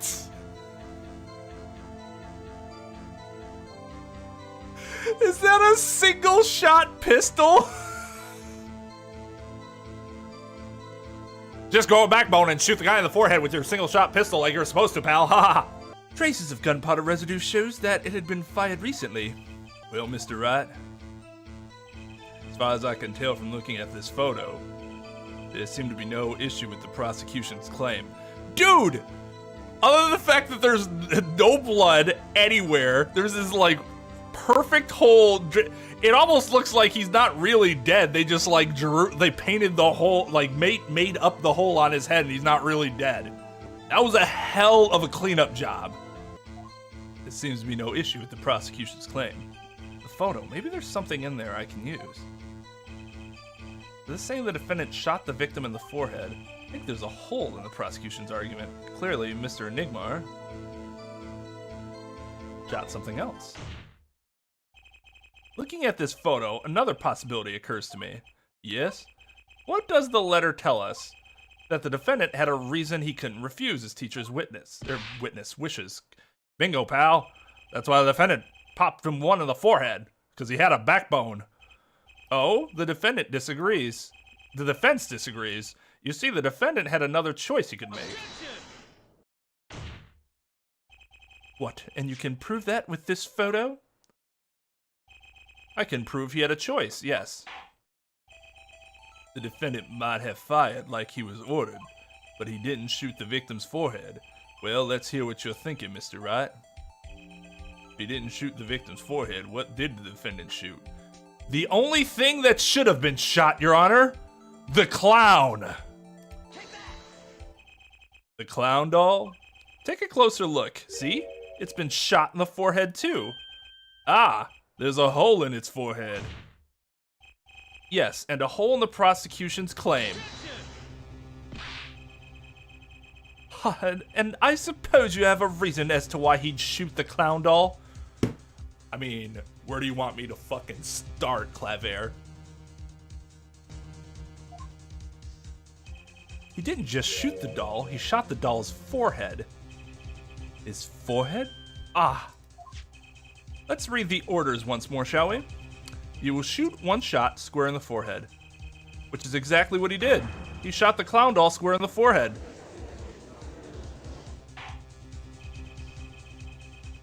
The defense has raised an intriguing possibility. That hole in the clown's forehead. It definitely looks like it was shot. Bailiff, send someone to investigate this matter. Are you objecting to the judge ordering an investigation into the clown doll? I admit I'm impressed, but I expected nothing less. Still, this doesn't mean he didn't shoot the victim. Well, I mean, you used a double negative in the worst possible way, so I mean, he did not mean to not shoot the not victim dude, not the doll. Perhaps he did have to shoot a forehead as ordered. The letter says nothing about whose forehead. This was the only way he had to follow his orders without taking a life. The bullet hole in the clown doll's forehead does demand an explanation. It might very well be a clue, yet Prosecutor Gavin is right. It alone does not prove the defendant's innocence. You cannot say for sure that the defendant didn't shoot the victim. What is up with all these fucking double negatives? So sorry, Mr. Wright. How sad it is to see the mighty fall. How sad is it to see the novice's overconfidence? He doesn't realize just how big this little hole is going to get. Detective Gumshoe, please take this newfound fact into account as you continue your testimony. So what if he shot the clown? He still shot the victim, pal. But let me get this straight. You're saying my client first shot the clown, then shot the victim? Hey, not a bad summary, pal. More of a confirmation than a summary, but whatever. That was really more of a confirmation than a summary. But our defense attorney seems pleased enough with himself. Do these people ever miss a chance to mock me? Well, now that Mr. Wright's gotten that out of his system, shall we continue with the testimony? Didn't have time to gather all the details before coming in here. This testimony might be my only source of information. Better pay attention. Read this letter, and read this letter carefully. You mean this pistol, the one in the crime scene photo? That's the one.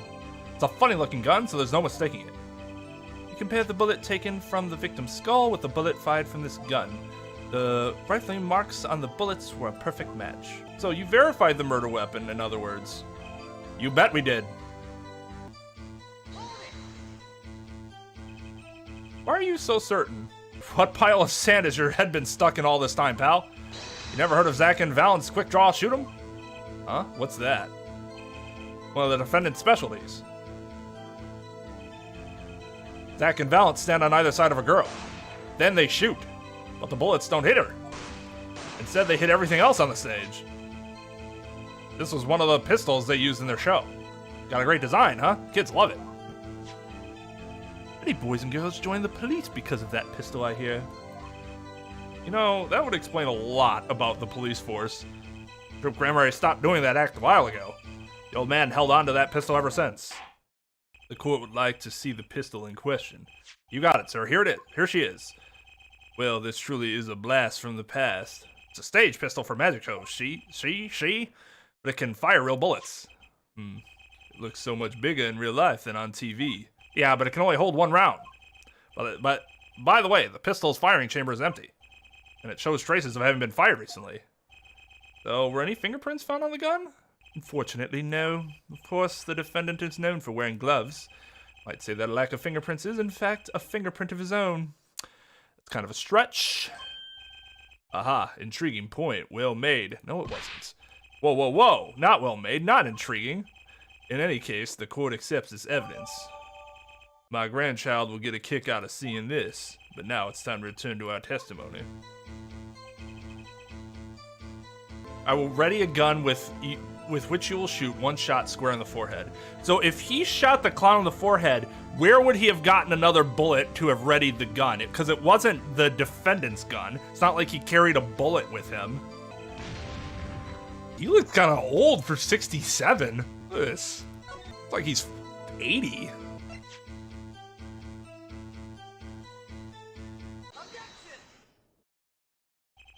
The trickiest cases often seem the simplest. Prosecutor Gavin, you missed the bullet hole in the clown's forehead. If you hadn't missed that, you might have come to a very different conclusion. Understand? Yeah, but like I just said, pal, after he shot the clown in the forehead, he went and did nothing of the sort to the victim. The pistol proves he could not. The murder weapon, how? Quite simple, Your Honor. This pistol only holds one bullet at a time. Ah! If he had shot the clown in the forehead, he couldn't have shot the victim too. Yarg! That's not a contradiction, not even close. All he had to do was reload the pistol after the first shot. Oh, where did he get the extra bullet? They're not easy to come by, you know. If you claim the defendant had one ready, then prove to us how he got it. Ugh. I had a feeling this wasn't over yet. No, this party's just getting started. I haven't proven anything yet beyond my good looks and startling record sales. An utter lack of humility. What's this? Seems the prosecution has another witness prepared. Like I said, Head Detective was just the warm-up act. Now that the audience has gotten a taste of what's to come, they're ready. Ready for what? For my decisive witness. Oh, God.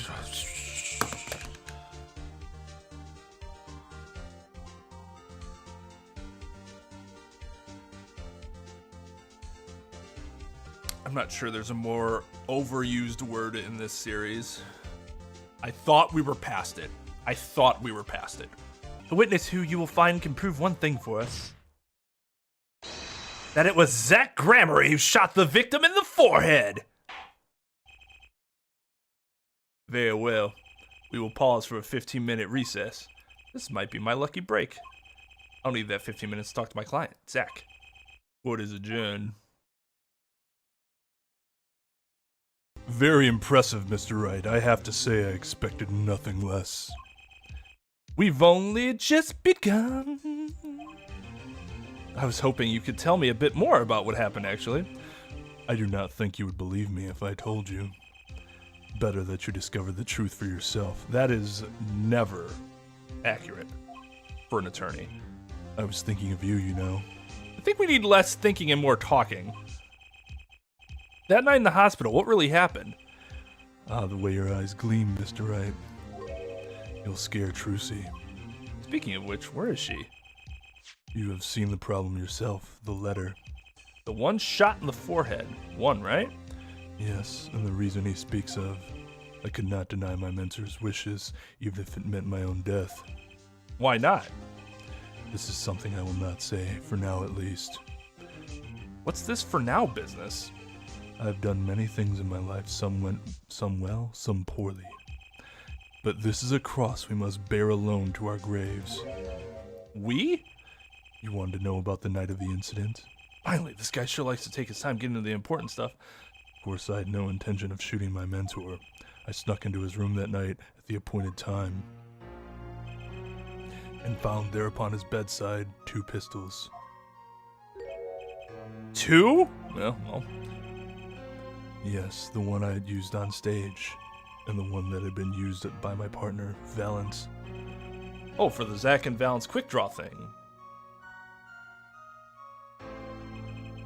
My mentor had the look of one sleeping. I stood by his bedside, hearing only the light sound of his breathing. Then I took the pistol into my hand. I cannot deny that my resolve faltered then, for a moment. You faltered? You mean you thought about shooting him? Recall there was a reason I could not refuse his request. His last such request, though not his first. Though there were other requests you couldn't refuse before. To be honest, I've not always been steadfast, and I fear I've brought this pain upon Trucy. Was Magnifique coercing his disciple somehow? What was going on in Troop Grammary? Yeah, it sounds pretty fucked up, actually. Yet, in the end, I did not shoot him. That sounded kind of like Beatrix's theme from Final Fantasy IX. I was only kind of listening to it, but that's the vibe it gave me. Instead, I turned and shot the clown. I took the pistol I'd fired and placed it in my pocket. In your pocket? I believe if you examine the bullet in the clown's forehead, you will find it to be different than the one in my mentor. What were those called? Rifling marks. Yes, well, that is all I have to tell you concerning the case. Concerning the case? You mean there's something else you can tell me? You are a fascinating man, Mr. Wright. Thanks? Yes, there is something. My mentor, his eyes opened. What? Magnifique Grammary? The old devil, he was not asleep, you see. Of course, the gunshot would have woken him anyway. And there we had our last discussion as mentor and pupil. It was not a long discussion, maybe 5-10 minutes or so. It's just odd to me that nobody rushed to go check it out. What did you talk about? Mr. Wright, did I not just tell you? It does not concern this case. Zack Grammary seems pretty steadfast to me, or maybe just stubborn. Mr. Wright, your presence is requested in the courtroom. Once again, I am in your hands. Right. Let's get back in it. Let's get back in there. Court is now back in session. During our recess, a bullet was found in and dug out from the clown's head. Well, this is news. And the rifling marks? There wasn't time to do a detailed analysis, though they did find the weapon type matches the murder weapon. Well, that's not very conclusive, is it? Which is why I'm about to call my very decisive witness. Your decisive witness. How many times have I heard those words? Though they often turn out to be far less decisive than you think. Thank you for pointing that out. Oh, don't worry on my account. I'm quite confident. Don't worry on my account. I'm quite confident this witness will do the job. After all, he is intimately acquainted with the players in our little production. It's fucking what's his face, right? Being the other half of Troop Grammary's famous duo, Zack and Valance. Valiant Grammary. So we get to meet the great Magnificent's other disciple. Perhaps we'll start by asking your name and occupation? Oh god, I don't know what voice to give him now that he's not old. Valiant Grammar Magician. And you're the decisive witness, are you? You can prove your fellow student your partner's guilt? Fate, the grand illusion filled with traps and tricks. Wait, the shooting took place in that hospital after 11 o'clock at night. If you're a witness, does that mean you were there that late? If one were to deduce this logically, the conclusion is yes. Okay. I always get the characters, don't I?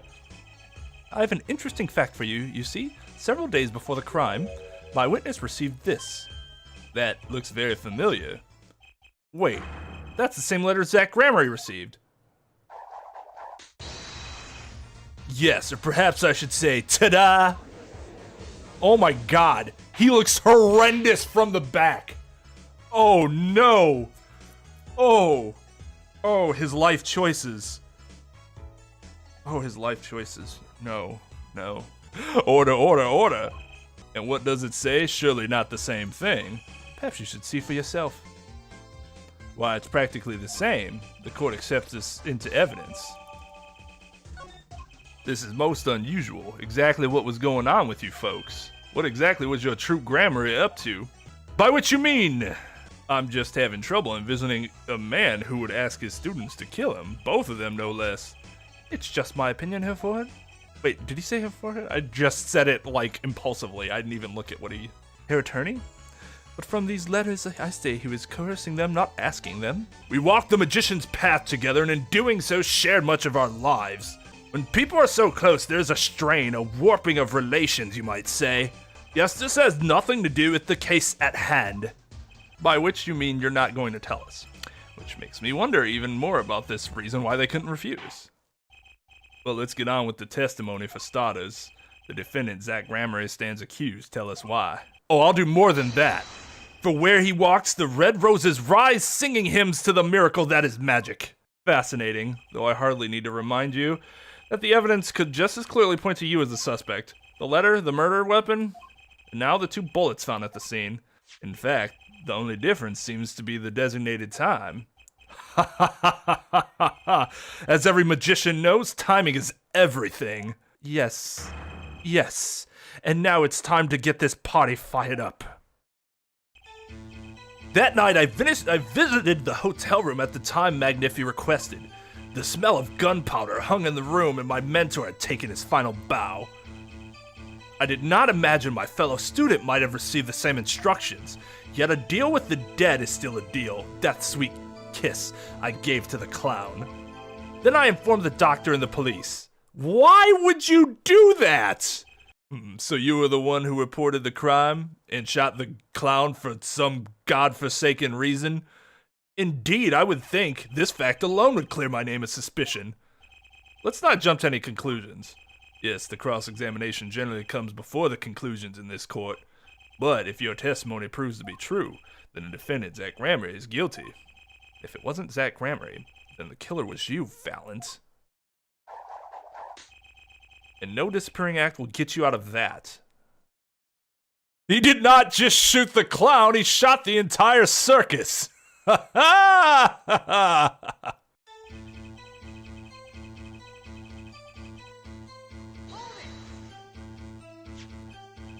Which, according to the letter, was 11:20 p.m.?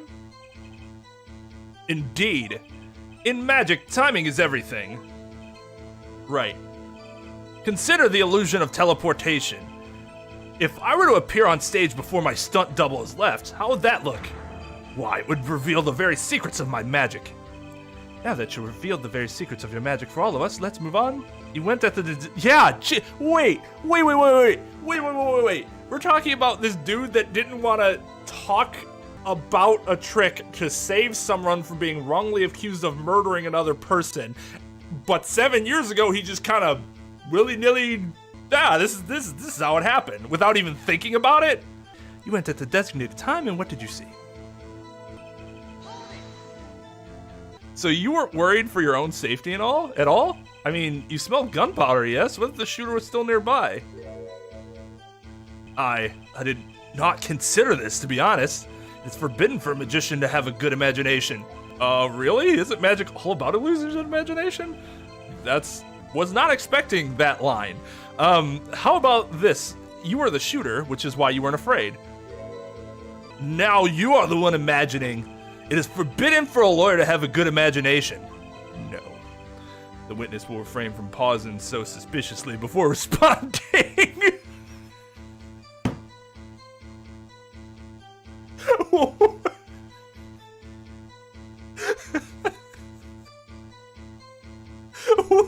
What?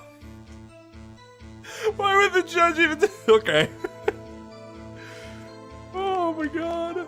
My forbidden imagination is starting to imagine things.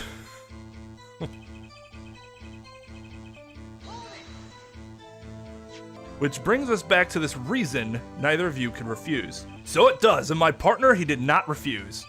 But Magnifi wrote the same thing to you. Why could you refuse if Zach couldn't? Because I have a will of steel, of course. I also do this trick where I bend steel bars, so perhaps steel isn't all so strong. So which is it? Mind if I continue?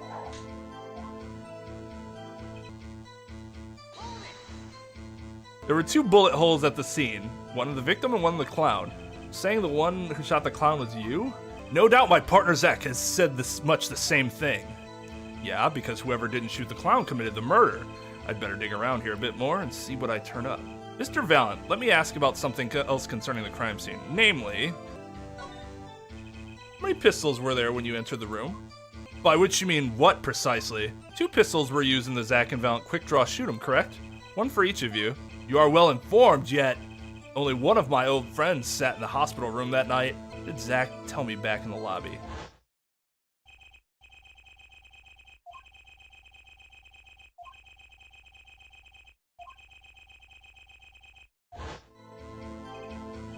I see no problem with that statement.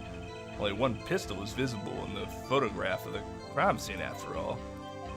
So you picked up that pistol and fired it? Indeed I did. Alakazam, alakazing, alakaboom. Is the number of pistols really so important? The number of pistols is quite important, Your Honor. Very well. Please add this detail to your testimony. What can I do but obey? Only one pistol was in the hospital room that night. With it, I shot the clown. So you took the only pistol there and fired it?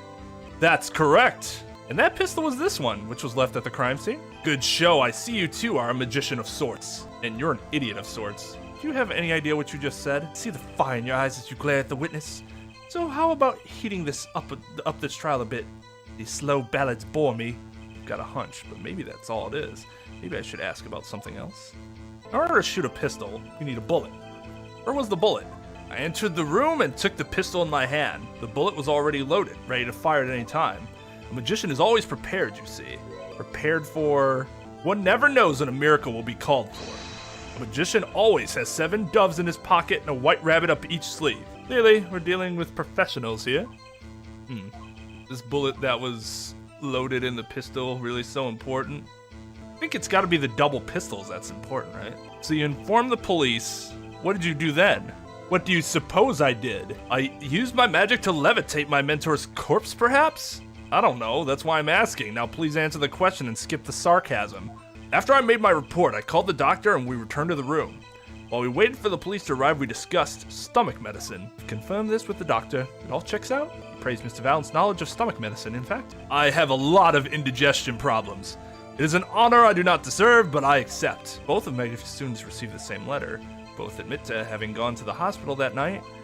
2 bullets were fired, and one of them killed Magnific. Time to find the cracks in his testimony. The rifling mark, right? According to the defendant, Zach Gramery, when he entered the room, there were 2 pistols on that table. 2. One of those pistols he used to shoot the clown in the forehead. Then he left with it in his pocket. Of course, this is what he would say. And like the hapless clown, we must assume our defendant has some brains in his head. Were the rifling marks... Because I don't know much about rifling marks. I just know the very basics of it. But would rifling marks from those 2 very similar guns have the same... Would they be the same? Or is every rifling mark like a snowflake? Well, what about what Mr. Valiant has told us? You see, there's something about his testimony that doesn't make sense. What might that be? They told you I took the pistol that was there and shot the clown. That's your story, at least. But the rifling marks tell a very different story, Mr. Valiant. Recall what Prosecutor Gavin told us. Not the same. Okay. So yeah, the fact that there was the rifling mark, and he says he did shoot a gun. The only gun that was there was the gun that shot the old guy, Magnifi. So then if our client has the other gun that shot the clown, then looks pretty bad for Valens. Mr. Valiant, if you fired this pistol, then you shot the victim in the forehead. Order, order, order. Well, this is all rather sudden. What have I done? Prosecutor Gavin, I owe the court an apology. Sorry. Sorry for what? You see, I was unaware that 2 of these unique pistols were crafted. The analysis of the rifling marks only proved the type of gun that fired them. But that's not what you told us before. You said you verified the murder weapon. Which is why I'm apologizing to you now, quite sincerely, I might add. Ooh, that's bad form. That's really bad form. Do you hold me accountable for a mistake made in my youth? Yes. That was just this morning. I'm still young, and I might add, it wasn't really my fault. The defendant had only admitted he took 1 pistol from the scene of the crime. We would not be having this pleasant discussion now. No. It has nothing to do with, I mean, yeah, you should have released that. But that has nothing to do with your mistake. Valiant Grammary?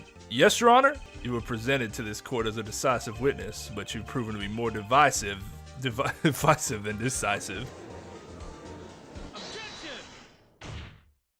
You'll see in time. Testimony so far has been merely a review of the facts. The proof comes next. Care to elaborate, Prosecutor Gavin? When Mr. Vaughn entered the hospital room, the victim had already been shot. As his next testimony will prove, Herr Wright, the real fight is about to begin. Bring it. Very well, the witness will now testify to the court. Help us determine who shot what. That's a good question. He should have known that there were 2 pistols. I still hate Udgy.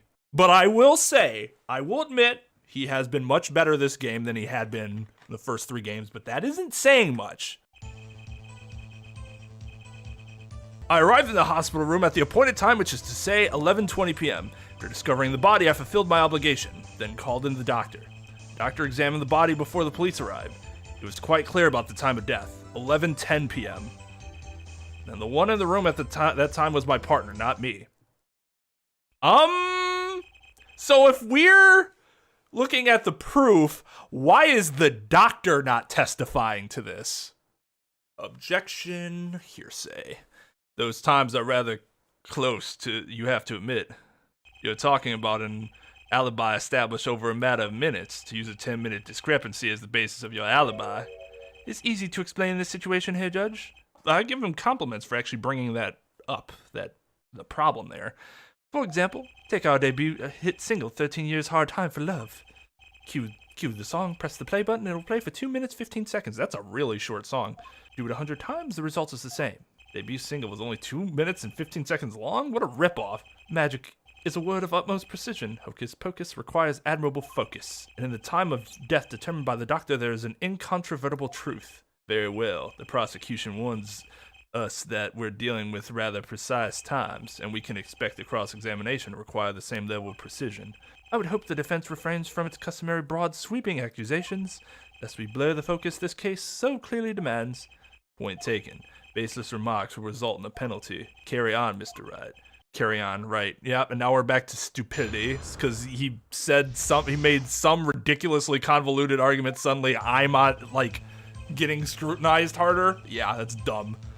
Maybe he is the doctor and just spoke in third person. 11:20 p.m. Can you prove that's when you arrived?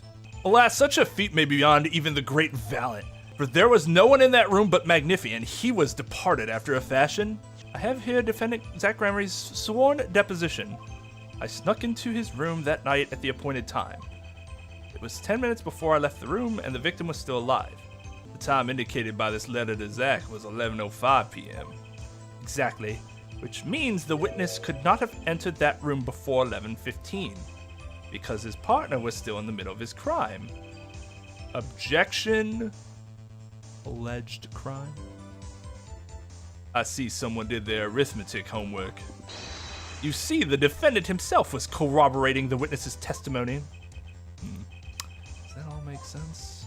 I don't see any problem with that testimony. You say so. Let's continue, shall we? If you say so.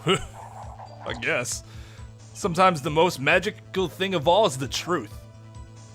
I don't want to fight anything yet until I know everything. Did the doctor say anything concerning the cause of death? Why, yes, I believe he screamed, "My God, he's been shot in the head!" Doesn't take a doctor to notice that. I believe I would have said much the same thing. I would have penned the requiem that arose in my soul at that horrid sight. Never happened a good old-fashioned investigation. In any case, I believe this is nothing more than what we have already learned. I'm still waiting for one of those right moments, Herr Attorney. May I remind you that baseless remarks will earn penalties. Proceed with that in mind. Yes, Your Honor. What a pain this is turning out to be. I don't think I'm stepping out on a limb to say I have some doubts about this. How could the doctor be so precise with the time? We do usually only get an estimated time of death, true. I'm not sure I've heard of a verified time of death. Magic revels in making the complex appear simple, but reality is the opposite.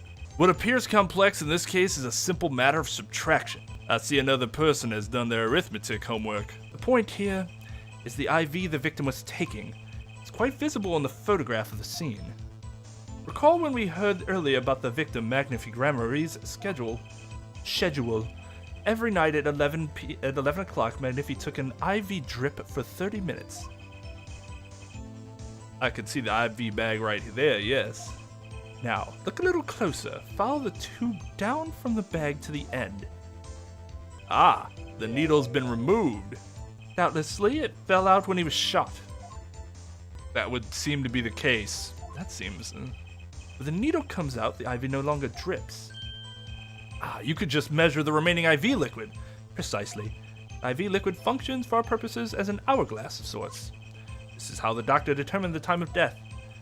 From the amount remaining in the bag, it was determined that the IV had stopped 10 minutes after administration began. And so it was, when Valent entered that room, 10 minutes had passed since that horrible crime was committed. And this is proof. Well, Mr. Wright, that seem important? Very important. Well, seeing as how this is the biggest clue we have to the time of death, I'd say it's very important. Agreed. It would be hard to imagine a more precise way to determine the time. Behold the power of arithmetic. Very well. The witness will add this detail to his testimony. Sometimes the most magical thing of all is the truth. The water of life springs not eternal. The remaining IV liquid proves my innocence. Did you notice the IV yourself by any chance? When first I entered that room, the stench of gunpowder assailed me. Next, the mark of death upon my mentor's forehead. And then his left arm, did I spy, arose, drooping and wilted, its thorn the discarded IV needle. Knocked from the vein by the force of the shot, luckily for you. If that IV had not been there, why, you might be a suspect. Indubitably so. I might say it's thanks to my lucky color. Or lucky color? Indeed, even today I wear it proudly upon my suspect self, what? For it always without fail brings me luck. Why, when Zack and Valent won their first Magician's Grand Prix, yes, the very one held by the Association of International Magicians, or the Magicians Alliance, I was adorned in this attire then too, and our trophy a bust. Oh, what a day that was. This is one trip down memory lane no one needs. My lucky color? Yes, indeed, and that IV, too, I say. I think 'twas hued especially for me, Valent. That does seem to be the case, indeed. Well, Mr. Wright, any thoughts on this testimony? No, it sure looks happy with himself. Okay, how about this lucky color testimony? I don't see any problem with that testimony. But the IV is green. Or did I just misunderstand what he was saying? It only sounds like your lucky colors brought you plenty of luck, but not this time. Mr. Valent, your lucky colors betrayed you. I'm afraid you've lost me. Your Honor, the witness's testimony just now clearly contradicts the evidence. What? I do hope this latest accusation is well based. Don't worry, I've got all your bases right here. They belong to me. Very well, let's hear the defense's claim. Where is your evidence that contradicts what Mr. Valent has told us? Like, it looked like it was deliberately removed based on its placement, as opposed to it shook out due to the force. Crime scene tells all, Your Honor. The photo of the crime scene? All this talk of color has me yearning for black and white clear cut simply. Tell us, Herr Wright, just where is the contradiction in this photo? My pleasure. And I assure you, it's quite simple. But I can't promise anything in black and white. Let's hear what Mr. Wright has to say. What in this photo contradicts the witness testimony?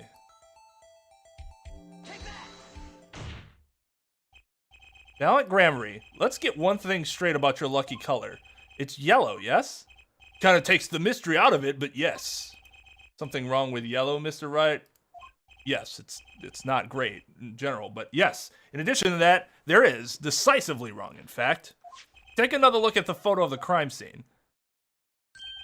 What's this? Confusion, doubt. Tell us, what do your elderly eyes spy? Even my elderly eyes can see a problem here, Mr. Valiant. Look at that IV bag. Ugh. What is this? What foul magic? It would be hard to call the IV liquid yellow, and I'm afraid no magic was involved in the taking of this photograph. Alakazano!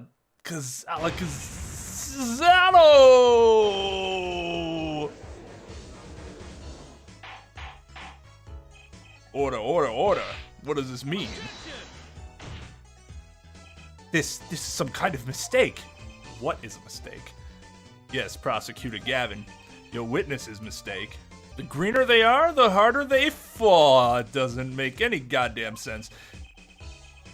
I suppose there's no substitute for experience. Valiant Grammary, as you reminded us several times, your lucky color is yellow, but the IV is clearly not. Well, this contradiction can mean only one thing. And to think you almost had me. I see your true colors now, Ace Attorney Phoenix Wright. Something you'd like to tell us, Prosecutor Gavin? As far as this court can tell, the witness's testimony does contradict the evidence. Yes, a contradiction. One that I shall be pleased to hand right back to Mr. Wright. How do you mean?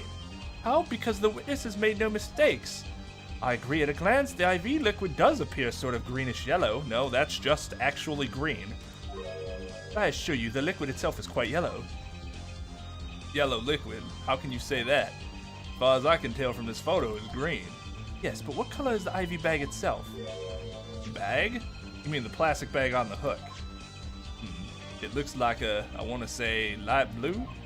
Precisely. Figured it out yet? The yellow liquid in a blue bag, and you get green. This, incidentally, is the liquid's true color.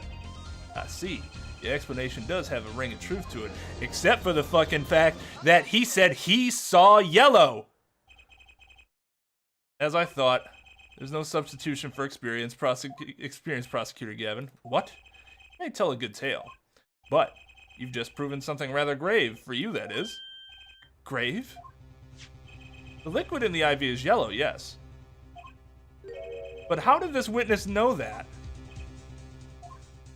It's quite unnatural when you think about it. You did think about that, didn't you? Oh god, now Phoenix is being a prick. Ugh. Your Honor, the defense requests an explanation from the witness. The scene of the crime, the IV liquid appears to be green. So let me ask, how did the witness know the IV liquid was actually yellow? Because, oh my god!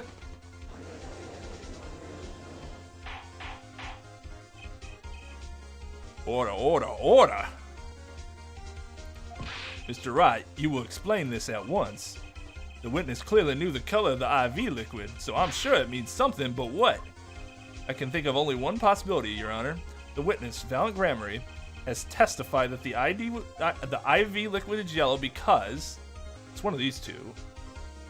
I don't think they're worded very weird. Like, they're not worded weirdly, but this is not how I would explain it, so it's a little confusing.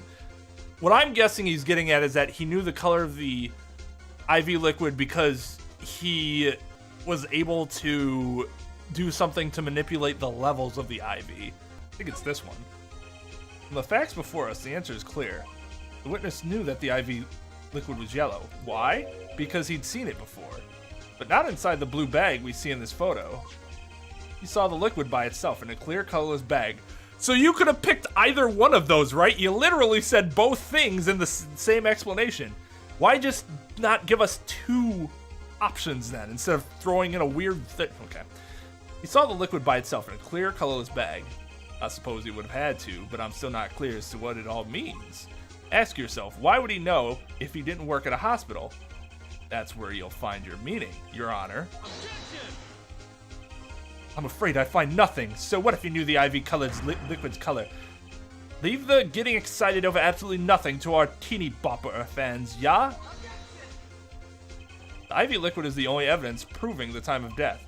30-minute hourglass with 20 minutes worth of sand remaining. Your claim, Prosecutor Gavin. I remember it well. It happened like 5 minutes ago. However, there's a critical difference between an hourglass and an IV bag. Wait, I know, an hourglass uses sand, but an IV bag uses liquid. I'm right, right? As much as it pains me to say this, Your Honor, no. Unlike the sands through an hourglass, these are the days of our lives. The IV liquid enters the patient's body, at which point, like magic, it disappears. However, what if the amount of IV liquid had increased? You couldn't tell, could you? After all, there's no way of knowing how much went in. Let me get this straight here, right? You're saying the witness watered down the victim's IV bag? Not with water, but with IV liquid. That's how you knew the IV liquid was yellow. Now, wait, I said wait. How might an amateur such as myself assail to perform such a task? I'm an amateur too, but I can pour water into a cup. It's because it's easier to access water. I'm afraid there's quite a big difference between a cup and an IV bag. Quite, I would agree with that. Can you prove our witness is capable of such a feat? He has a point, amateurs. I, at least, would have had some difficulty pouring IV liquid into that bag. You don't need to be an expert to see the look on the witness's face. He added liquid to that IV to throw off the time of death. I tire of these fairy tales lacking evidence. Oh, Mr. Wright, any solid evidence to bring us back down to earth? Valiant Grammary, I'm afraid your magic won't serve you well in a life of crime. Might I ask what you're strongly suggesting? Magic relies on props, and props become evidence. Our witness was certainly able to increase the amount of IV liquid in the bag. All you had to do was work a little magic, and the prop was this. The victim's syringe. It's the perfect prop for the magically increasing IV trick. Easy enough for an amateur to use. What kind of evidence is that? The syringe was clean, not a trace of liquid in it. And don't you find that odd, Prosecutor Gavin? What? The victim had the syringe to administer his insulin shots. There should have been traces of insulin left inside. Well, Valiant Grammary, as you pointed out yourself, the IV liquid makes the perfect clock. One that you could manipulate at will. That Kazog!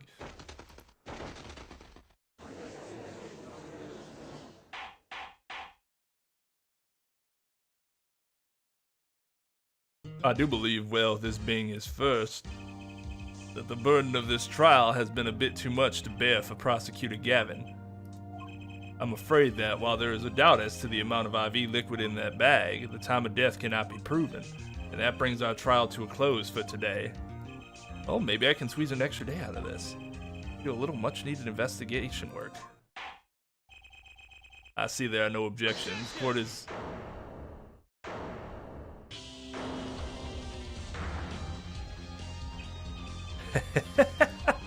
Truly, there's no substitute for experience. Nothing blinds one to the truth so efficiently. A word to the wise. Underestimate the young and they'll sweep your feet out from under you. In a way you never ever expected. You see, I know exactly what you're thinking. What's he talking about? You say the witness used the syringe to manipulate the level of the IV liquid, but there is no proof. There's no proof he didn't do it either. Yes, quite true. Huh? He's admitting it? Nor was this witness quite as decisive as I'd hoped. This, I admit, after all, why linger in the past and the future holds so much? You have something in mind, Prosecutor Gavin? Proof here, Judge. I have another way to prove my case. With evidence, no less. What's this? This is the victim Magnifi Gramarye's diary. Oh, here we go. Diary? After going into the hospital, Magnifi began writing his memoirs, it seems. Story of his birth, his startling debut, and of meeting his disciples. Seems he intended for the last chapter to end quite appropriately with his death. Wait, that book doesn't say what the reason was, does it? The reason why his disciples couldn't refuse his last request? Sadly, it does not. What's important here is on the last page. Apparently, the victim wrote in his journal that night, even after the IV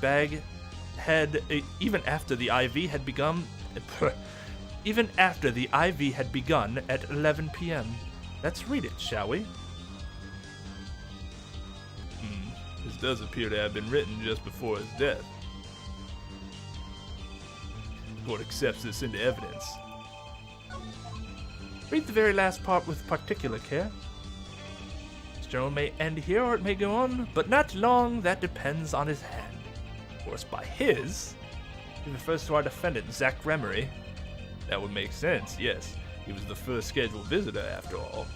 But look at what he said before that. This journal may end here or it may go on. It may go on. Magnifi Gramarye intended to write again. That is, if Zach Gramarye didn't pull the trigger. I see the defense understands the meaning of this. The victim's diary does not go on, it seems, because Magnifi's life was brought to an end by the defendant, Zach Gramarye. Okay, but there's very clearly a page ripped out, so that you can't. Oh God.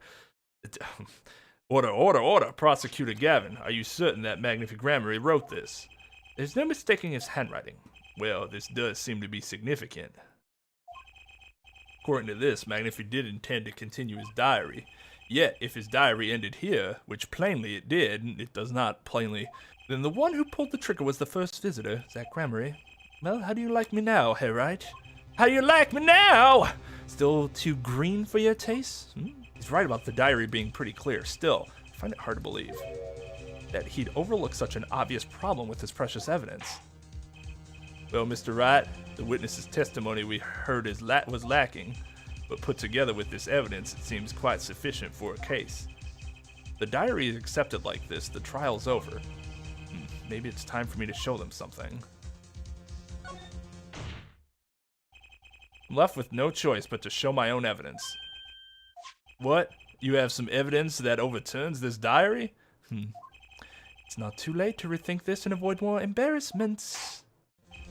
Very well, please show us your evidence, Mr. Wright.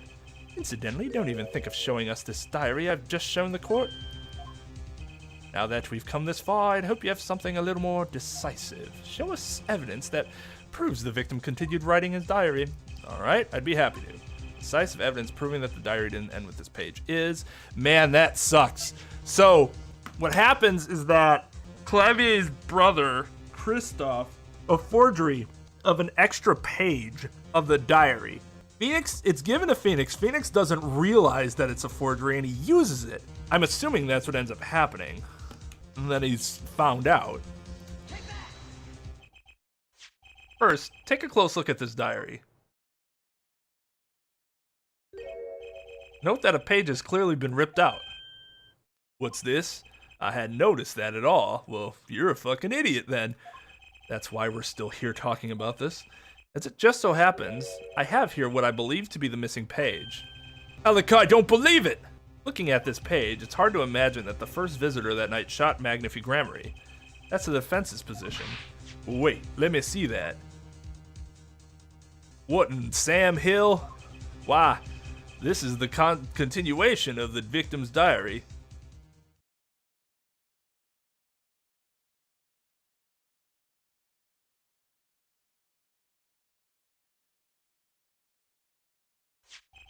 Note the torn edge of the page. Perfect match with the torn remains of the last page of Magnifi's diary. Quite remarkable. Would you care to explain what all this means, attorney?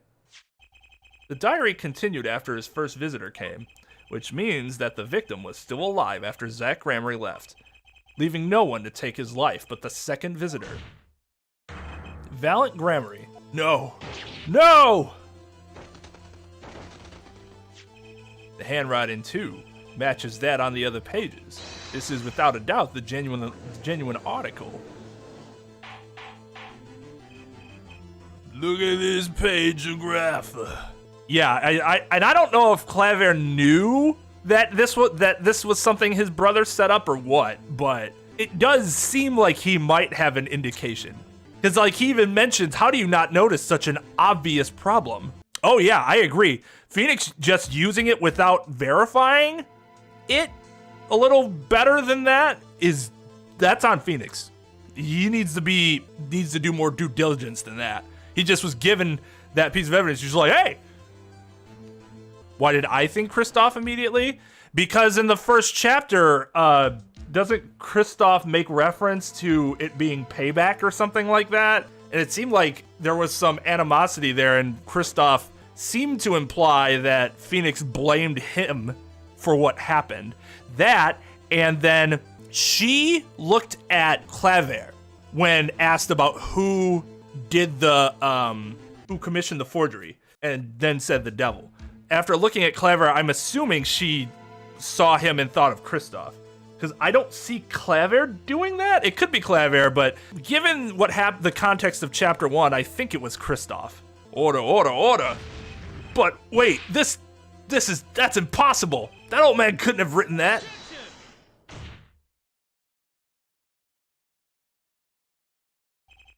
Finally, you just couldn't resist, could you, Herr Wright?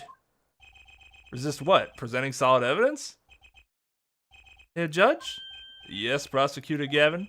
Might I request we put the current cross-examination on hold? Prosecution would like to call a new witness. But Prosecutor Gavin, this evidence overturns the current witnesses. I ask only to put it on hold. Please, my new witness has a very, very important piece of testimony to give. 5 minutes, no more. I promise, Your Honor. If you put it that way. Mr. Wright, what's your take on this? Well, Your Honor, judging from his enthusiasm, we'll have to hear this new testimony sooner or later anyways. No, Phoenix fell into the same trap that all of his preceding rivals and adversaries fell into when they got too overconfident and arrogant, and he's just like, please, Your Honor, please let me do this. And the judge gives some amount of discretion to the other side. They're just like, oh, well, he's going to lose anyway, so why not? Let him have his fun. And then inevitably, he gets dunked. So it might as well be sooner. Then, though this is highly, highly irregular, we will put the current cross-examination on hold. The witness may step down. Now, Prosecutor Gavin, please bring this surprise witness to the courtroom. I had a bad feeling just then. That ripped-out page was too obvious. He must have known. And I should have known it was a bad sign all around.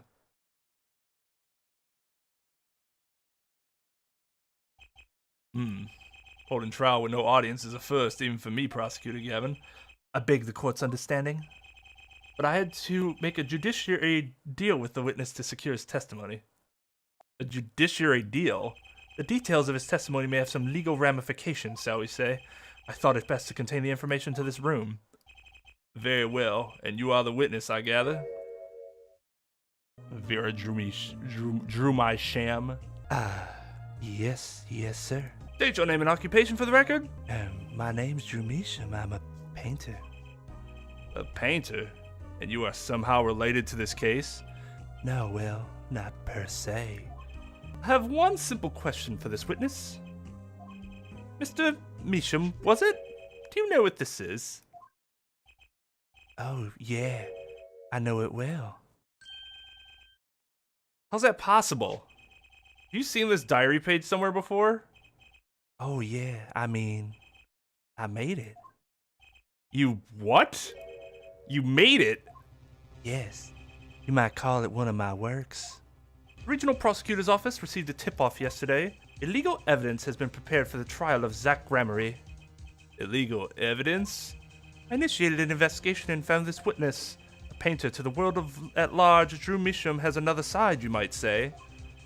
He is skilled in making perfect reproductions of certain things. That's actually that's some really fast work. I am impressed.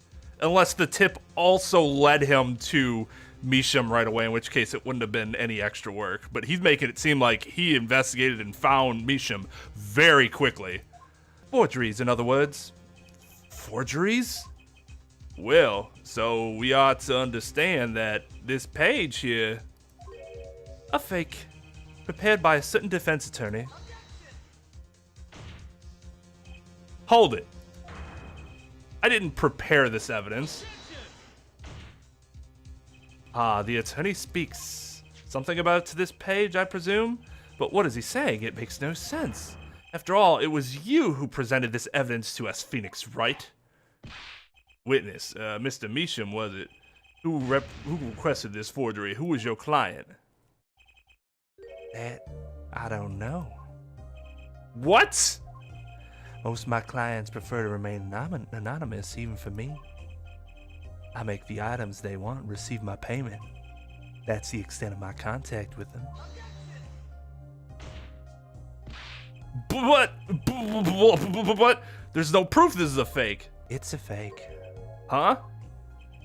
To avoid just this sort of problem, I always put a special mark on my works. I can say without a doubt, this is mine.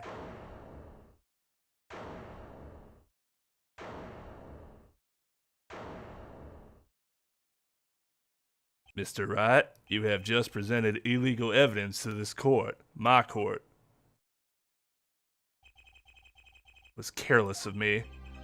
That's all I can say. We're actually having a discussion in the comments how I would have done this, like in Phoenix's shoes, like assuming to have to deal with the same bullshit. I think Phoenix shouldn't have presented it so strongly. I really wouldn't present something like this unless I could verify that it was a genuine article, because it's given to you by a stranger. That's always a huge problem. I would have presented it as it was and say, hey, so this is something that I received and I'd like to get a forensics test done on it. And this judge has been shown in the past a willingness to order tests like that, right? Like to stop the trial and order a test like that to see if they can determine what it is. Or just immediately point to the fact that there is a missing page and then kind of back into that instead. Either way probably prevents Phoenix from getting like fucked here, because it's just the way he prevents. He's just like, I have this, and it's like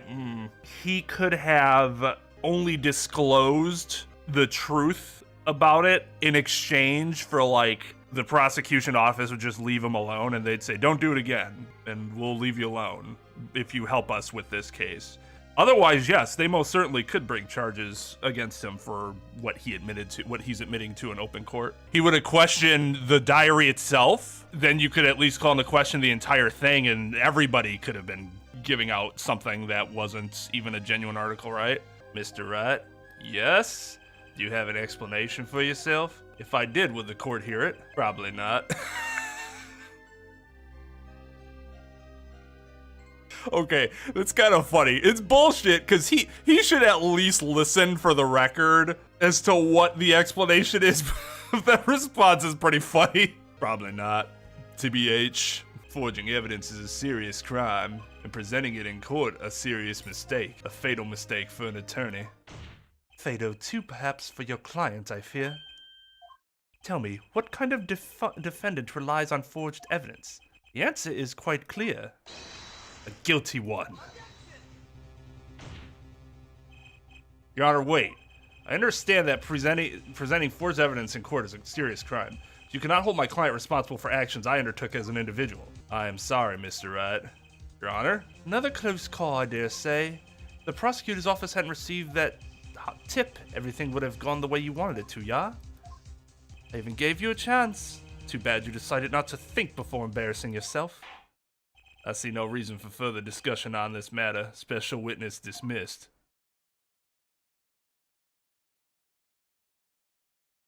Mr. Attorney?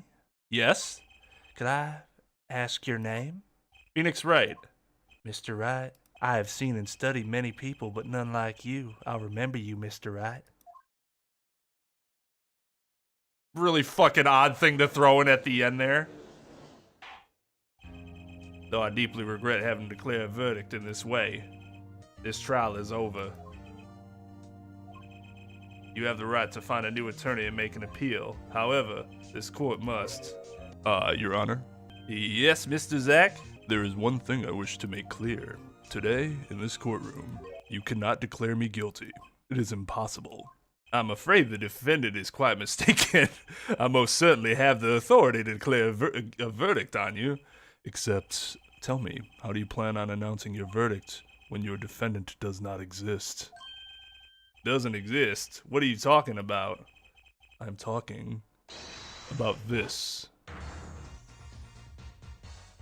Mr. Enigmar! The defendant's escaped. Find him, quick! Bailiff, close all exits from the building. On the double, he must not be allowed to escape. I assume that happened when he was like, he was talking about like, you're not going to be able to declare a verdict. I'm like, he's going to like escape, isn't he? Although, that certainly does still allow them to declare a verdict, he just won't be taken into custody. That day in that courtroom, a miracle occurred. The defendant, Shady Enigmar, aka Zack Gramery, did not just escape from court, he literally, unbelievably vanished. Right before the bailiff's eyes. No one ever saw him again, not since that day. This is the Gramery miracle. No verdict was declared. Why? I guess they're just waiting to get him back? Yeah, I suppose that makes sense. After all, the defendant didn't exist.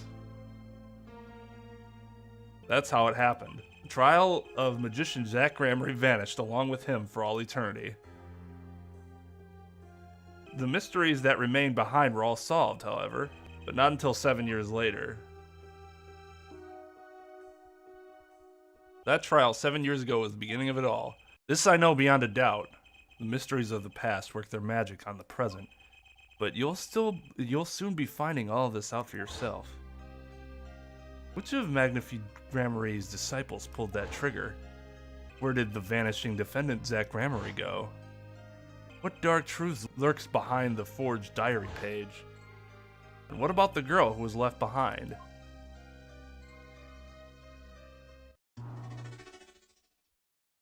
Yeah, he just fucking left Trucy behind? What a dipshit! What am I looking at? The past left us these 4 keys to unlocking the truth. But that's not all. Oh no, that's not all. There are 4 keys in the present as well. When all the questions have found their answers, the final trial will begin. But first you must chase the truth through then and now. Think of it as a game. What, am I playing dot hack all of a sudden? Good lord. I, Phoenix Wright, will be your guide through this game. That terrible trial saw me present forged evidence. It ended, half finished, when the defendant vanished. What became of me after that? As your investigation proceeds, the answer will become clear. Oh, and one more thing. There's something I must tell you. As Apollo Justice has his bracelet, so too do I have my own weapon of sorts.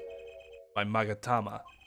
What does it do, you ask? That I would have you see for yourself. Well now, shall we begin? Is this GLaDOS, right? What the fuck's going on here? Gotta find the psycho locks. The nightmare trial was over, and the new nightmare of figuring out what had happened had just begun. I wanted to wake up, to walk away, but I figured I'm the only one who could do this, probably. And besides, I had plenty of time, thanks to the Bar Association Review Board's decision. It's hard to work when your attorney's badge has been taken away. What strange sight doth mine eyes behold? Excuse me? To on either side of a single transparent plane. Yet it seems fickle fate has switched sides, so to speak. The forger of the fake walks freely, while the innocent languishes within these plexiglass confines. There's no proof that I forged anything, or proof that I took the life of my dear mentor. Yet, these chains cannot hold me for long. The stage awaits. And what, may I ask, awaits you? A little piano and a cold little hole in the wall. Damn, he was able to secure that gig pretty quick, considering he doesn't know how to play. But, since you are here, what shall we discuss? Shooting of Magnifi Gramery, for one. Who pulled that trigger, Valiant?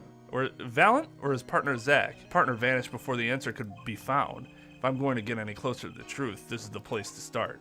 I have to hand it to my partner. He knows how to make an exit, that's talent. Yes, he made my attorney's badge disappear and he never even touched it. Glory Spotlight always leaves someone weeping in the shadows. Yet his very disappearance is itself a revelation. Revealing what? Zach Gramery killed Magnifi. It's as good as a signed confession. That's certainly been public opinion's take on it. I grow tired of my cage, and the time of my release is near. I must go and prepare. Planning on jumping back into magic right away? As long as an audience waits with bated breath, there will be valence. And also, yes? Now that my partner has disappeared, Magnifi's repertoire is mine. Valiant Gramery has a tradition to uphold. Is that true? Seen in this light, the trial was quite good to me, verdict or no. And you can't pay for that kind of publicity. The suspicion on you hasn't lifted entirely, Valiant. After all, receive one of those letters too. You're just as obligated to follow Magnifi's instructions as your partner. So I was, but only Zach Gramery followed them. Let us not speak anymore of who shot what. Now that my partner has vanished, the question is moot. I'm more interested in learning something else, actually. What might that be? I want to know what Magnifi had up his sleeve. How could he coerce you and your partner to kill him? The trick up his sleeve? Ha ha ha ha ha ha. Perhaps you do not know. Know what? A great magician never reveals his secrets. I can break those cyclocks. Didn't think it would be that easy. The audience must remain forever in the audience, bathing in the reflected glow of the spotlight. I'm guessing I don't have enough.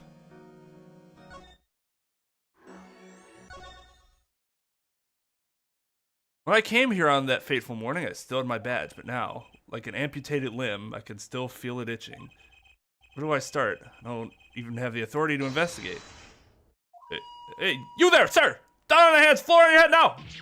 Well, what's the big idea? My ears. Well, unauthorized personnel are allowed in here. That would mean all unauthorized personnel are allowed. Zoink! I just say it like it is, sir, and it's usually wrong. Third out of the precinct, lost my friends, my girl, and even my wallet. We've met before, haven't we? Yes, we have. Oh, God. This guy was annoying. On a case 2 years ago? No recollection of that, sir. Huh? Working on a case is always in the present progressive tense, sir. There is no past. There is only now, sir. Okay. You're the bailiff, right? Yes, sir. Court bailiff Mike Meekins at your service, sir. I've asked to meet with the bailiff at this court who let the magician escape. Let me try to make this as absolutely clear as possible for you, sir. It was me, sir. But you were a regular police officer once, right? Sometimes bad things happen to good people. Something tells me it's a long story. Let's not go there. So you were in charge of security at the time of the vanishing? I'm dying over here. Oh, it's a hard knock life, sir. Thrown out of the precinct, lost my friends, my girl, and even my wallet. Guess I wasn't the only victim. The last time we met, you were a police officer, right? In fact, you're still wearing your uniform. Try. I wish I didn't have to tell you this, but last year, tragedy struck a rising star at the precinct. I lost my case files 4 times in 3 days. They fired me. That takes real talent, actually. They don't know what they're missing. Ha ha ha ha ha ha ha. So here I am, sir, forced to start from square one, a lowly bailiff. But your uniform? I took it with me as a souvenir the day I was fired. That can't be legal. So you were the one who let the magician get away that day? I'm dying over here. A star rises among the court. Bailiffs full of hope, then tragedy strikes. Is there anything you can tell me about it? About Zach Gramery's disappearance? Oh, the humanity! That's enough of that. Well, yes, I'd say it was around 2 p.m. when I heard a commotion in court. I opened the door to see what might be amiss. The door slams open, slam, and some guy's face is right there in front of me. Face! So you saw someone suspicious coming your way. Yes, and I, being a bailiff of little standing, I gave chase. I chased that silk hat all the way down the hall, sir. I have a diagram of the court building here. Now, there's courtroom number 7. That's where I was, sir. All by myself, nary a friend to call my own. Okay, and which way did Zach Gramery run after bursting through the courtroom door? He went up like this and around the corner like that. So I, with no delay, ran after him with no delay. When I turned the corner, I saw that magic man run into the defendant lobby. Swiftly, I ran. Following him, I threw myself boldly into the room. Why, I remember like it was right there because it was lobby number 2, sir. You ran into this room? I don't see any place to hide in here. Believe it or not, sir, I didn't believe it. Here, in this room, the magician, gone, vanished like a puff of smoke. Except there wasn't even any smoke, he was just gone.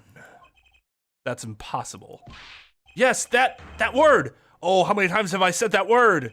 Even the sound of it causes me indescribable pain. I'm dying over here. Okay, I won't say it again, but you have to admit, it's difficult to vanish into thin air. Did you search the lobby? I searched. Why the pause? There was nothing here at all, sir.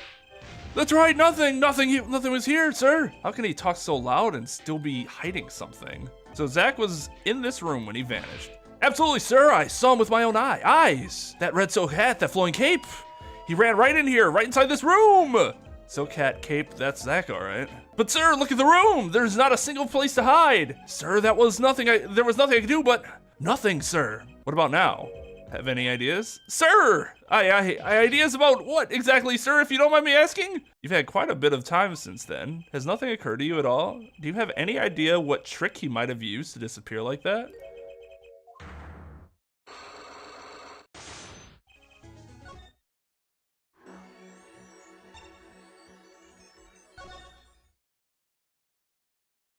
Two weeks had passed since then. Called her in my office. Oh,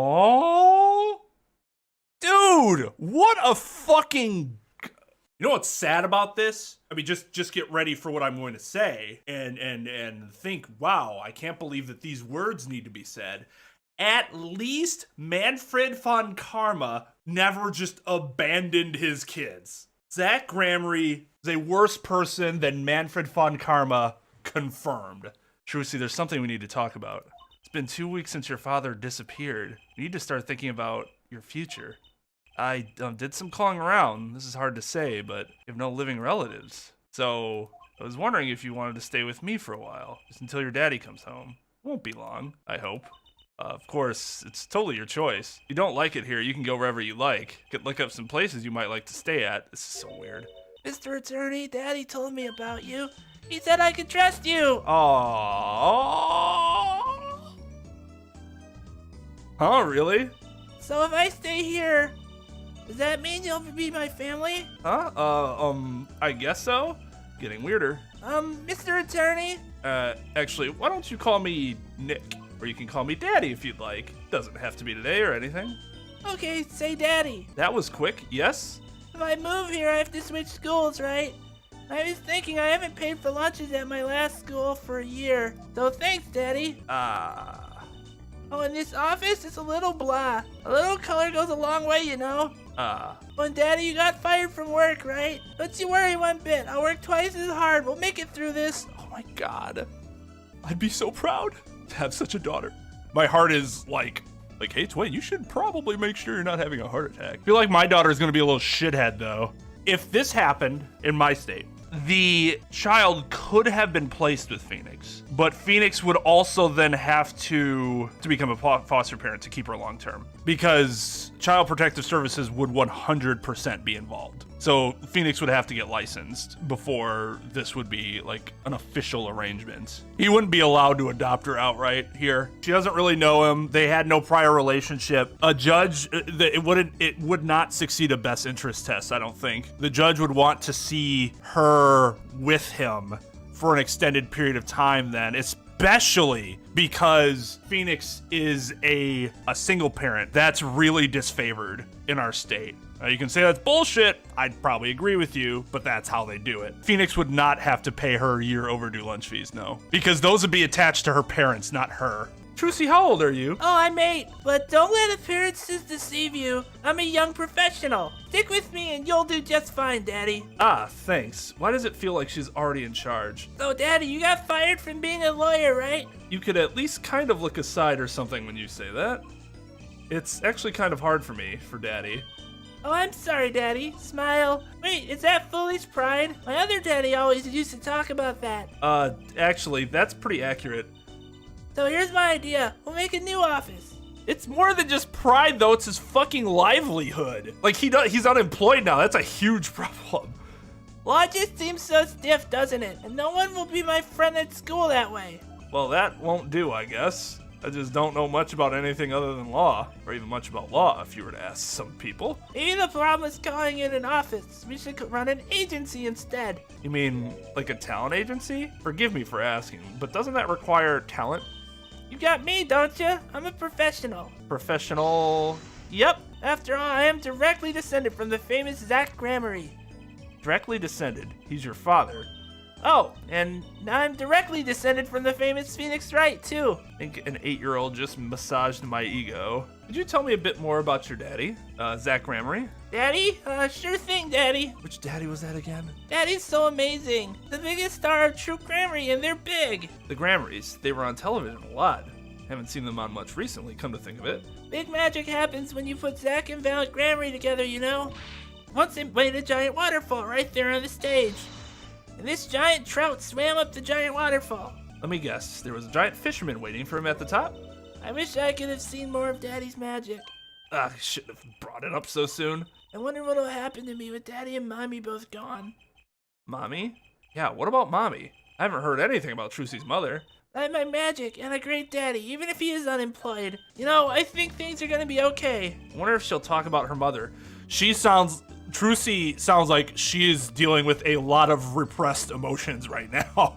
A lot of repressed emotions. I don't buy it for a second. I think she's destroyed inside. So Trucy, you're a professional? Yes, it's like that thing they say.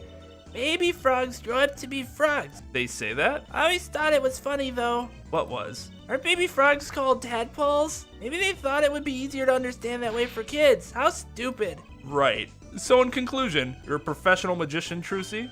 That's right. Well, wanna see a trick? You're going to do a magic trick? God, what dickhead is going to say maybe next time? Please, seriously. If you are playing this game and you choose option 2, you are a fucking psychopath. How do you say no to that face? Actually, I would like to see your trick. The future of the agency depends on it, after all. That's the spirit. Ready? Here goes. Ta-da!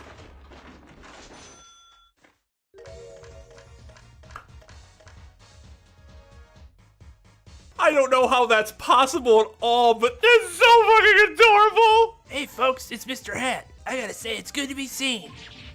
Yeah. Whoa, that was startling. The amazing Mr. Hat, isn't he great? Your friendly neighborhood Mr. Hat at your service. He certainly makes an impression. Doesn't he? Ha ha ha ha. I'm so glad you like him, Daddy. Oh, look at how her eyes just kind of shift when she's talking, or when Mr. Hat's talking. So my routines do get a bit heady at times. Get it? Heady, ha. My friendly neighborhood Mr. Hat nearly gave me a heart attack. Finally, some goddamn evidence. Could you tell me about your mommy, if it's okay? Mommy was so pretty. She was like an angel up on stage. On stage? You mean with your daddy? Yep, she was always there with Zach and Valiant, smiling. But then she went away. Went away? It was a grand illusion, but she made a mistake. She vanished, and I guess she didn't know how to get back. Maybe so. I cried then, a lot. That's when Daddy gave me this, here.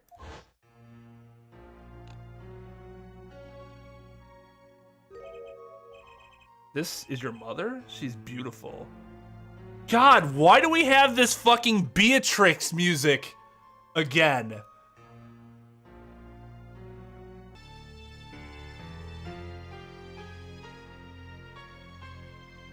Yeah, it reminds me a lot of that. It's so good. I love that track so much. Name's Thalassa Gramery. Poor girl, I didn't know her mommy had gone missing. Now her daddy's vanished too, right before her eyes. Hey, Daddy, you won't... Don't worry, I won't vanish, I promise. Yeah. How is she? Yeah, she's dealing with a lot of trust issues right now. A lot of trust issues. Right, you can't even do magic. You're like a backup plan. Daddy always said to have a backup plan. I guess all I rate as is a backup plan. I think that's probably enough for today. Sorry to ask you so much all at once like that. It's okay, after all, we're family. I just hope you're ready. The Right Talent Agency opens tomorrow. What? But are we representing anyone? Me and you, that makes 2, Daddy. I think you need more than that to make an agency. Besides, you may be a magician, but I'm no talent. I'm sure there's something you're good at. Well, when you put it that way. You mean you don't have any tricks, no old standbys? This will not do. A boy should always have a trick or 2 in his pocket. Okay, I'll think of something. That's the spirit. See you bright and early tomorrow, Daddy. Welcome to the team, Daddy-O. The team, right. Oh, she's just so... Oh my god. My heart hurts. Sometimes when magicians vanish, they leave something behind. That's how Trucy became Trucy Wright, my daughter. To be honest, I was pretty lost those first few days. Thinking back on it, it was a pretty dark time in my life. But Trucy, happy, smiling Trucy, she was my light.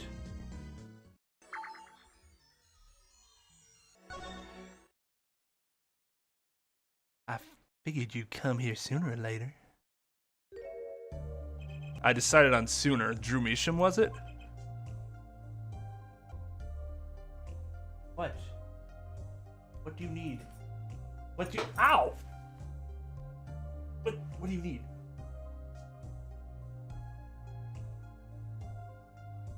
I haven't done anything illegal. I didn't come here to whine about past events. Well, you haven't done anything illegal in this particular circumstance. We don't know if you've tried to pass off forgeries as the real works before.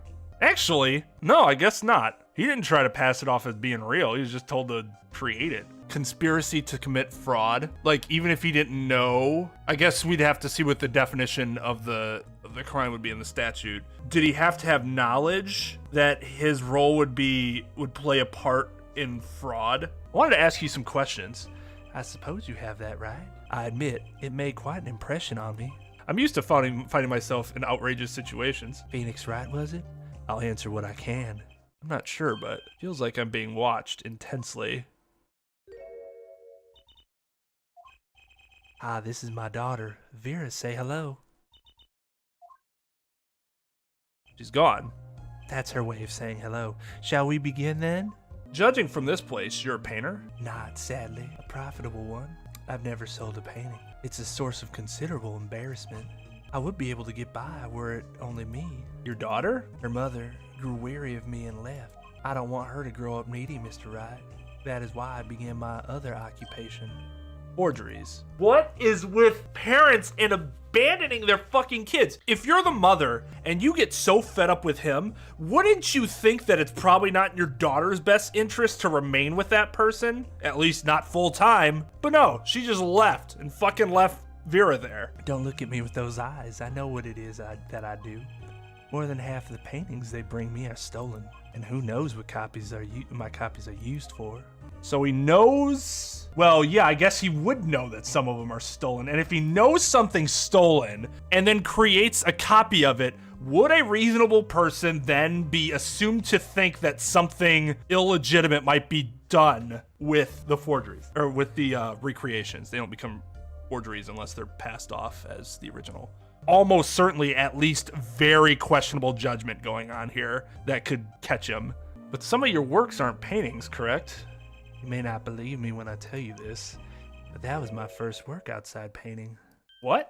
To think it would be used as evidence in a murder trial. I never even imagined the possibility.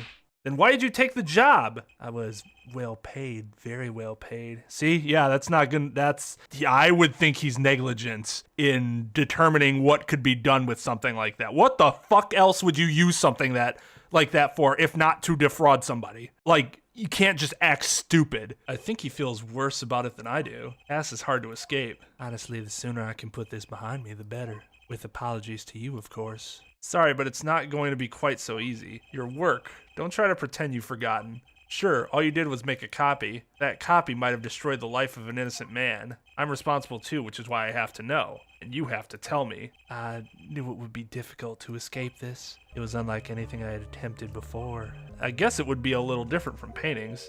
That is not what I meant. I mean, in all my previous work, it sufficed to create a copy. This wasn't a copy? The client gave me two things that day. The first was a sample page as reference.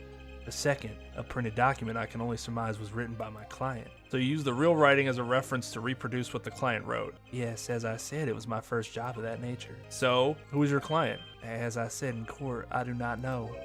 Really?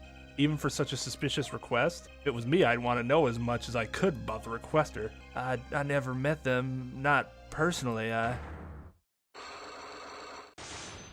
Let's hear it then. What are you hiding from me, Mr. Measham? I'm sorry, but I really don't know. I never met the client. True, when I asked the client's name, there were no Cyclocks in sight. Regardless, you're hiding something. You have to be, otherwise it wouldn't make any sense. Why are you doing this to me? Well, I've made my stand, no backing down now. So what's Mr. Measham hiding? I can pretty much piece together what it is from what you said. What is it then? You told me what you knew about the client. I couldn't see any Cyclocks. Backlocks, is that some kind of asylum security? Or a new hairstyle, perhaps? Yeah, why would you fucking say that to some... Like, what the fuck am I supposed to know about Cyclocks? But then they did show up, didn't they? How the fuck am I supposed to know? You tell me what a goddamn Cyclock is. Dude, why is this a flashback? Why? Why is this a flashback? Not personally. Those words triggered the Cyclock. Again with the Psycholocks. Now I really must know what they are. So you didn't meet with the client. He's just ignoring him as though he should already know what the Cyclocks are. But someone else did. Maybe the real forger behind this evidence? Perhaps I'm hung up on this lock business, but I'm afraid you've lost me. Yeah, well, I didn't come here to talk about Cyclocks. As long as I come to the right conclusion, doesn't matter how I got there. Oh, God. I hate that line of thinking. I hate it, I hate it, I hate it. And your conclusion is? The real forger behind this wasn't you, Mr. Measham. Poppycock. I don't know what you're talking about. That's my work, I tell you. Made here in my studio. Who else could it have been but me? The real forger at Drew Studios is... Real forger is your daughter, Vera Measham, isn't it? Ridiculous. My daughter's only 12 years old, Mr. Wright. I've always been more one for landscapes, not surrealism. Nice comeback, but you're shaking in your boots. I have you now. The only two people with access to the studio are you and your daughter. The Cyclocks tell me you're not the forger. Can you tell me what in the bloody hell the Cyclocks are? I have no goddamn idea what you're talking about. Which makes your daughter the only possibility. Him. I feel very much on the verge of going psycho like myself.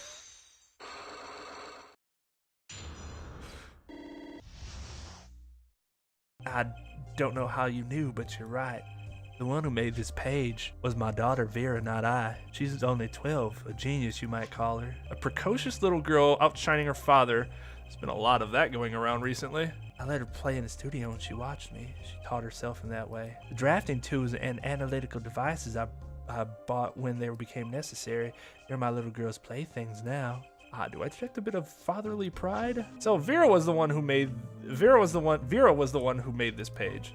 Would she know who the client was then? Actually, the client came once here to this studio. What?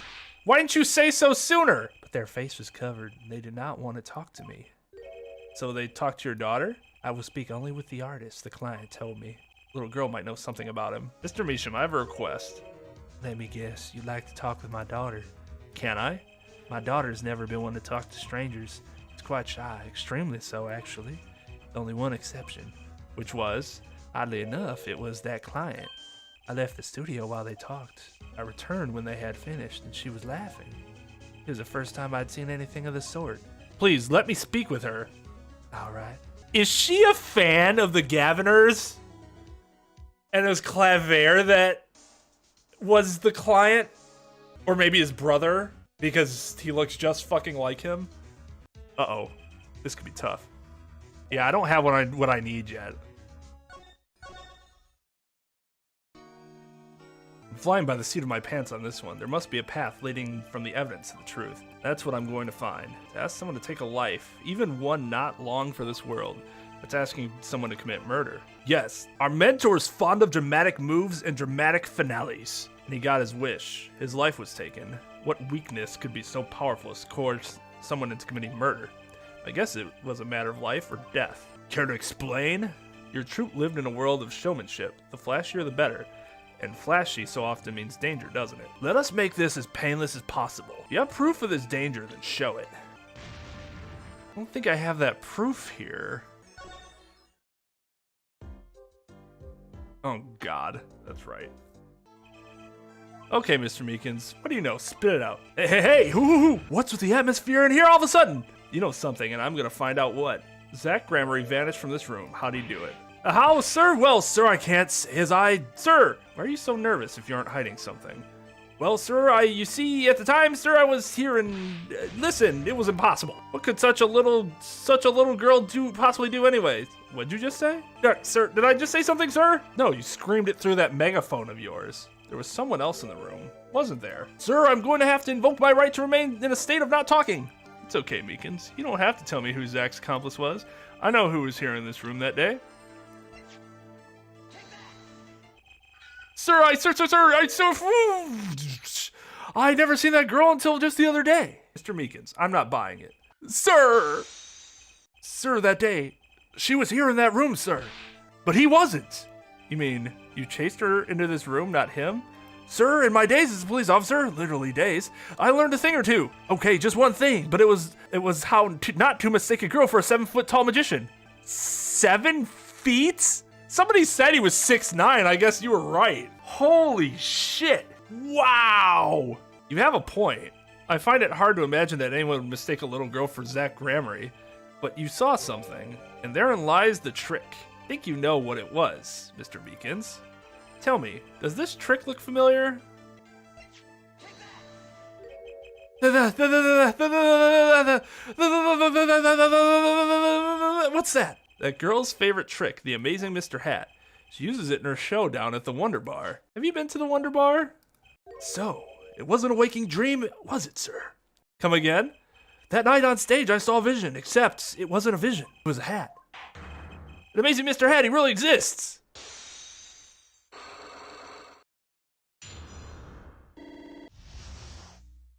I remember it clearly, though the details are a little vague.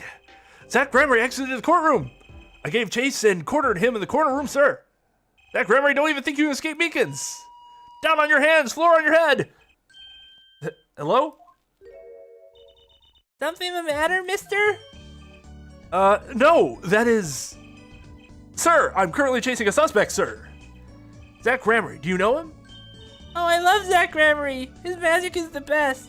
I'm his biggest fan. I see, so that's why you're wearing the costume you're wearing. Anyway, the very same Zach came into this room. No one's been in here except me. But he has to be in here somewhere. Under the sofa, in the trash can, behind the painting, under the rug. Imagine my astonished surprise when, 1 week later, I just happened to walk into a bar and see him, Mr. Hat. I couldn't believe my own eyes. For a while, I thought it had been a long dream. A dream that lasted a week? But it wasn't the magician who disappeared. It was Mr. Hat. Though it seems complex, what really happened that day was quite simple. You were standing by the door, and out came Zach. But that wasn't all. Another person got in on the act. She was standing in front of lobby number 2, along with Mr. Hat. Ah, that's the beauty of it, isn't it? So, while you were standing in shock and amazement, the magician rounds the corner, and, most likely, runs to the closest door, into lobby number 1. This is where you come in. You turn the corner, in rather lukewarm pursuit. And at that very moment, Trucy runs into lobby number 2. Then all she has to do is tuck away the amazing Mr. Hat. I only lost sight of him for the briefest of moments. Then I saw that cape, Zach Gramery's red cape, fluttering like a cape. Astounding, sir. All my days of posing queries and making inquiries and chasing quarries, wasted. It was as if I could see them melting away like an ice cream cone left by the side of the road to die, or the scattered remains of a messily eaten chocolate parfait. Such sweet sorrows. I'm sorry. I had no idea how much you'd suffered on account of this case. It's an honor, sir. I've apologized to people many, many times, sometimes more than once. But this is the first time anyone's ever apologized to me. Actually, about that girl. Sort of her guardian now. Is that so? Sir, you should know that I harbor no ill feelings whatever in my harbor. I'm okay. I let a defendant escape. That's stone cold truth. It's another step on my way from singing the blues to wearing the blues. Someday, sir, I'll be standing side by side with the great Detective Gumshoe! Mr. Meekins, this is a free ticket to the show at the Wonder Bar. You want... It's an honor, sir. Sir, I can't count the number of things I've had taken from me, sir. But no one's ever given me anything for free! Right, I'll see you in court next time then, sir. Look forward to it. All eyes were on Zach Gramery that day in court until his mysterious disappearance. Now, part of the mystery has been revealed, but the magician remained out of sight. It'd be 7 years before I met him again. Okay. So, we have to have this, then. We didn't get anything from that. What?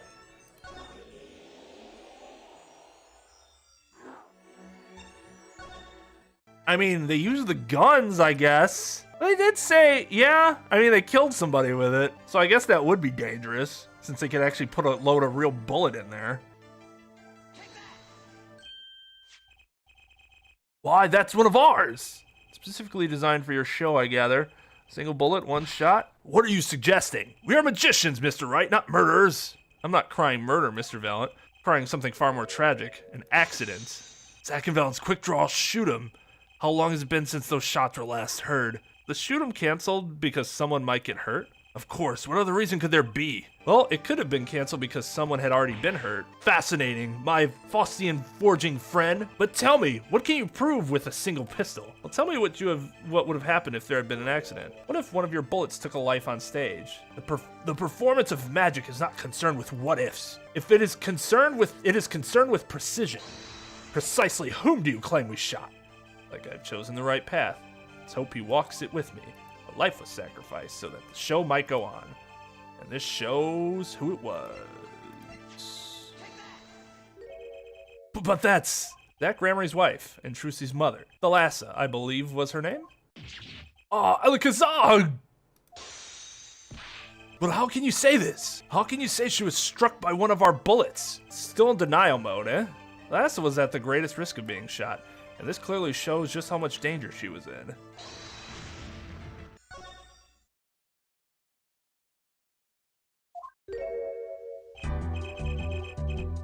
I'll be taking my leave now. Still have some work to do back at the office. Then I guess I'll go back to my piano. To be honest, it's better when you aren't playing. This frigid culinary dungeon almost feels comfortable.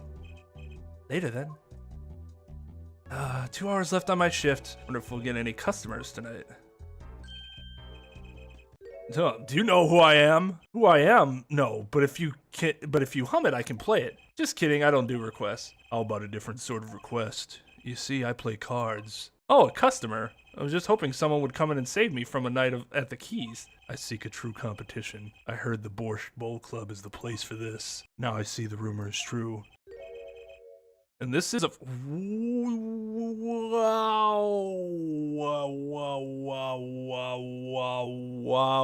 What is happening? Okay, so first of all, the guy from the first case is Zach Gramarye, which, didn't see that coming. I did not make that connection. I guess it's been so long since we played the first case. Because we saw what he looked like, right? Didn't we see his face? What the fuck is Mr. Coke-Chin doing here? And this is a friend of yours? Don't mind me, I'm just your friendly neighborhood newsman. He will not be playing tonight. When his business is finished, I shall send him home. This competition will be between us, no others. Don't ask me how I got started, I don't remember. But I'm good, real good. Didn't take long for the rumors to get around. Go to the Borscht Bowl Club if you want a real game, that guy's never lost. People don't come to hear me tickle the ivory, they come to watch me play cards.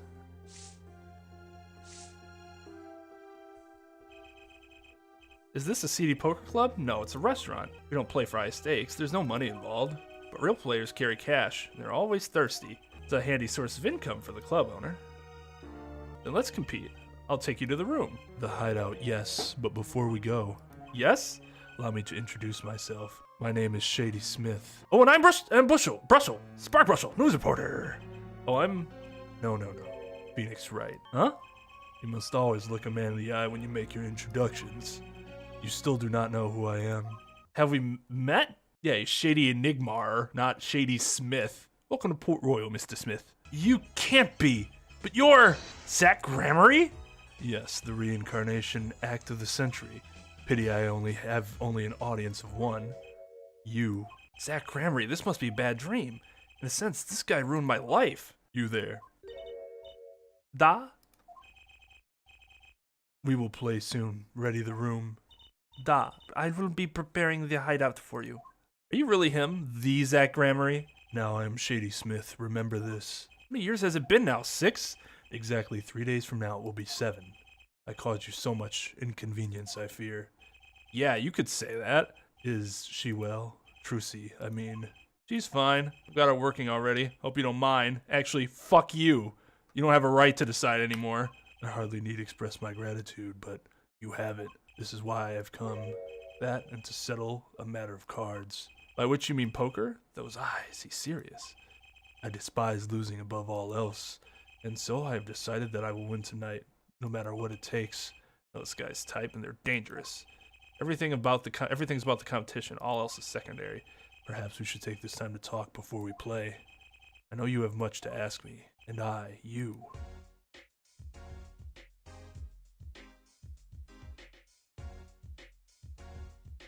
Like, seriousness, and then this music. Like, come on.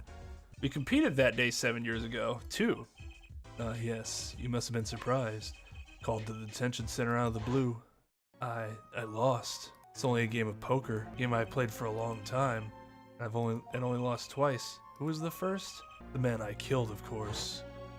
You choose your defense attorneys by playing poker. Some are hired, others fired. When you compete, you see a man's true nature.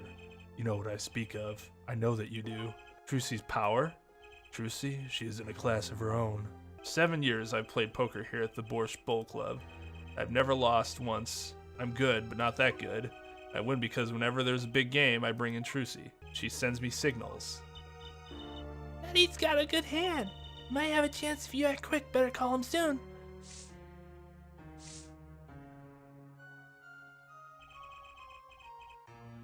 Oh, here we go.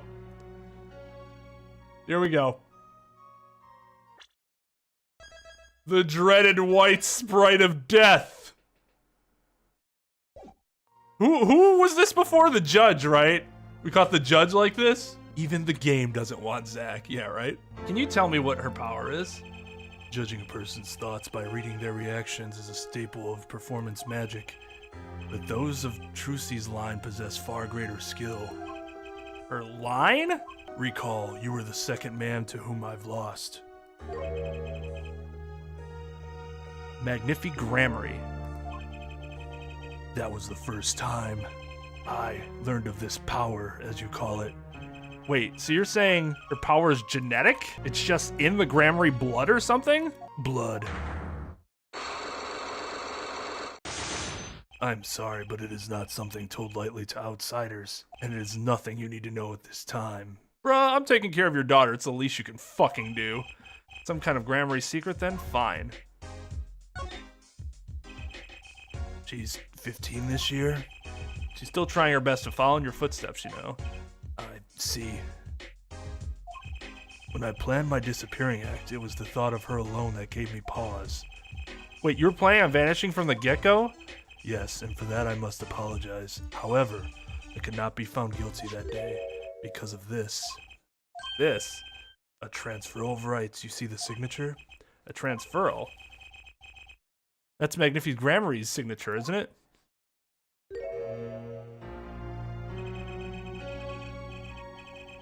I hereby give all rights to the secret staging and performance of my magic to the recipient named below. The recipient's name is you, Zach Grammary. Yes, it is I. Wait, this page looks torn. You recall the diary, yes? Magnific gave it to me that night. You could have told me this earlier, like 7 years earlier. Once again, I must apologize. It was all I could do to prepare for my escape from that courtroom. The greatest of Magnific Grammary's illusions are true art. As such, they are well protected by this document. Only its bearer may perform his illusions on stage. Sounds like a pretty important thing to have if you're his disciple. As the rightful heir to his art, I too wanted a rightful heir. Rightful? I'm sure you know who I chose as my successor. Your daughter? That is why I've risked all to come here tonight. Brushel. Sir! Here you go. What's this? What's this? A letter passing the rights I have inherited to Trucy. I would have you signed here as a witness. But I'm not a lawyer anymore. You need a public notary besides. I may look it. I may not look it, but I'm a certified notary. Notaries, oh God, don't give me that face. Notaries don't have a certain look to them, jackass. You are? By day I wear notary's glasses and hunt for news. Also by day I wear reporter's glasses and notarize. When I take off the glasses, I can't see very well. Your signature, please. This is the first reason I have come here tonight. I finally figured it out. Now I know why you've come out of hiding only now. It's been 7 years, you said. Precisely. There's a law that covers your situation. Oh yeah, the whole he's not dead thing. After 7 years, missing persons are considered to be legally deceased. So if someone was to vanish from the face of the earth 7 years ago, they would lose all rights as a living person after 7 years from that day. Not to mention all of their possessions. Exactly, which is why I'm here. I risk showing my face in public for the sake of this document before my 7 years are up. You might say I am securing my daughter's inheritance. But do you really need this document? Wouldn't Trucy inherit your estate automatically? Not in this case, I'm afraid. This case? Yes, I received the performance rights from Magnific Grammary However, this was done in secret without witnesses. Before Magnify died, 2 potential successors to his repertoire were named. Myself, Zach Gramery, and Valiant Gramery, not Trucy. I see. So you do need this document. I've known Brushel since before I vanished. He is a man I trust. Now only 3 know of my rebirth. I took the liberty of looking into Trucy's background and found you had no other close kin. It is as you say. Okay. I was kind of hoping he'd say something about the mother at this point. I know everything else, but Trucy's mother is a mystery. I have to know more about the power of Trucy's. It's like she can see right into people's minds. First time I saw her do it, it blew mine. And after you were done having your mind blown, you took her to play cards with you. You gotta use the resources at hand, I always say. Yet I myself have no such power. But Trucy does. Why is that? Maybe Trucy got her power from her mother? Thalassa Gramery? I will not speak of that. Thalassa is officially missing, correct? I think I know why you don't want to talk about her.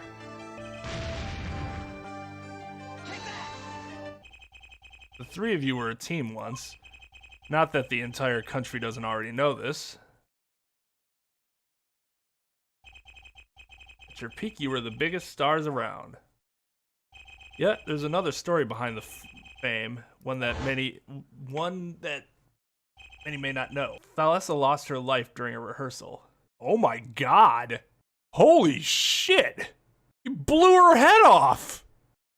Fatality. To you and Valiant Gramery's bullets. It was an accident. It wasn't me. How could I shoot my dear Thalassa? I'm sure Valiant would say the same thing. Why, it's just like another murder I might mention. Damn you. Her eyes, I loved Thalassa's eyes. To think they could read my mind was frightening. Yet there was a warmth in them that felt like an embrace. She is dead, and Magnify Gramery has joined her. So the only one with her power left now is Trucy? Mr. Zach? I do not know. You don't need any power to see through that one, buddy. There's someone else. Someone other than Trucy. Someone who inherited Thalassa's power. How would I know? The chances are slim. It would take a miracle to learn the truth. Or maybe, one has already occurred. There is someone else with the power, and I know who. Is it Apollo? No, because he wouldn't know Apollo yet. Or I guess he does know Apollo? He's the only other person I know with a power. This boy? His name is, I forget, something weird. Of all fucking people. Who could he be? An attorney.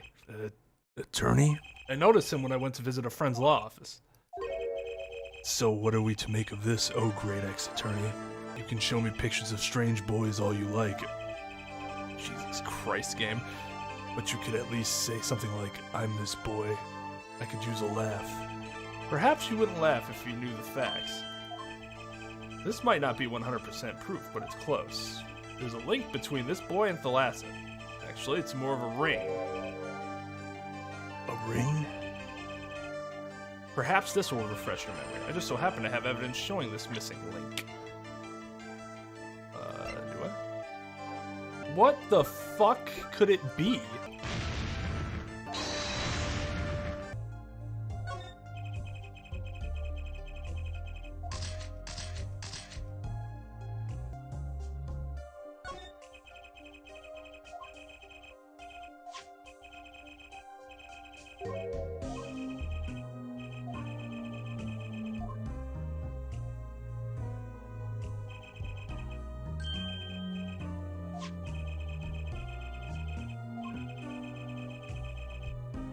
Okay.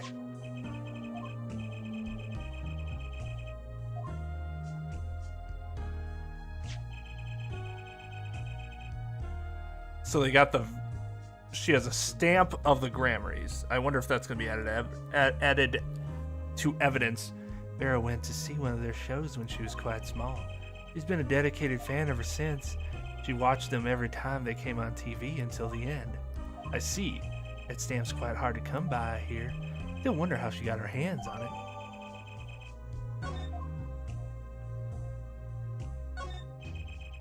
This is you and Vera? Yes, we took that one quite recently. You know, I'm a painter. Why not paint a portrait instead? I've never been that good at people, unfortunately. Alright, shouldn't you practice? This is red envelope. Don't touch that. It's quite important. Painter's face just changed hues. Guess I'd better behave, though it's tempting to just grab it. It's a pretty bottle. Don't touch that, please. I'll get in trouble. Belongs to Vera, you see. She always puts it somewhere she can see it. She looks at it often. There's a light pink fluid inside. Nail polish, I'm guessing? Alright, let's see if we'll die here. Then there's this. Hey, she spoke! She can talk! She can talk, she can talk, she can talk, she can talk. I can sing. I gotta keep talking. Great magicians, aren't they? Isn't True Grammary amazing? Yes? Oh. Especially like those two, Zach and Valent. I mean, they're just so magical. Aren't they? Aren't they? Yeah, whenever I go to one of their shows, I'm like, whoa, magic, you know? Me too. Me too. I love them. They're so cool. It's like magic, yeah. All right, she's talking. Not saying much, but it's a start. I went and saw them with Father the other day. The opening ceremony at the Grammary Museum of Magic. The Grammary Museum? They have one of those? I guess it makes sense now that they have their own commemorative stamp. So, have you been to one of their shows? Just once when I was little with Father.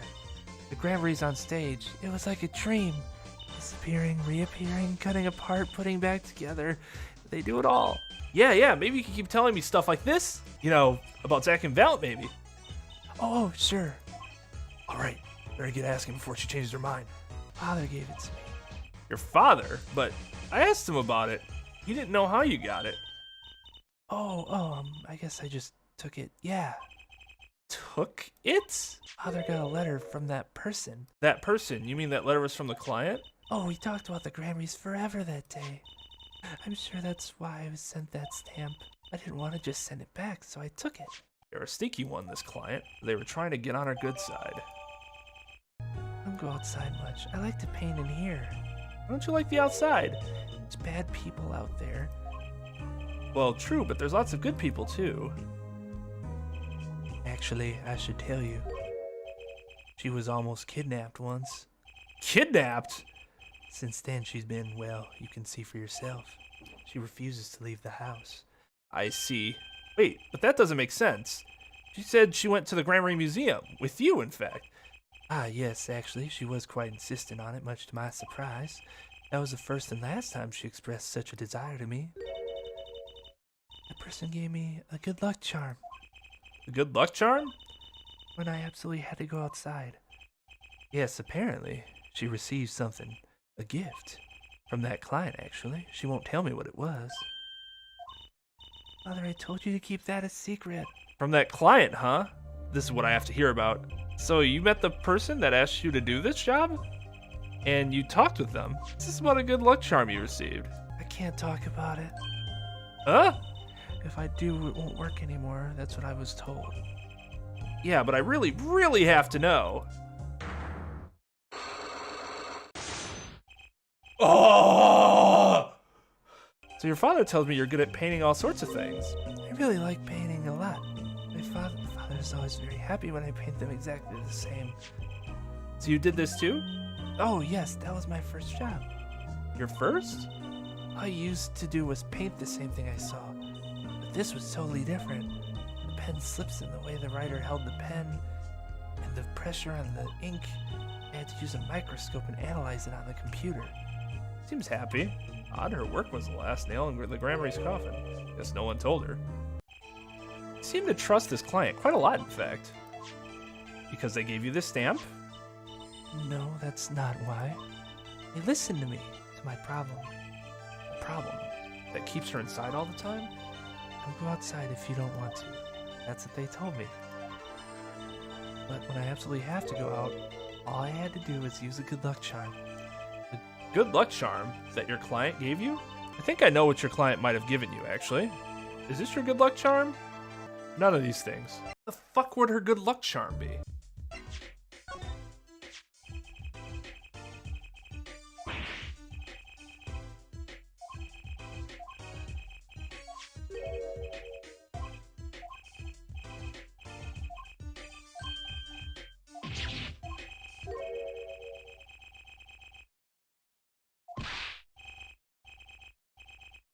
What?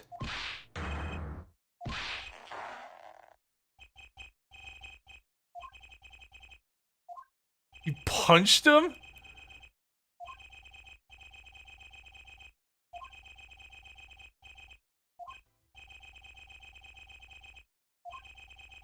Shall we begin our game, my final competition?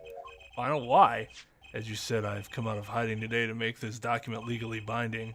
Once that is done, I shall slip once more underground. About seeing your daughter? It would be best if I did not. 7 years ago we played, 7 years ago I lost.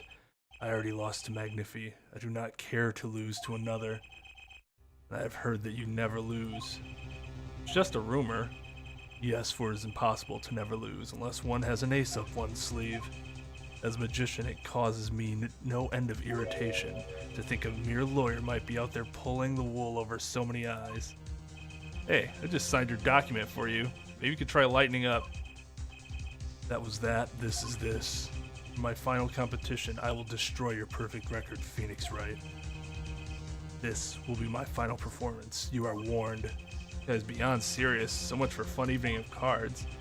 Brushel, you may leave. Ah, but it's your last game. I mean, what a scoop. I punch and I punch, but still it is not enough. I just remembered a future prior engagement. Hello, gentlemen. Oh, and nice meeting you, Piano Man. Then let us begin, dealer. Da? You will be witness to our competition. Da, it is honor for me. Haven't I seen her around here before? He's just now noticing that? That reminds me. I saw familiar faces I entered this restaurant. You did not seem to notice me, however. Gavin, I believe was his name. You know him? After a fashion. Listen, Phoenix Wright. One can learn much from a true competition. Remember this. The Grammary power. I was close to understanding it, but I needed more. And I knew where to get it. Trucy's mother. I need to meet that reporter again, that was clear. And one other thing. From the moment my final competition with Zach began that night, a name was running through my head. The name of a man now in prison.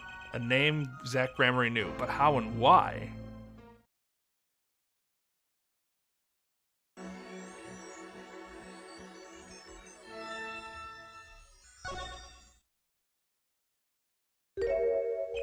How is he still alive? Shouldn't he be dead now? Well, I guess he's still in the appeals, right? No, this is insane. I have no idea why he has this setup. Well, isn't this an unexpected surprise?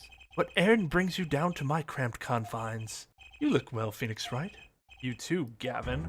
Life has been full of surprises for both of us.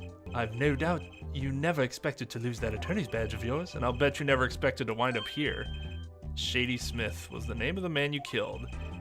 You know who he really was. Who he was. Zach Grammary, you know, the defendant.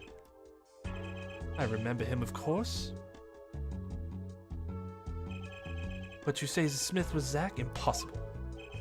Even try to tell me it was a coincidence. What did I just say? Life is full of surprises, don't you think? After that trial, you were arrested and found guilty, but your motive was never made clear. A mistake I plan to remedy. You're not an attorney anymore, Phoenix Wright. What possible conclusion do you think this investigation of yours can lead to? I killed a man named Smith with a bottle because I'm an evil human being. Isn't that enough? Not for me, it isn't. I need to know why you did it, Gavin. You recall that case 7 years ago? Ah, yes, the trial where Zach Grammary pulled his famous vanishing act. My brother won his fair share of praise and adoration for that trial, as I recall. Genius prosecutor reveals crooked attorney, was it? That was when I met you, wasn't it? Was it now? The Bar Association Review Board voted unanimously for the strictest punishment. Unanimous, save for one dissenting opinion, yours. It was my brother who was responsible for putting you in that position after all. For 7 years we've been friends, and yet I still don't understand you. But right, your friendship toward me was never pure. You suspected me then as you still do now, don't you? Honestly, right now, I'm not sure what I think. You didn't just brain a guy with a juice bottle for no reason. Tell me why you did it. Persistent, aren't you? I came here because I remembered something. The night of our game, Zach Grammary mentioned your name, Gavin. After that, he was killed, and I asked you to help me, because I remembered your kindness back when everyone had turned on me. I seem to be in a bit of trouble. Like that. I have to know, why'd you kill Shady Smith? No, Zach Gramery.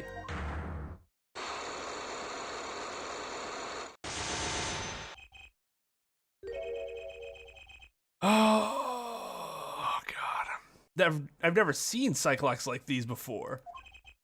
Dark, cold, full of despair. Can I even unlock these things? Something wrong, right? No, it's nothing. Shouldn't push yourself so hard. Life is to be taken easy, you know? Got him. He's doing his nails. You're thinking, what self-respecting man would use nail polish? Not really. I know appearances are a big thing with you. You know what I say. One cannot live a beautiful life without beautiful nails. First-rate in all things, except nothing less. It certainly does look like first-rate nail polish. I like the sparkling bottle. It's crystal. If you're so drawn to it, please have one. It's on me. Sure, I guess we'll examine the rest of the things real quick, but I have somewhere to be. That envelope's been bothering me since I came in here. It's not nice to peek at other people's mail. Oh, look at that! Look at that sinister look. I like it. I like it. The sinister shadow. I dig it. I dig it. It's not executed entirely amazingly, but I dig what they were going for there. You get mail here in jail? That I do, though they do read it first, apparently. Yeah, so, fun fact, he's right, and it's really annoying. So, if there's any question of, like... One thing I do when I'm sending mail to jail is I write do not, or confidential, on the back of the envelope, so that if it's broken, if it's marked confidential, and it's broken, then the client knows that the mail was read. Not all pieces of mail are read. That, at least not here. They don't have enough people to go through and read every last bit of mail. Still, I am allowed the pleasure of correspondence. Packages and the like are a different matter, however. It looks like sneaking a peek is out of the question.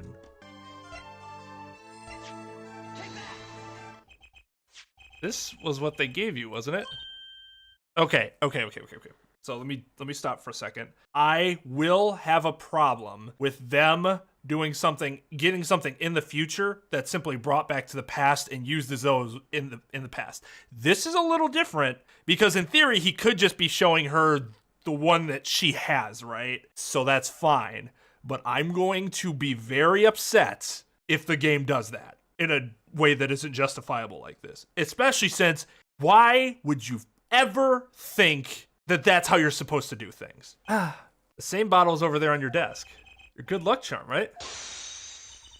Except that apparently he did show her the one that he was given because he just said it's like the one on your desk? Snake, you've created a time paradox. Bum, bum, bum. I heard once, cosmetics were once thought to ward off evil. This is a magic bottle. It has the power. Of course it does. I'll just refrain from commenting anymore on that one. I think I know who gave you that bottle, actually. One who asked you to do this job. Was this the client? This man is a friend of mine. Know him? His name is Christoph Gavin. He's a lawyer, actually. I promised not to tell.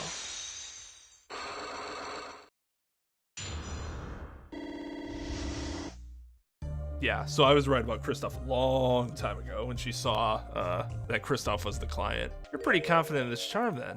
I think it might be the devil. Huh? Or maybe an angel? What do you mean? I saw it, or I think I saw it, when they gave me this. I saw the devil's face. Are you saying the client's face looked like the devil's? No, the client was gentle, with a gentle smile. So where'd you see this devil, then? It was so quick, I don't remember well, but that's when I knew that person wasn't like other people. That's why I believe in my good luck charm. Not sure what this devil she saw was, but it's pretty clear that Christoph Gavin has her charmed. Oh, I think that's all. I'll be leaving now. I'm sorry for what happened. If you want to apologize, try my client, Zach Gramery.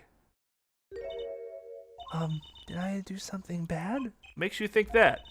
Your eyes, they're sad. Very sad. I'll put on my smile next time I come, I promise. Hope to see you smile then too, Vera. Oh, okay. Take care. Thinking back on my first encounter with the young forger, I witnessed something of vital importance that day. Of course, by the time I realized it, it was already too late.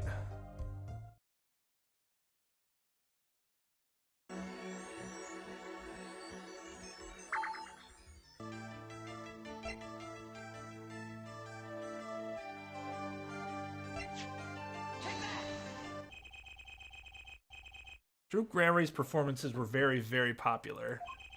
So popular they even made a commemorative stamp at the height of your fame. We're not merely the latest craze, we're an age, a golden age. It's all here on this stamp. There's Thalassa, yes? Ugh. Trucy's mother is missing, I hear. What happened to her? I don't know. I don't really like that. That one's really loose with how Phoenix was trying to put that together compared to the first two, which are a lot more solid. Part of his memory is still locked up. This one shows how much danger you were in. A picture of the three of you. Just looking at straightforward. That's loose. That's loose. There's one thing you're failing to address. What's that? As you say, our troop was a world unto itself. If our leader, Magnifi, was so inclined, he could hide anything he wished with ease. But Mr. Wright, then he would have hid a crime, making him an accomplice. Not a great foundation for blackmail. Alan's got a point. If one of the troop members died in an accident and Magnifi covered it up, his innocence would come into question. On the right address, Mr. Wright? I'm so close, there has to be something. About how Thalassa's death could affect Zach and Valen's relationship with Magnifi. I see it in your eyes. You still have something to say? How can you possibly prove more than you already have? I'll prove why Thalassa's accident tied your hands so completely. With a person, right? It wasn't a question of who shot Thalassa. Thalassa herself was the problem. What do you mean? She was Zach Gramarie's wife, Trucy's mother, and Magnifi Gramarie's only daughter. Ugh, there was a terrible accident, and the two of you killed your mentor's only daughter. If that wasn't the key to Magnifi's power over you, I don't know what was. It was an accident!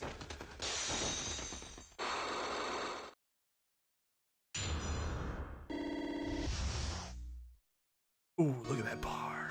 There's no proof, none at all. But Thalassa went missing, and your mentor blackmailed both of his disciples. It doesn't take a genius to put one and one together. Ours was a complex family. You mean Troop Grammary? The master, Magnifi Grammary, his only daughter, and his two disciples. That does sound like a recipe for disaster, doesn't it? Do not be tempted into faulty flights of fancy. Yes, there was an accident, but that is all it was, an accident. Zach and Valen's tour de force. The guns blaze, the bullets fly straight toward the beautiful body on stage, and then crash, sing pow into everything but her. Now that is magic. It happened one day when we were practicing, same trick with a new twist, and tragedy. Dude, her head was blown clear off of her. Like, it looks like they beheaded her. But as for whose bullet stole Thalassa's life, we shall never know the answer. Thalassa disappeared from our lives and Zach was bereft of his wife. Trucy lost her mother, and Magnifi his daughter. It is all part and parcel of the darkness that comes from when the curtain falls. Why did Magnifi Grammary try to cover up the accident? It was his own daughter who died. All I can say is it was a critical time for Troop Grammary. Passing of the torch from Magnifi to Zach and Valence. We all sacrificed so that it might be a success. Thalassa's death was the greatest sacrifice of all. Yet, even when her life was extinguished, her presence was not. What do you mean? In time, we, myself and Zach, found we could no longer oppose Magnifi's wishes. Magnifi forced us to perform his art for his benefit. I see. I guess I can understand. I mean, he did lose his only daughter. But do you not find cowardice in his actions? Huh? To decide to hide the truth of your own daughter's death is one thing, but then to hang that death as a guillotine above our heads? Things were dark behind the scenes in Troop Grammary, that's for sure. Does Trucy know? She was not told, naturally. Who would want to know that their father might have taken their mother's life? True. I had not thought of that accident for a very long time. Sorry to dredge up old memories, but this has helped a lot. Not to find Magnifi's slayer, I should think. True. After that accident, there was one who came sniffing, quite persistently, A reporter? Called himself a newsman at the time. Often I spied him lurking around the dressing room doing his research. Did you happen to remember his name? What was his name? Sorry, I have forgotten. But in the course of his interviewing, he became quite close to my partner, Zach. I liked him not. I see. His name I do not recall, but his scent, the cloying aroma of mint. Yes, whenever he smiled, which was far too often. I see. Thanks for your help. It does no good to interfere with the past, Mr. Wright. You will not uncover answers, only wounds. I'm sorry. I'd begun to notice a dark curtain hanging over Troop Grammary. I began to realize what I had to do. I had to protect Trucy from that darkness. The reporter he mentioned, the newsman, I never knew who that was at the time. Though I've got a pretty good idea who it is now. That smile and that sickly sweet smell of mint. The last floss-thin thread connecting Zach Grammary to this world. Sooner or later, I have to track him down.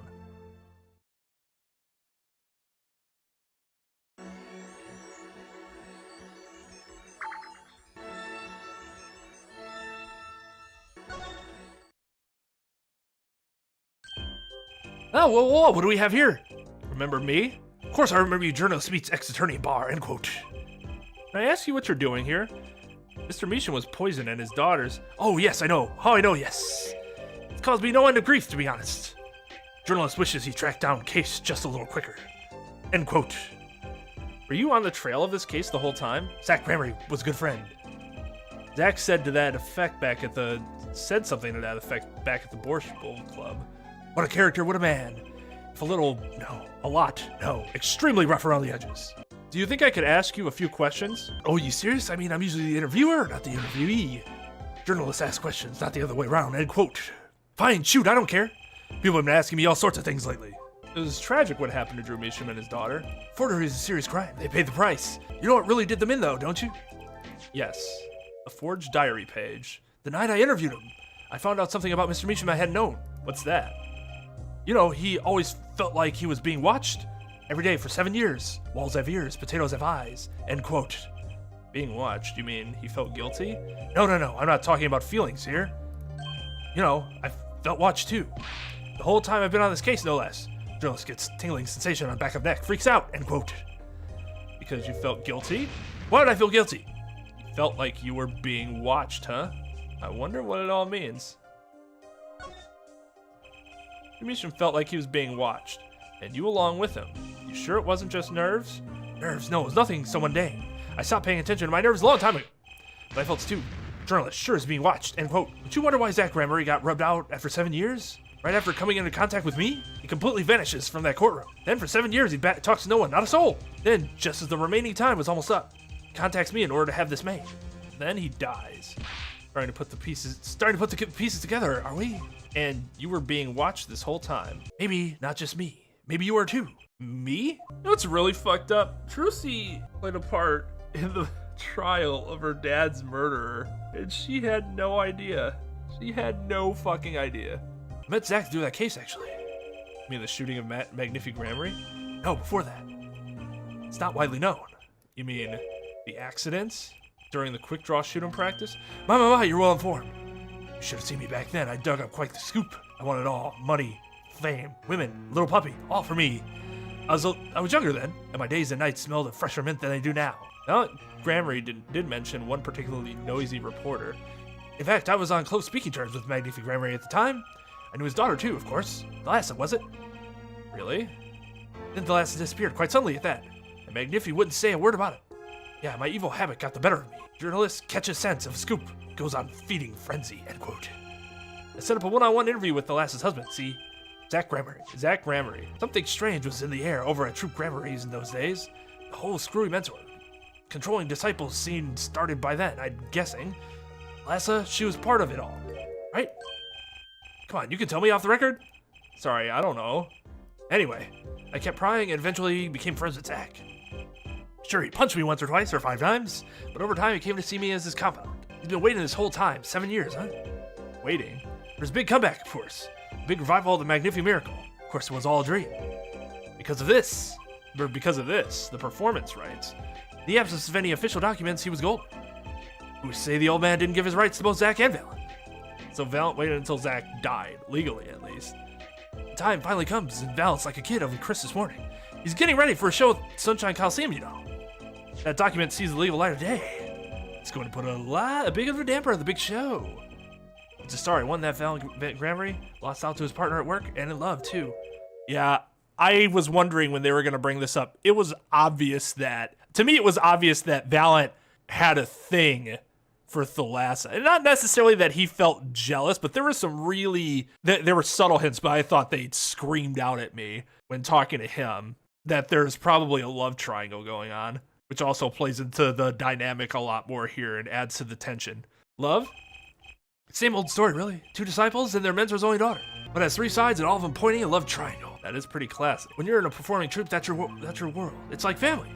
One with an entire high school's worth of drama, intrigue, and backstabbing. In the middle of all this, Thalassa had Trucy. And then she dies. I need to find out more about this Thalassa. I would also say he's a better dad than Zach. Zach literally just abandoned Trucy. It just was like, oh man, Phoenix will take care of her without any word or anything like that. I don't know how you could do much worse to a child than just straight up abandoning them. At the very least, when you're pressuring somebody like Edgeworth and Francisca, you could make the rationalization that Manfred did it because it worked for him and thus he thought it would work well for them too and they can be great. So he's trying to do something that in his mind is benefiting his kids when really it's all for him. But how could Zach doing what he did have benefited Trucy? Just leaves her. I don't know. So Thalassa married Zach and had Trucy, see? It was her second marriage, actually. You mean she was divorced? Hadn't heard this one before. Not quite. Her late husband was a performer too. He died in an accident on stage. Tragic, really? They had only been married 1 year. I didn't know. Ah, but she was a beauty. I still carry a portrait photo of her around, you know. That's not fucking creepy. Carry a photo of your your really good friend who is allegedly dead, although he knows that he's not really dead. His wife in his pocket. Classy indeed. She is pretty. I've known Trucy since she was a little thing too. She got the better deal, really. She's got you for family after all. What do you mean? Just reminiscing, you know. Thalassa has another child besides Trucy, end quote. Whoa, what? But Trucy said she was an only child. Ah, yes. This one she had with her previous husband. Previous husband? Her first husband who died on stage? Yep. They had themselves a kid. Another orphan now. The Trucy and Apollo are siblings, half siblings. Oh, that's kind of cool. At least that's what I'm assuming here, right?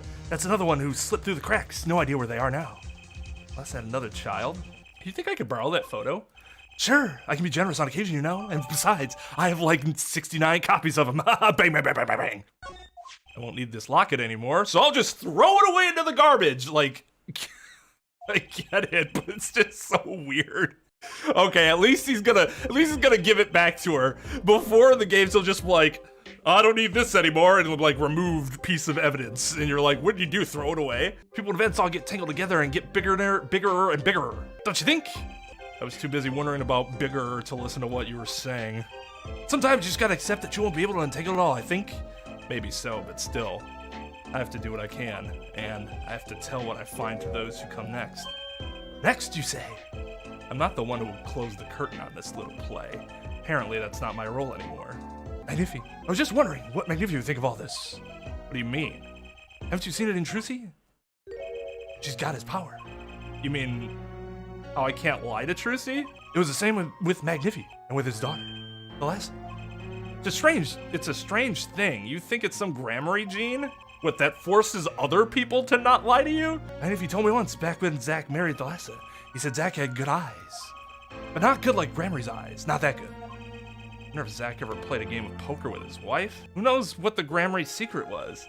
Maybe nobody. Maybe now that Zach's gone. Zach Gramery. Hey, holy shit, he looks mildly normal there. Because of the tone change. He looks a little better. He just can't smile, ever. God, no. The plot had finally begun to reveal itself. It sprouted from a warp in the Gramery fabric and grew, swallowing everything, wrapping itself around the Gramery's power. Okay, that's a little outside of Phoenix's pay grade. Power which passed from Magnifi Gramery to Thalassa to the next generation. And I would once again need to meet the one who bridged it all together.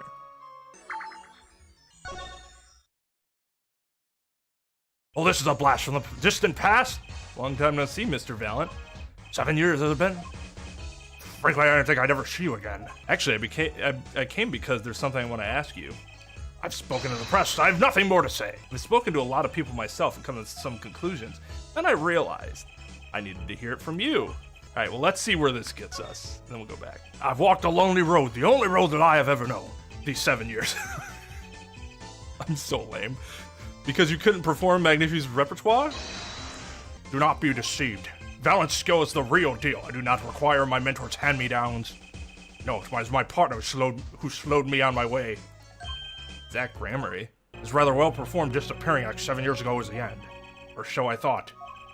Zach Gramarye murdered our mentor and fled to escape punishment for his crime. You said something to that effect 7 years ago, didn't you? I remember it as if 'twere only yesterday. Yet that was not the way of it in the end. But while he vanished, the suspicious upon my own person never did. His partner Zach vanished to protect him.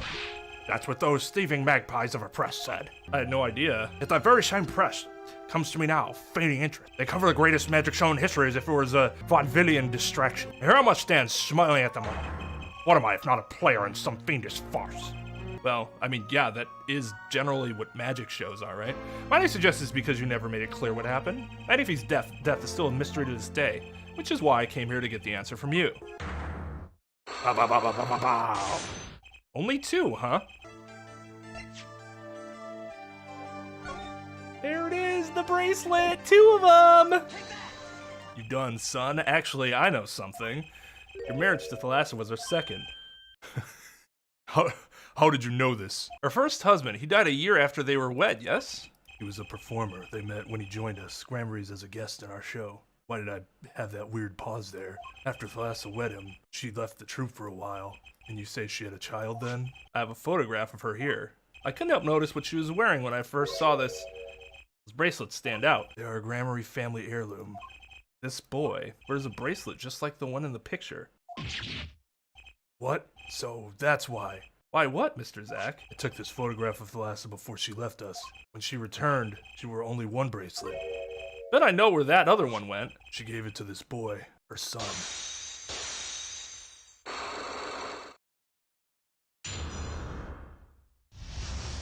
This strange power, I do not know from where it comes. Yet the fact that it is passed down the Gramarye line, it runs in their veins. What is it? I asked her, Thalassa, once. This is what she told me. Her power responds to tension in others. Tension? If she were to face a person and they became tense even slightly, then she would know, no matter how hard they tried to hide it from her. So she could see it. Not quite. This is the strangest part of it all. She wouldn't realize that she was subconsciously detecting this tension, without the use of a particular object, or in her case, objects. Objects? Wait, were they something she wore? Yes, her bracelets. I admit the first time I saw one of those, I felt there was more to it than just fashion. Because why else would you wear that if not but for fashion? What kind of power could a bracelet have? You shouldn't shit on it. I don't know, it might look good if I actually saw it on somebody. I've made a decision. I will tell you all I know. Consider it a gift. I hardly need to tell you at this point, but those two are brother and sister, yes. And the brother, too, has this power of theirs. So Trucy has an older brother. I wonder what will come of that. Mr. Wright, tonight, after our game is done, I will return to a life of hiding. I would not see her live her life without knowing. I understand. I'll tell the two of them when the time is right. I am in your debt, once again. No kidding. What I want to know is how all this got to be so messed up. Those bracelets are made of a special alloy. It is said to expand and shrink very slightly in response to body warmth. So they're temperature sensitive or something? Yes. This is how they can shrink to the exact size of the wearer's wrists. This has something to do with the power? What have I told you? The Gramarye power reacts to tension in others. The Gramarye senses tension. They, too, become tense. This tension translates into minute contractions of the muscles. So minute they cannot sense it on their own. Their muscles? Oh, so that's what the bracelets are for. With the bracelet on, one can sense these contractions. Because the bracelet is always a perfect fit. So when the person they're watching gets tense, the bracelet feels tighter on their wrist. Precisely.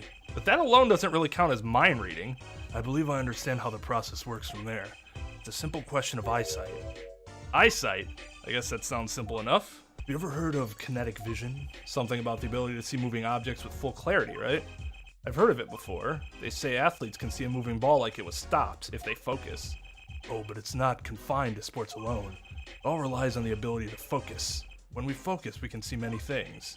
The faintest twitch of the face, and the meaning that lies behind it. Therein lies one of the secrets of magic. One must know the mind of a crowd before one may distract it. So basically what you're saying is, Gramarys can see really well. For them, seeing is more than believing, it is knowing. Their power relies on eyesight combined with exceptional focus. Things are starting to come into focus for me too. Of course, it is difficult to maintain such levels of focus for any length of time.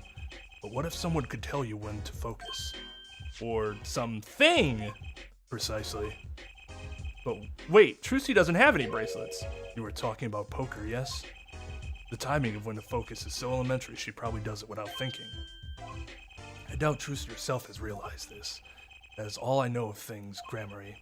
Thank you, Mr. Zack. If this boy's bracelet is the real thing, then he will use it before long, thereby awakening his power. I'll keep that in mind. Well, shall we play a game? I've said so much. Let me say one more thing. I will tell you of that night. That night?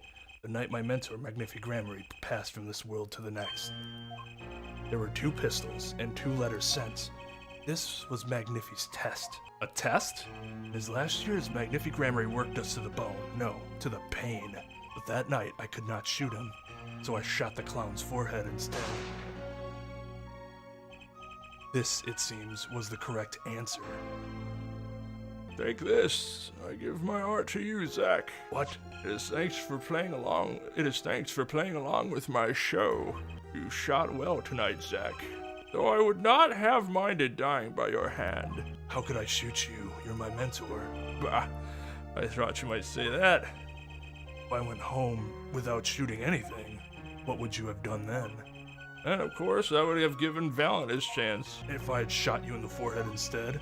Then it would be over. If your Valiant were to shoot me in the head, then I to the darkness would go and my art with me. A fitting end, don't you think? Yet this ending too gives me no cause for regret. I thank you, Zack. And I am sorry, I have done much that was wrong in my day. Seems to me that Magnifi wanted you to be a success for all along. That's why the time he gave you was earlier than Valance. Perhaps, but it's not something we'll ever know for sure. I wonder, what is Valen up to these days? Waiting for you to die? If 7 years pass like this, the performance rights go to him. Ha! And now here I am, and his dream is ended. It's worse than that, actually. Public opinion's a fickle thing, you know. What? You don't mean to tell me they put the blame for our mentor's death on him? The trial ended when you vanished, Mr. Zack. There were even rumors that Valen had helped you pull it off. But that's madness. Well, it seems that before I can once again disappear from this world, I have one more act to perform. Isn't it odd that sorting out my life should prove so complicated, even though I'm dead? That night, Zack Grammarly was killed. He died as Shady Smith, a mysterious traveler with a secret past. But he left one thing behind before he parted. This. His confession, to use as I saw fit. Of course, he'd killed no one. This was his way of tying up loose ends with his old partner, Valen Grammarly. So that's why the game's controversial. They shipped Apollo and Trucy for some reason, and then they found out they were half brother and sister, and then they got pissed. 0 of 10 will not play again. For 7 long years I've endured. Now finally the curtain lifts on my new golden age. All the miracles of our troop within my grasp. Sorry to do this, Valen, but right now, I need answers. So I'm gonna fuck your mind. I think I'll start by dropping a bomb. That should shake things up. Now, I wouldn't be so sure about those miracles, not as long as I have this! And what might that be? A ship bears the Grammarly shield. I should have brought this to your attention sooner, but I didn't imagine you'd be planning your comeback quite so fast. What is this? A document showing the true recipient of the performance rights to Magnifi's miracles. What? Zack Grammarly, he wrote this? What? He passed everything to his daughter. Trucy and Nigmar. Actually, she's officially my daughter these days. Preposterous, Zach. Zach is gone, vanished into the void. This is the genuine article. Zach was alive when he wrote this. Both myself and the notary can testify to this. Oh. Why? Why does fate toy with me so? Why must my life be lived in thrall to the dead? Not the only one with that problem. But he shot Magnifi. Yes, it was Zach, it was. And then he left, and my career as a magician fell into darkness. Did you think there might be some way out of it? Say, if you could prove Zach Gramery shot Magnifi. Was that why you testified? Yes, my way out. It should have been my way out. Well, it might not be too late, Mr. Valiant. All you need is a way to prove your case. Who really killed the Magnifi Gramery? I believe I have the answer to your prayers right here. Zach Gramery wrote one more thing before passing on. This is a confession. In which he admits to the killing of Magnifi Gramery. See? All according to your plan. I am a magician by trade. Deception is my life's work. I fool the audience, give them a fleeting dream, and it seems the tables have turned. Now I am the audience, believing in the deceptions I have wrought upon myself. Zach wrote this right in front of me. After I explained your situation to him. Oh my god!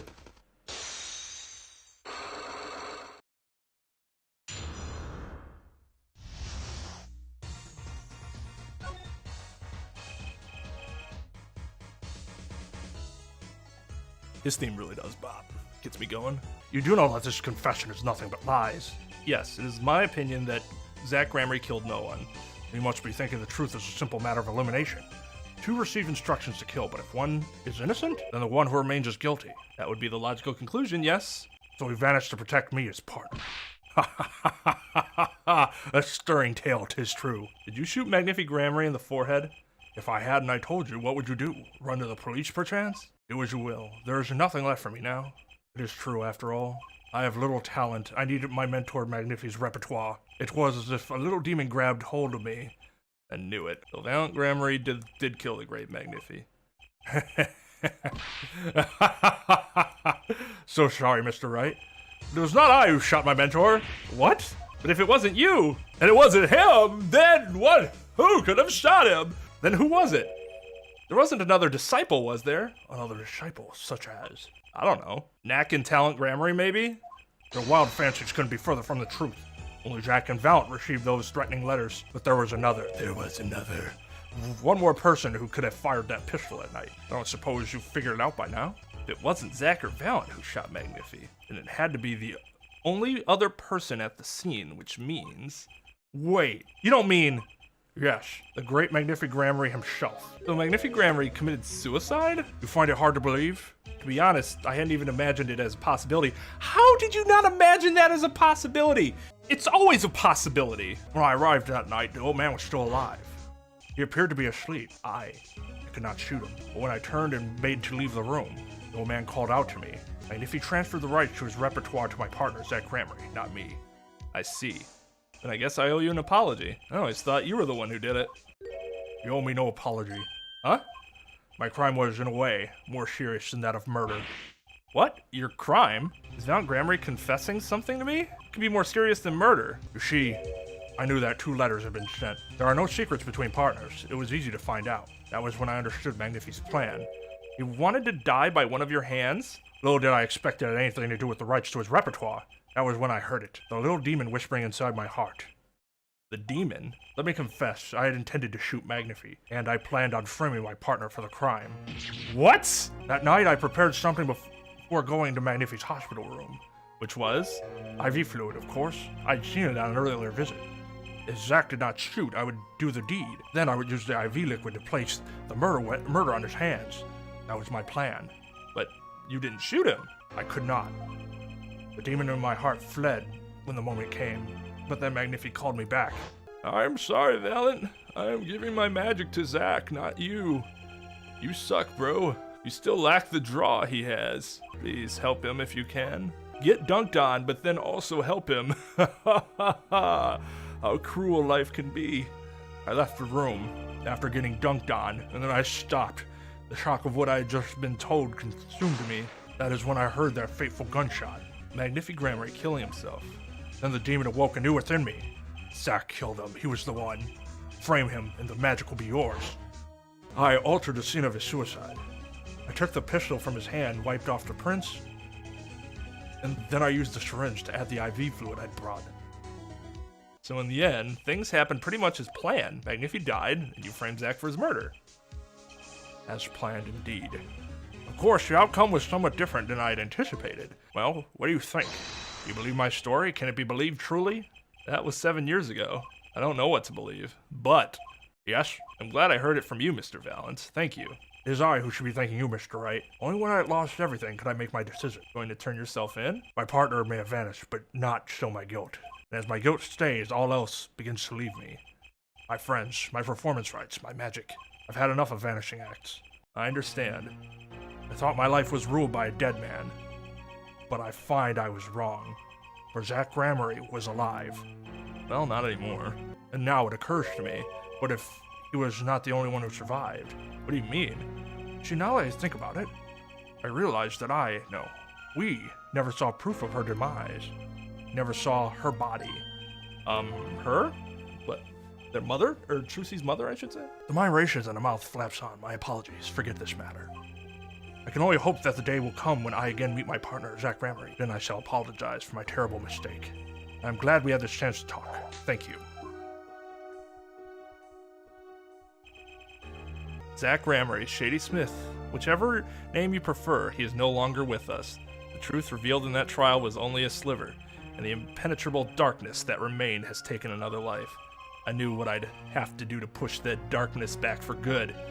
It would involve paying that man a visit. Well, okay, so you should feel sorry for Zach, except for he just left his daughter to be raised by a stranger. There aren't many ways you can suddenly not feel any sympathy for a person than if they just up and leave their kid. Though to be fair to Zach, if Valence's plan succeeded, he also would have taken Zach away from Trucy. So they're both kind of pieces of shit in that regard. Sorry, sir. Prisoner Christoph Gamez is currently occupied. I see. You know when he'll be finished? Well, could you go find out? Certainly, sir. Please wait here a moment. My apologies to the guard. There's something I need to see. What, this? There it is. The yellow envelope. And the sender is Drew Measham. I was right. Oh my god, he looks normal again! Man, monotone really does him well. This is the last letter that Drew Measham wrote. And there's something I need to do. The last thing I need to do, in fact. Here goes. Let's see if this antiquinine spray finds anything.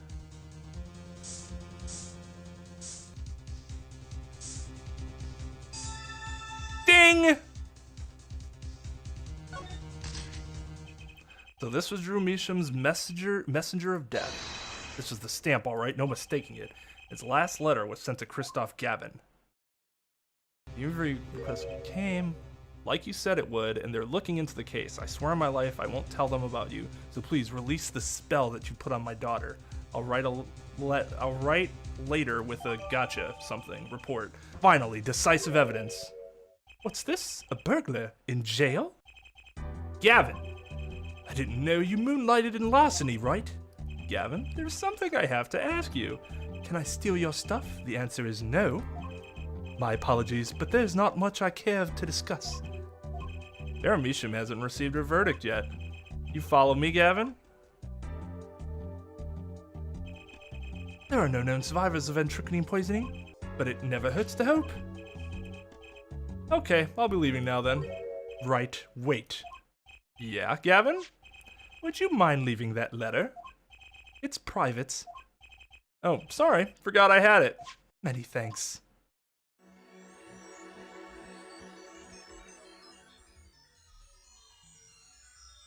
Well, that's something. Ah!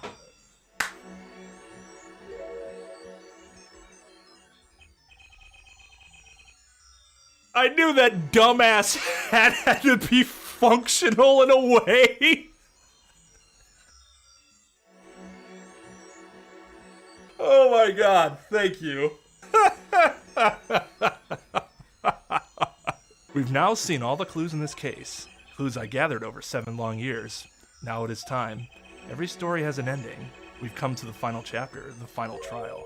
Find the truth. You're the only ones who can. So he's talking to the jury, not to us? That's fucked up. He's presenting his own case behind the scenes. That's why ex parte communication is not really allowed. Welcome to court. 7 years, all leading to one verdict. A verdict which you must decide. Is the defendant Vera Misham innocent or guilty? The courtroom doors are opening. The trial awaits. Are you ready to begin?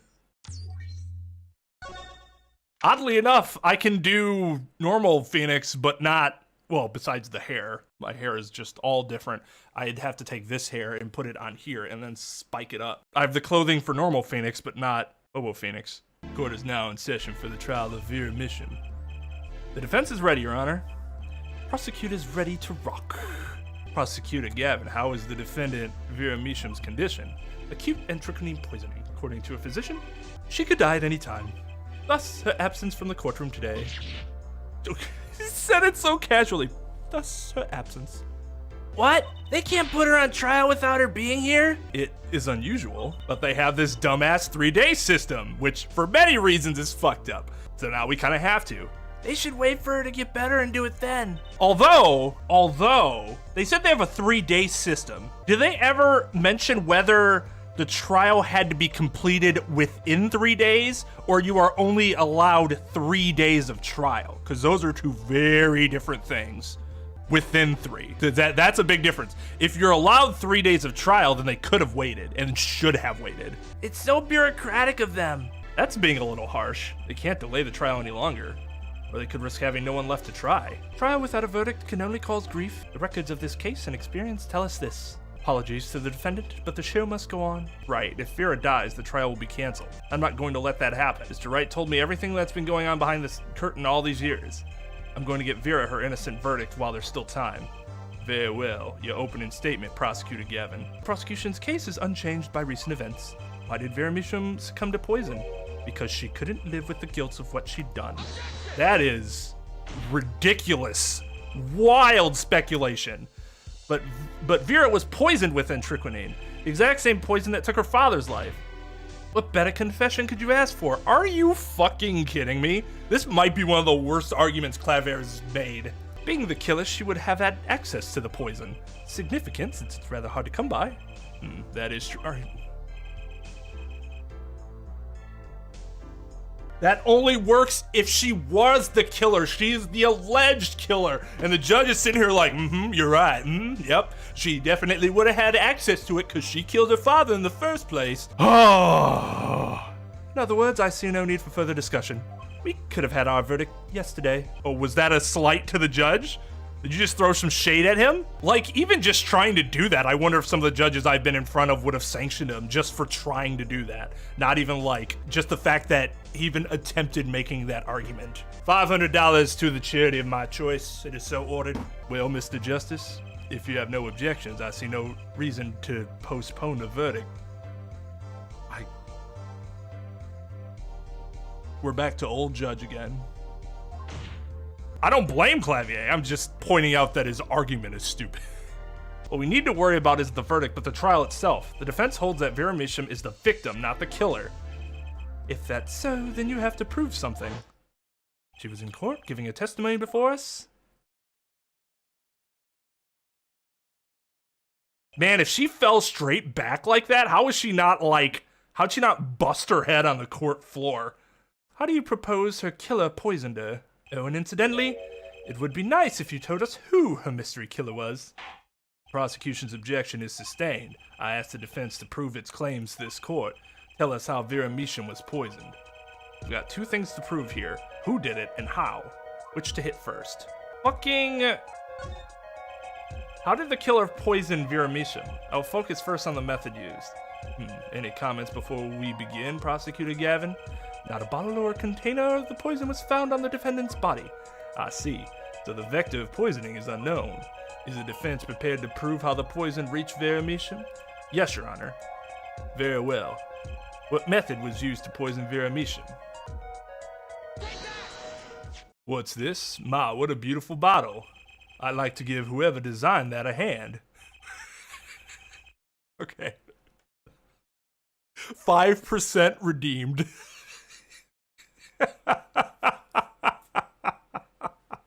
That was good.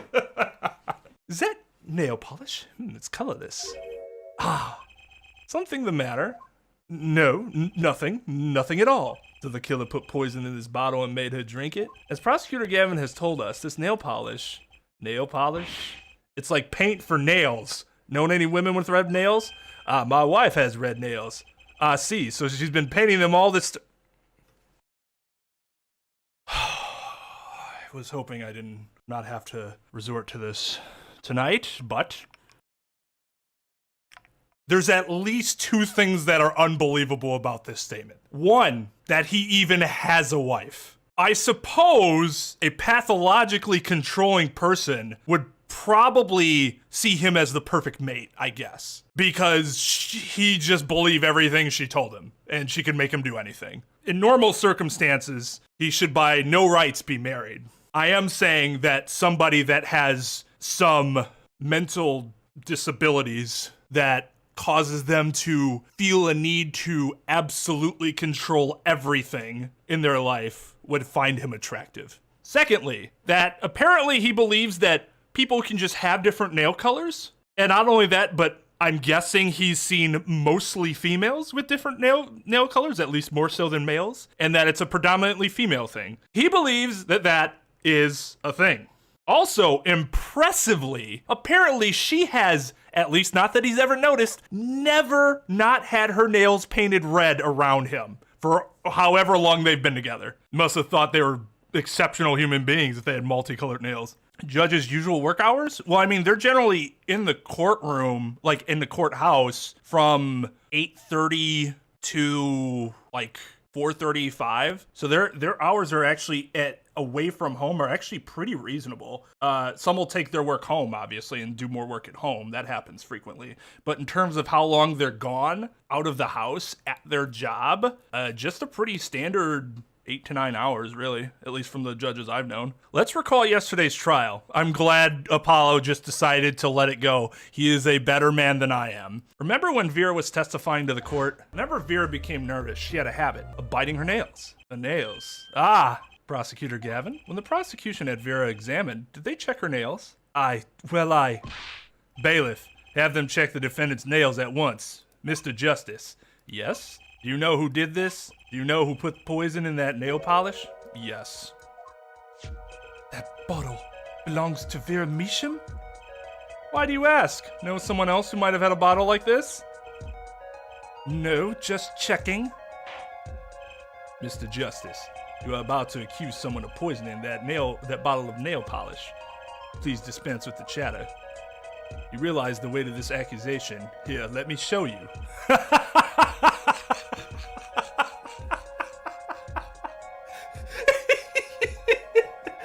Yeah, let me show you on your health bar exactly what will happen if you are incorrect. See, I've seen these same judges be mean before, with the exception of one. There is one that I don't think you could make him angry, and that was impressive. I've seen all these judges be mean at times. It's just, I've also seen them more than just the once, so I know a vast majority of the time they are not like that. But yeah, every once in a while you might run into somebody that just pisses them off or they had a bad day. Understood, Your Honor. No problem. I know what I'm doing this time. And let us ask, who poisoned Vera Measham via her nail polish? Christoph. What's this? Christoph Gavin. What's your game? My bro? There's no way he could do a thing like that. Oh, you mean except for why he's in jail in the first fucking place? Good Lord. I've felt like I've had my health bar taken away because of things the judges said to my clients before, because as an extension of them, it feels like I get punched in the gut too. You should know that better than anyone else. Indeed. He's behind bars. That doesn't preclude somebody from murdering another person. Haven't you heard of mob bosses getting people killed while in prison? I know. However, that doesn't mean it was impossible to do what he did. What? Ask yourself when he put the poison in the bottle. Could have been yesterday, could have been a month ago, maybe it was a year ago, or perhaps It was 7 years ago. But Christoph Gavin had no motive for killing this poor girl. It's simply inconceivable. Prosecutor Gavin doesn't seem to think so. That face tells me one thing. Christoph Gavin's own younger brother doesn't find it inconceivable at all. Well, Prosecutor Gavin, if you feel there's a clear and pressing need, then we may have to summon Christoph Gavin from jail as a special witness. Fine. I've known for some time that impenetrable darkness lurked at the bottom of this. Darkness that has swallowed even myself. Okay, the defense's wish is granted. Let Christoph Gavin take the stand. He's the smartest character I've met so far in all of these games? Phoenix. Then probably Edgeworth. Just take when you get to be Edgeworth. Oh my god, what is this power that I feel? This power of competence. Oh my god. Francisca's also very good, especially given her age. I did think she was a pretty good prosecutor. Unlike Godot, who was awful. Bailiff, begin proceedings to call a special witness. The witness is Christoph Gavin, currently residing in solitary cell 13 at Central Prison. Generally, judges don't know exactly what cell someone is located in. That's kind of interesting. Francisca's made some very good arguments, but I think Clavier's probably a better prosecutor. Your Honor, how nice to see you again. It's been quite a while, hasn't it? To what do I owe the pleasure of your company? It's not every day I'm summoned from my solitary cell. In fact, it's never. I think you already know, Mr. Christoph Gavin. Ah, Mr. Justice. I hear you've been doing quite well for yourself. Ugh. Why do I feel like somehow he's still my boss? 'Cause you're a fucking wimp. Jesus Christ. Step up or lift, Apollo. You can do it. Does this bottle look familiar? Ariadne nail polish? Why, yes, I use it myself. As did the late defendant, I hear. She's not dead yet. And was there something concerning this bottle you wish to ask me about? I admit I respect her for her taste in nail polish. Her taste, indeed. This nail polish was how Vera Mishan was poisoned. A triquinine, was it? You're well informed about the case, Mr. Gavin. Oddly well informed, like suspiciously well informed. Even in solitary, much comes to my desk, and I have nothing to do but read. Especially because I have everything I could ever need in my desk. It's basically like just living at home, except I don't have to cook anything. It's amazing, actually. Well, Claver? Maybe you can explain this? You're being accused again by him. Again. Ah, and? You agree with his accusation, do you? Let's hold a proper trial, shall we? Christoph Gavin, your testimony, please. I'd be delighted. The charges against you are quite severe, Mr. Gavin. You are suspected of the poisoning of the defendant, Vera Mishan. Please testify on this matter to the court.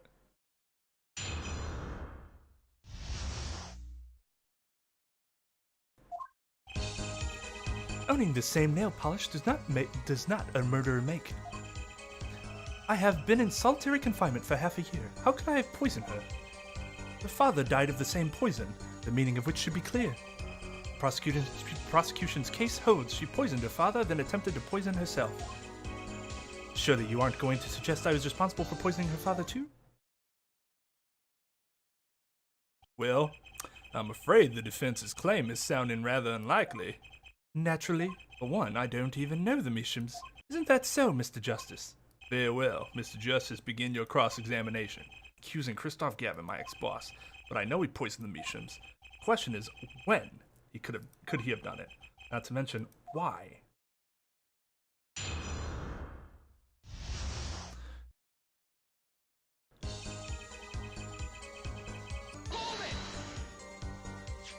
But it does a good villain make. This is Captain and Coke Zero. Ariadne is a nail polish of the highest order. Not only is it fabulously expensive, but is made in extremely limited quantities. And you and Vera just happen to use both use it? It can't be a coincidence. I'm guessing it's not a coincidence. Huh? It's simple. Ariadne is the best nail polish one can buy, correct? Then, if one wanted the best nail polish, one would buy it. That makes sense. Why, it's a bit like my feelings towards my brand name gavel here. And my silk top hat. Are we all done showing off our refined tastes? Please continue with your tasteful testimony.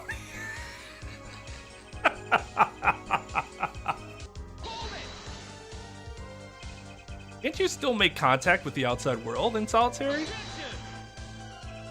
Ah, so he had an accomplice on the outside? Is this your latest accusation? Maybe not. That's you sort of inferring there, buddy. I'm allowed a certain modicum of letter writing. But the contents of those letters are closely checked. It would be extremely difficult to send a hit request. Prosecutor Gavin's on the warpath, isn't he? Yeah, you think so too, Trucy? I bet I know why. He must be nervous with Big Brother watching.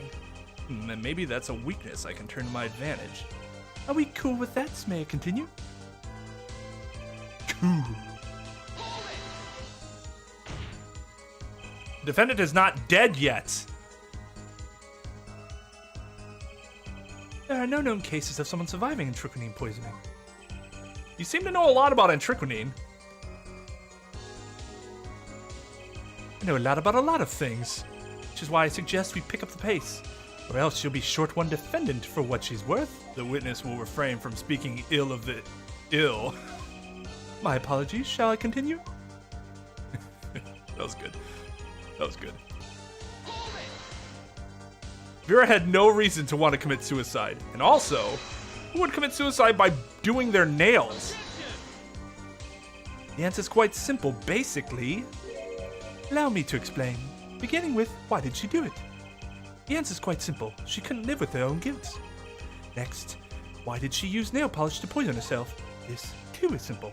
So she could die without doing something that she liked. Something that she liked? Once she saw that the trial wasn't going her way, she knew she would die. And it's not easy to bring poison into a courtroom. Must I explain further? I believe that's clear enough. Crystal clear. Well, I wouldn't do it until a verdict got announced then, just in case. Turns out we pulled a rabbit out of our hat. I mean, we do have a fucking magician over there on the defense side. Wow, the two brothers together is like a two-man wrecking team. They could use a little more teamwork, though. Hate it when older siblings just talk over you. Both Vera and Mr. Measham were poisoned with antriquinine. That really can't be a coincidence. The defense is repeating fallacious statements based on conjecture. The prosecution requests concrete, unambiguous proof of the witness's crime. The objection sustained. It's a good objection. It's also hypocritical, because we know he's done the exact same goddamn thing. The defense will please present concrete proof. Does Prosecutor Gavin seem strange to you too? It's like he's all grown up. I think that's how prosecutors are supposed to be, actually. Though he is acting different than usual. I'll bet it has a lot to do with his brother Kristoff being in the room. Well, let's make this testimony count, Apollo. Right, quick and painless. That bracelet should do the trick. Okay, I'm questioning my ex-boss. His testimony seems watertight, but he's lying. I'm sure I'll be able to see something, as long as I focus. Nope, I didn't mean to do that. Fuck.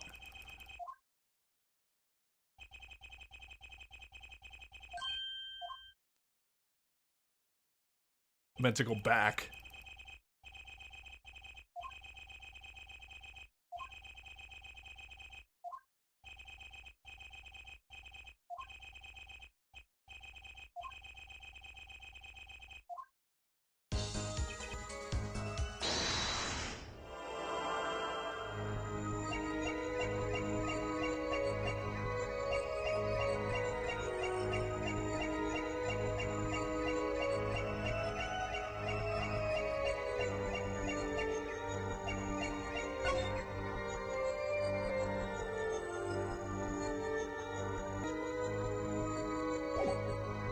Oh!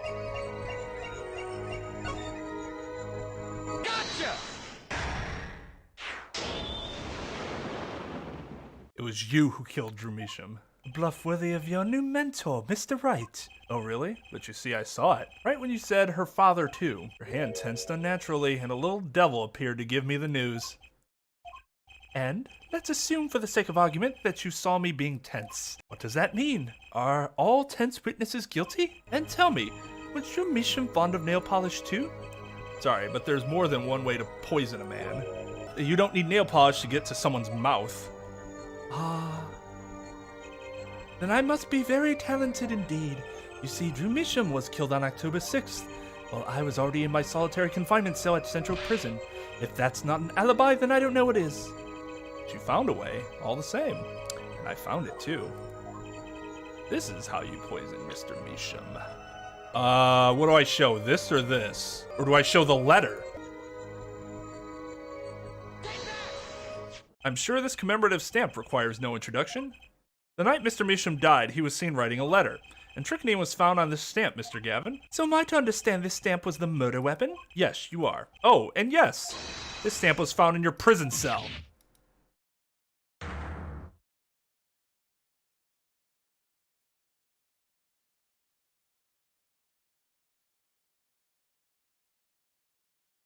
That is all, Your Honor.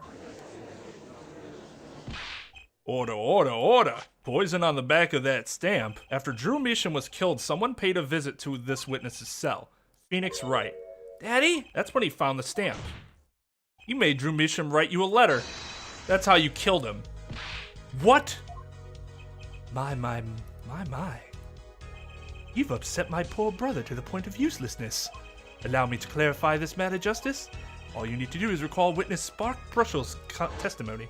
Well, that's the thing, see? After he put his letter in that envelope. Mr. Measham sat there searching his desk drawer for something. His desk drawer? Yes, a stamp, so-called post stamp. End quote. He was looking for a stamp. Ergo, he had no intention of using this stamp. What are you getting at? What I'm arriving at is that this commemorative stamp was in a frame. It was mere coincidence that he used it that night. That would seem to be the case. Or perhaps you mean to suggest that I can somehow manipulate coincidence? He does have a point. How would this witness know if the victim was going to use that stamp? Without that, he couldn't have planned the murder. What? Really, Clavier? You should be seeing through these weak-spined bluffs by now. He's right, though. How could anyone have known Mr. Measham would use that stamp that night? Least of all, Christoph Gavin, locked away in his cell. Well, it seems that the defense has run out of things to say. You assume he had something to say in the first place. I believe the defense's bluff has been called. The defense's bluff? I'm not sure I agree with you there, Christoph. Clever? Honestly, I wanted to believe you, but the defense wasn't trying to get away with a bluff. You were, Christoph. What are you saying? Prosecutor Gavin? Yeah, forehead? What was your accusation again? Huh? Oh, it was that this poison stamp killed Drew Measham, yeah? Which my brother responded thusly, there was no way to know when Measham would use the stamp. Yeah, that's right, which is why it couldn't have been planned. Tell me, it needs to be planned? Why? Why couldn't it have been a coincidence? The defense's case is simply that Drew Measham died by that stamp, that's all. Coincidence. Christoph, you tried to slip out from under his accusation by changing the subject. Deflection. If that's not bluffing, what is it? What are you up to, Clavier? I could ask you the same thing, the same question, Christoph. I silenced the defense with the fewest words possible. It's called efficiency. But Mr. Gavin, that's an impermissible testimony. Very well, I shall take his claim head on then. Justice? What? You accuse me of Drew Measham's murder, yes? Then allow me to ask you, what possible reason could I have to kill a painter? Follow motive. He's talking about motive. Yes, I'm not deaf, Trucy. Indeed. It's hard to see how an attorney could come to want to kill a painter. Now here's something. Why didn't he bring up the motive from the very beginning? Unless he was afraid it was a battle he might lose. So what does it mean? It means there might be a weak spot. Maybe I have some evidence to prove a motive. A motive for murder. This is a vital, if not the most vital element in this case. Please consider this when making your statement. I'd say it's about this vital. That's pretty vital. Well, Mr. Justice, would you like to save your game now? I mean, we already broke the fourth wall twice here. Might as well say that now. I'm growing through with this no matter what. Understood, Your Honor. I like to present evidence. Then let's see what you have for us. What reason did Christoph Gavin have for wanting to murder Drew Measham? Yeah, let's think about this for a second. Oh, do we not get to see the letter? Christoph Gavin's motive becomes clear. when we consider why the stamp came to Drew Meesham's studio in the first place. And why was that? Forgery, Your Honor. Go back 7 years. Drew Meesham accepts his first job creating forged evidence. I've seen that before. A page from a diary, was it? Magnific grammar. Ah, when attorney Phoenix Wright lost his badge, yes? This was the evidence he presented to his loss. This evidence is a fake, yes. But did Mr. Wright request the forgery be made? That was never proven. The defense attorney on that case was Phoenix Wright. Who other than him, drunk with the prospect of victory, could have done it? And why would they? Just out of curiosity, you remember this letter? This is the first page. And this is the second. Those were presented in court yesterday. This letter was sent to Drew Meesham by the client who requested that forgery. Enclosed stamp was none other than the poison commemorative stamp. Drew Meesham drew his last breath just the other day. However, the motive for his murder was already 7 years old. 7 years old? The client who requested this forgery was very cautious. He tried to erase anything and anyone with connections to the forgery to keep them from talking, but he made a mistake.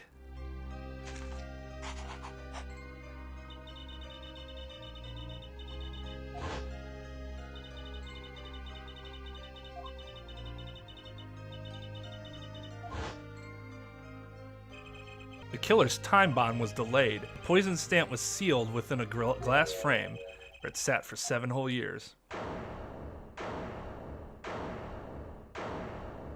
Forehead, do you understand what you're telling us? The one who schemed up the forged diary page was the one who poisoned the stamp. It was Phoenix Wright who presented the forged evidence 7 years ago. Adding the two statements together, the one who schemed to kill Drew Meesham is none other than Phoenix Wright. Sorry, but that's not how this is going to go down. Oh, then how will it go down? I checked through the records on that case when I found this. 7 years ago, just before the trial began. Yeah, there's no way Phoenix had the 100K on him. So true, so true. Phoenix Wright was put on the case the day before the trial started.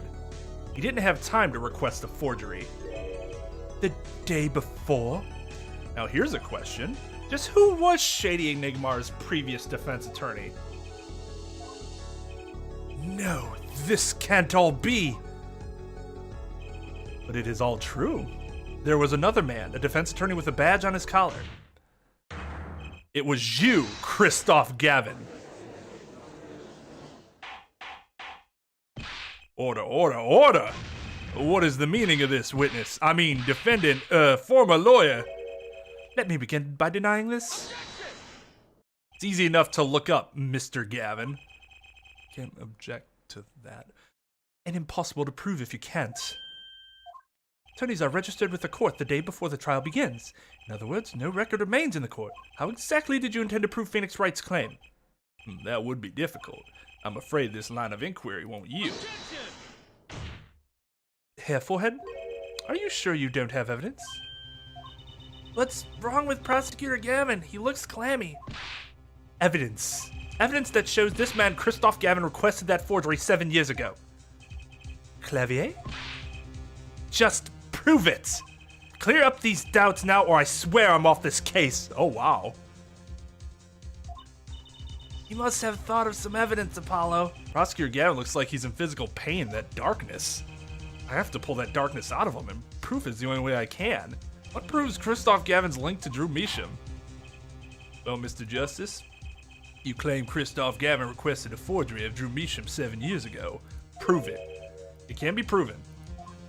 Simply ridiculous. Why even discuss it? This evidence does not... Are you telling the truth, Apollo Justice? I am. Then, I say we give him the benefit of the doubt. Very well, but if you're wrong about this, be prepared for a penalty. Objection! Have we heard his objection before? That was interesting. It's not entirely different from Clavier's, but ever so slightly. Your Honor, you do the defense an injustice. Mr. Justice is clearly passionate about his claim. Should the penalty not match his passion? Fuck you! Fuck off. Yeah, no, I actually feel really bad for Claver here. Like, he was already kind of a sympathetic character just for the fact that he'd lose cases because he was more worried about the truth than winning. And now he's like having to sit here and go after the truth of his brother being a fucking murderer. Yeah, the ultimate pet. I thought that he would have matched the whole bar, but they're giving me 2 chances. I haven't given a penalty like that in a long time. Well, Mr. Justice? Fine, Your Honor. All I have to prove is any kind of link, something that ties Christoph Gavin to Drew Measham, and I have something that clearly does the job. Show us the link between our witness and Drew Measham. Wait, was there something on the back of here? No. Okay.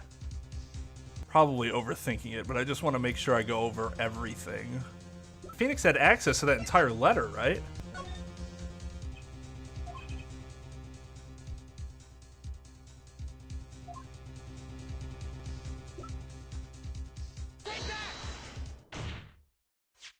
This evidence proves there's a link. That scrap of paper, I'm afraid I can't let you submit that. There's some problem? There is. How could you possibly have that? You couldn't. Hmm? Hey, that's Daddy's handwriting.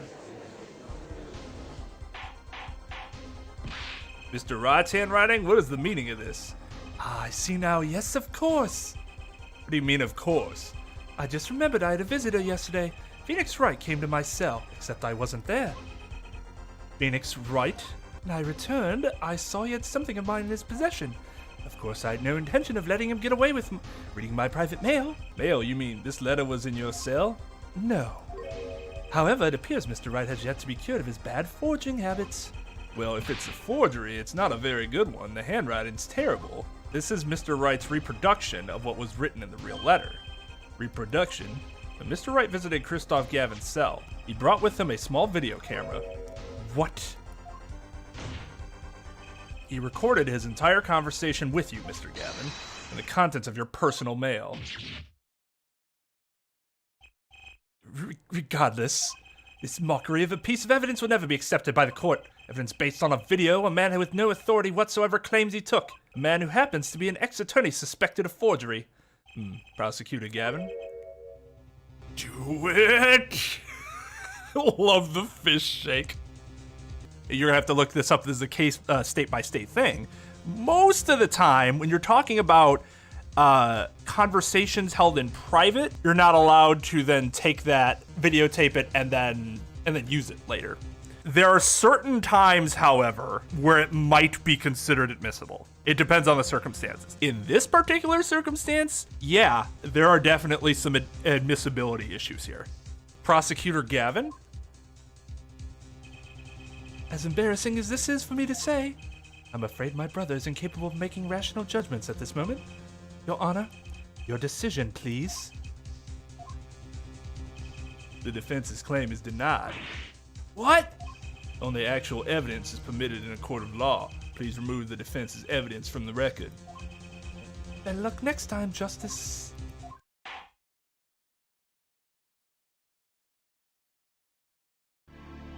Well, we've certainly taken a detour from our cross-examination, but the defense appears to be lacking proof.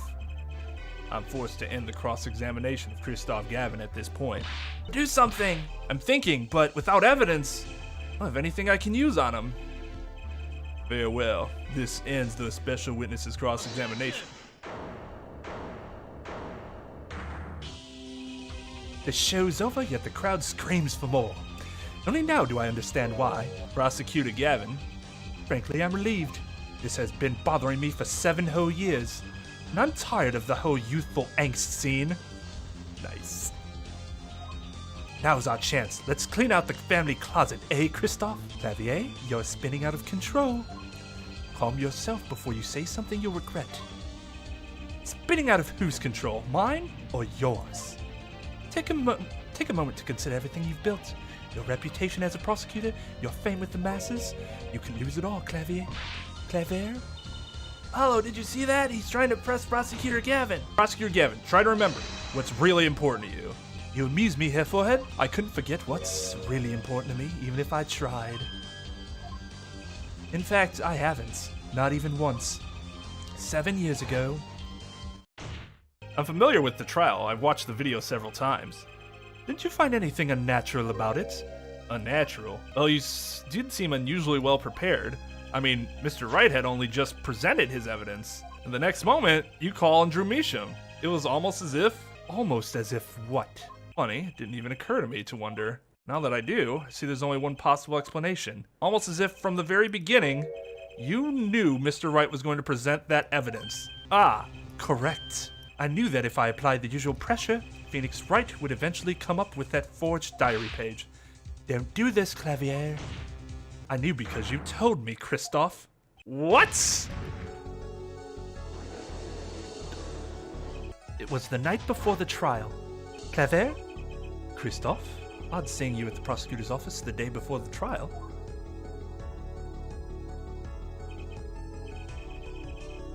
I won't be appearing in the trial, actually. Well, why not? I won't be facing off with you on your first trial, apparently. But in exchange, I brought information. Information? The attorney who will be there in my place tomorrow is not to be trusted. Don't even give him the benefit of your respect. Listen, I want you to call in a special witness. Then, I wondered about it at that time. How did Christoph know so much? Prosecutor Gavin, Christoph. We were supposed to face each other in that trial. A fair fight, brother to brother. I deserved that much. You let me borrow the victim's belongings. You showed me all your research on the case. The victim's belongings? Which would have included Magnifi's diary, wouldn't it? Mr. Gavin? My, Clavier. You disappoint me. You find trees, yet miss the forest. You're the one missing the forest, Mr. Gavin. Would not give dude the respect of calling him Mr. Gavin anymore. You can't sweep this under the rug, not anymore. Tell me what was going on behind that trial. Why not? I've achieved what I came here to do. I see no harm in a little reminiscing. Apollo. I think we're finally going to shine a light on the black belly of this thing. Drusi, we've done everything we could. I hope it's enough. 7 years ago, the day before the trial, I visited the detention center at the request of my client, Zach Gramery.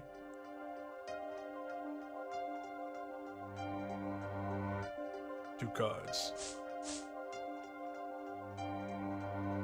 1 card.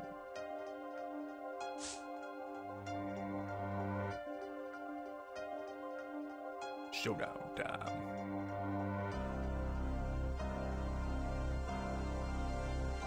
You lose, Gavin.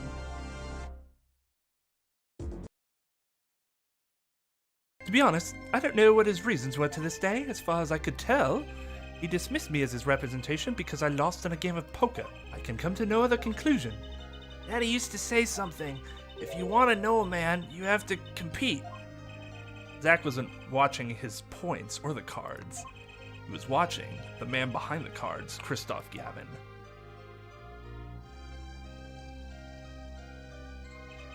I couldn't believe it. Phoenix Wright? A second-rate attorney who relies on luck and bluffs? See, here we go. Here we go. No! No! How could he even know that? We didn't even bluff that often. It happens sometimes, but not very often. Like, what is up with the disconnect between what actually has happened in court versus what everybody else thinks? I don't get it. The dude should have been outright famous, and instead, apparently, other attorneys saw him as second rate. Are you fucking kidding me? Based on what? Yeah, that's probably the most reasonable reading of the situation, is that it's pure jealousy. I don't see why Phoenix Wright being famous has to suddenly make it so that Christoph isn't also famous and respected. And it's not as though if Phoenix Wright was not famous, that Christoph would then suddenly become more famous and respected. Like, I think there's some flawed assumptions there that are made. He dismissed me and went with that pitiful excuse of for a man? He deserved to die for that error alone. Hold it! So the one who requested that forgery was...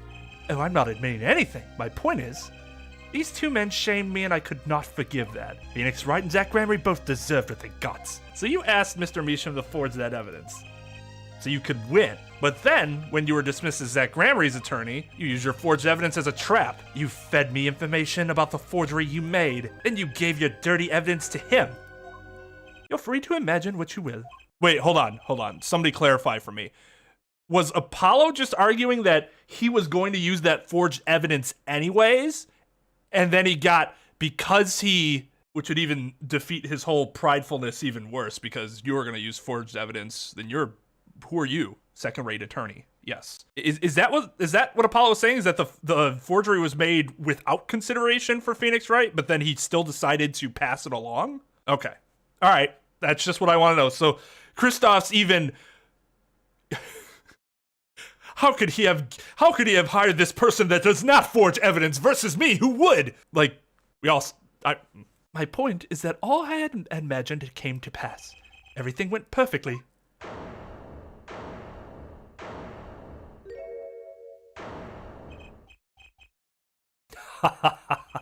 Incredible. If I wasn't laughing, I'd something. Prosecutor Gavin. Perfectly? You're mad, Kristoff. Stop fooling yourself. What are you talking about, Clavier? Tell me, how did that trial end? Cancelled when the defendant vanished. I get it so, Kristoff. You've been living in fear for 7 years. What? You were afraid your forgery would be revealed and your reputation trashed. You couldn't leave things to chance. So you watched everyone involved with the case for 7 years. Oh, wait, just a minute. Zach Gramry was seen by this reporter? How was that possible? Was he alive after being gone 7 years? Finally. I knew this moment was coming. I just didn't think we'd get here so fast. Zach Gramry, gone missing for 7 years, Trucy's father. What's wrong, Apollo? Right, leave it to me. Allow me to refresh the court's memory. 6 months ago, Kristoff Gavin was charged with murdering a mysterious traveler. I remember him quite well. Shady Smith, was it? Poisoned in a Chinese restaurant. Tragic. The details don't really matter right now. What matters is that traveler was Zach Gramry.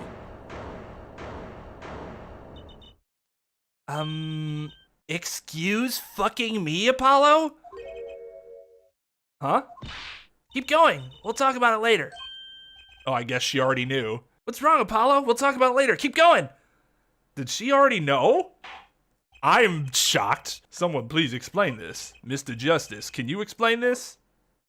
It all started 7 years ago. The great magician Magnifi Gramry's death started it. Magnifi Gramry's death and his student, Zach Gramry, the suspect, whoever defended Zach in court successfully, would be famous beyond belief. Thinking that, Kristoff Gavin did the unthinkable. He forged evidence. Drew Measham. Actually, it was his daughter, Vera, who really did the work. You took precautions when you had that forgery made, didn't you, Mr. Gavin? Precautions? To keep people from talking, of course. These two knew too much. Leave them alive and there'll be nothing but trouble.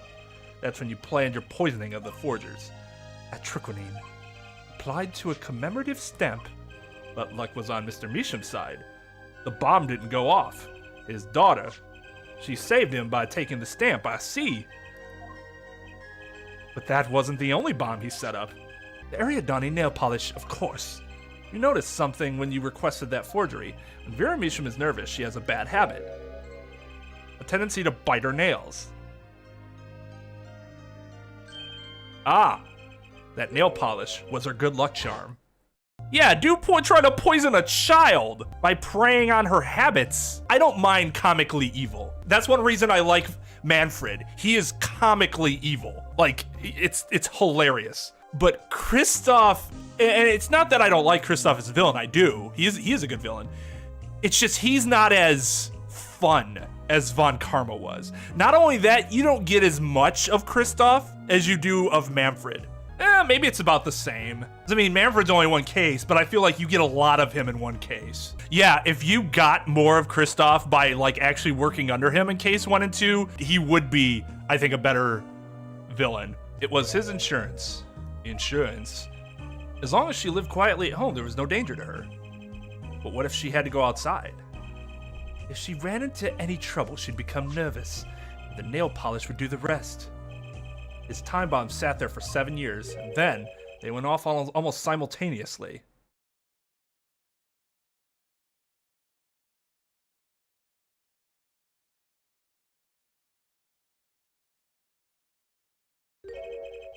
Okay, 2 quick things. 1, It's been 7 years and she didn't finish off that nail polish by then? You know how often women paint their nails? I guess it's possible she just didn't, she only used it if she had to go outside. Otherwise, she just kept it around as a good luck charm. So that's possible. 2, and this would play into 1, if she had used the nail polish before and not just anytime she had to go out, you'd think she probably would have bit her nails when her dad died, right? Or around that time before ever getting to court. I'd be pretty nervous that entire time. If I had a nail biting habit, I probably would have engaged. So I think what we have to assume here to reconcile that is that she simply did not use the nail polish much at all. If you're finished, may I return to my cell now? I'm not accustomed to standing for such long periods of time. Mr. Gavin, have you heard a single thing we've said? Oh, I listened quite closely to your little tale. Quite an entertaining piece of fiction. What? Clavier, surely you understand? We're back to the evidence. The lacking evidence. Nothing proves the link between him and the antiquity that took Drew Misham's life. What about the restaurant? You killed Zach Gramery to keep him from talking. I killed no man of that name. Read over the report again if you like. The victim was a traveler by the name of Shady Smith, about whom we know little else. You can't seriously think I knew he was that particular fugitive? Okay, then why did you kill him? Yeah, exactly. Now we're not worried about motive? I plead my right to remain silent. Remember, this court did not convene to put me on trial. The defendant's name is Vera Misham, suspected in the murder of her father. My trial's been finished for 6 months now. I'm afraid we have strayed considerably from our purpose here. This court concurs with the witness. It is defendant Vera Misham who is on trial here. No, but you were doing so good, Apollo. As long as there's no... Jesus fucking, are you kidding me? As long as there's no evidence to support the accusation against him, this court of inquiry cannot find Vera Misham innocent. Your Honor, Phoenix Wright spent 7 years collecting this evidence. You still don't get it, do you? Let us assume there was poison in the nail polish. Who then was responsible for causing Vera Misham to bite her nails? What? It wasn't me, I know that much. The one who brought that poison to her lips was you. What? Evidence is everything. There is nothing more.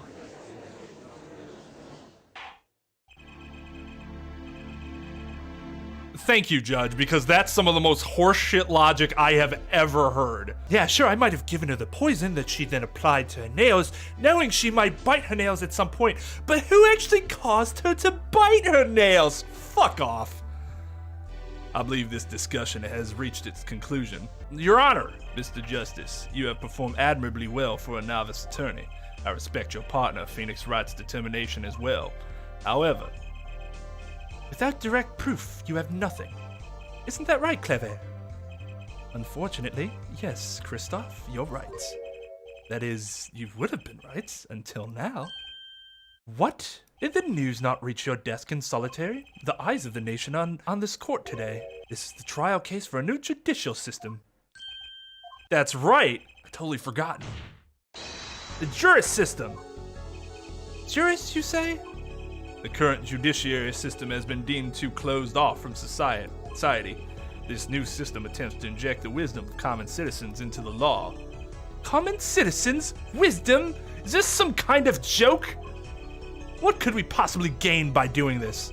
Entrusting our judicial system to a mindless, emotional mob of irrational mouth breathers?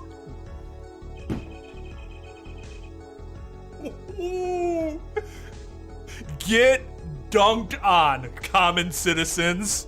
Oh, wow. Holy shit, he went off. Common citizens have something called common sense. Common sense is not restricted by the law. Nonsense. There's only room for two in this court. Me and the law. Keep the riffraff out. Out, I say. They're not in court, actually. They're watching everything by video camera. They all look this way.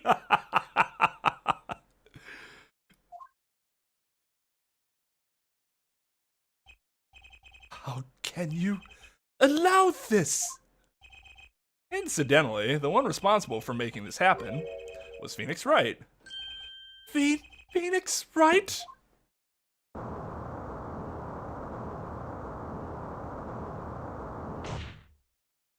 So, everything was leading to this, of course, right? Right! Oh my god! Super Saiyan Kristoff. I won't accept. I can't accept. This is no court. Law. The law is everything. Law is absolute. You let ignorant swine soil your courts. Kristoff, it's over. Clavier. The law is absolute. You can't be serious. What? Odd. I thought you spent your life looking for loopholes. The law isn't absolute. It's filled with contradictions. Law is the end product of many years of history, the fruit of human knowledge, like a gem polished to a gleam through trials and errors. It is this fruit we receive and pass on and face in our time, and it is always changing, growing, nurturing. It is our task. Nurturing. It is our task as human beings. Wow. Probably the best bit of dialogue the judge has ever provided in his goddamn life. Okay, so I understand that he got a little frazzled there, but just saying, oh, by the way, there's a jury, not a judge, that doesn't mean he's dead to rights. Like, if he could have held it together instead of insulting them all, he might have still been able to walk away. But instead, he's like, how dare you let common people judge any case, let alone this one? Except for you, Kristoff, you aren't changing, you've stopped. You're not needed anymore. I couldn't think of anything to say, maybe because I still haven't seen enough, but someday I'll know what law is, and I'll fight to change it if I have to.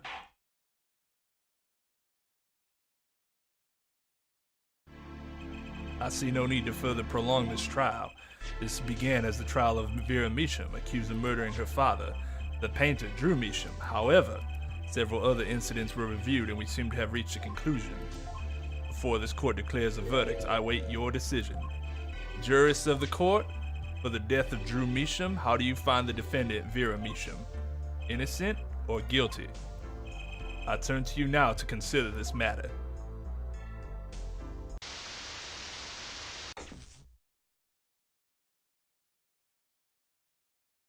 To be fair though, victory wasn't handed to them. This type of thing can happen in any jury trial, and probably has. To say it was handed to them, I think, diminishes what they were able to prove. Like, completely diminishes it. And yes, you're right, it's guilty or not guilty. It's not innocent or guilty. This ends the trial for this case. Only the verdict remains to be decided. Defendant Vera Measham is currently in intensive care. A decision cannot be reached today.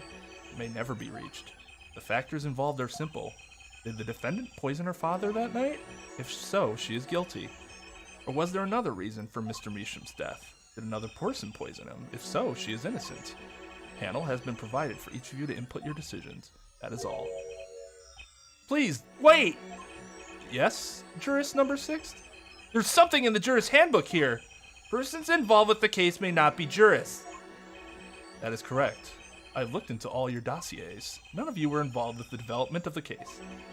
With the development of the case, I see. Does that answer your concern? It's time for your verdicts. Make your decision in the case against Vera Measham. After 7 years, the truth is ready to be heard. Judge wisely, judge well. Oh, that's right! He handpicked the jury, didn't he?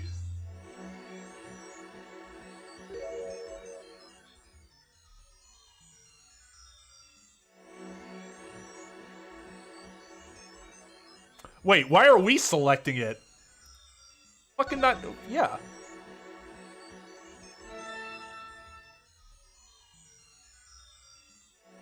Wait!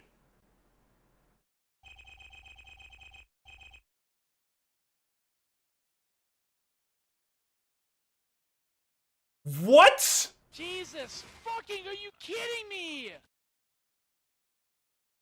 Apollo and Trucy being half siblings was one thing, but that bombshell?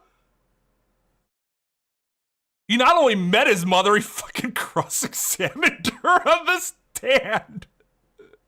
You would not allow a juror to be the fucking relative of one of the people that are either the attorneys or the parties, the accused or the accused, which in this case she would fucking, oh my God. But she seemed to imply that she knew all of a sudden, right? Wasn't that like kind of why she was asking that? That's how I interpreted it, at least. Yeah, she's not assistant. I don't know why she would have been well, it doesn't matter because Phoenix Wright was allowed to handpick his jury, which, oh my God, is that ridiculous? Like, why would you select guilty? First verdict was under the first verdict under the jury system, innocent by unanimous decision.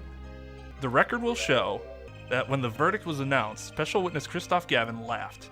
A laugh louder than any ever heard before or since. A laugh that echoed in the halls of justice, lingering for what seemed like hours. In intensive care where a true miracle occurred, Vera Misham opened her eyes. They haven't cleaned it since Phoenix was there. Vera, I'm so glad. Don't cry, Apollo. I'm happy too and proud. You did well, bro. Apollo, no, I don't know I might not know you're my brother yet, I'm not sure. When I thought about what if Vera, Hey now, don't you start crying too. Sorry you had to see us like this. Oh, pretty smile. Vera? Thank you so much, Apollo, thank you. No, I'm sorry, I shouldn't have pressed you like that. If I hadn't, you never would have bitten your nails. No, I was wrong. Staying locked inside like that, clinging to my good luck charm. Well, to be fair, Apollo, if you never did that, we might not have figured out what the hell happened. Vera. When I opened my eyes and saw you, I finally understood. It's important to be a part of the world. See things with your own eyes. It's like that poison had some effect after all. Are you sure you're feeling all right? It killed off whatever was holding Vera back from life. I knew you'd pull through, Vera. I mean, that's what Apollo was fighting for the whole time. Your future. I won't forget it. Here, let me thank you. No, really, it's okay. Oh, that's adorable. Oh, look, it's me. I love it, thanks. That'll be $50. Is that me? You really captured your essence, Apollo. Well, I think so, at least. That reminds me. Do you know where the other lawyer is? The other lawyer? Oh, you mean Daddy. Except he's not a lawyer anymore. It's my fault, isn't it? I'm sorry. Oh, no, that's not what I meant. You did kind of like inadvertently dunk on her there. No, it's okay. I'm through looking away from the things I've done. I hope I can look him in the eyes again someday and apologize. I'm sure he'd be happy to hear that. He brought all those things for me when he came to visit earlier. You mean that stack of videos? Mr. Wright finished watching them all?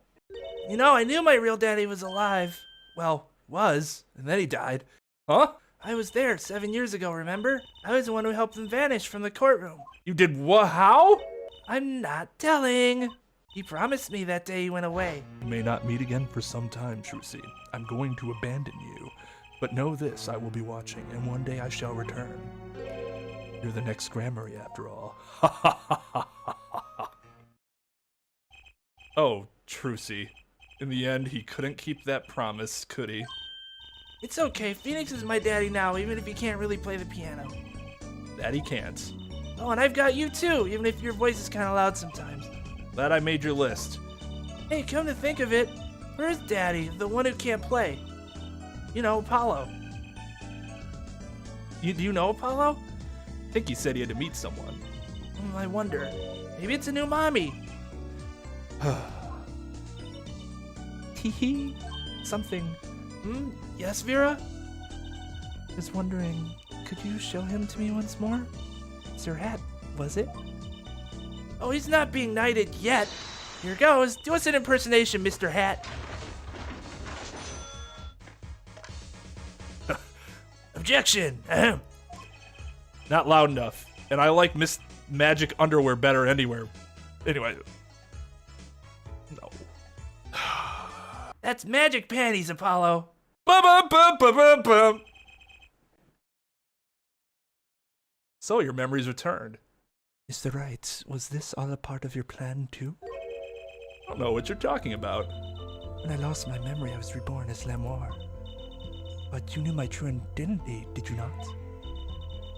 That is why you chose me as one of your jurists. To stack the deck, as they say. You're thinking into it too much. Besides, there is no guarantee that regaining your memory would make you happy. Of course it is a happy thing.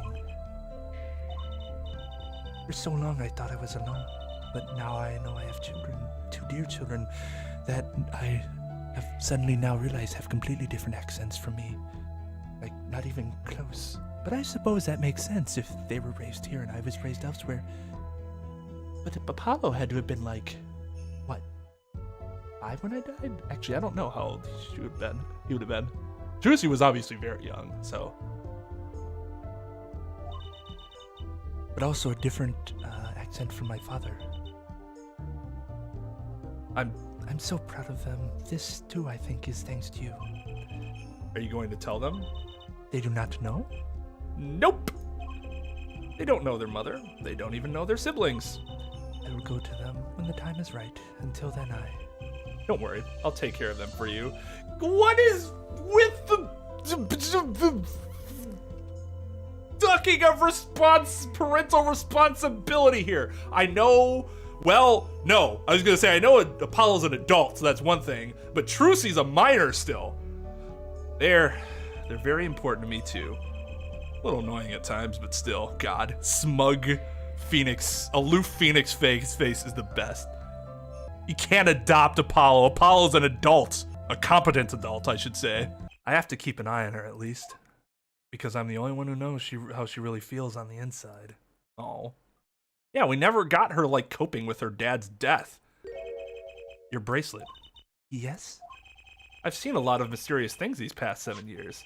But your bracelets were the strangest... but your bracelets were the strangest of all. I remember meeting him half a year ago now in Christoph Gavin's office.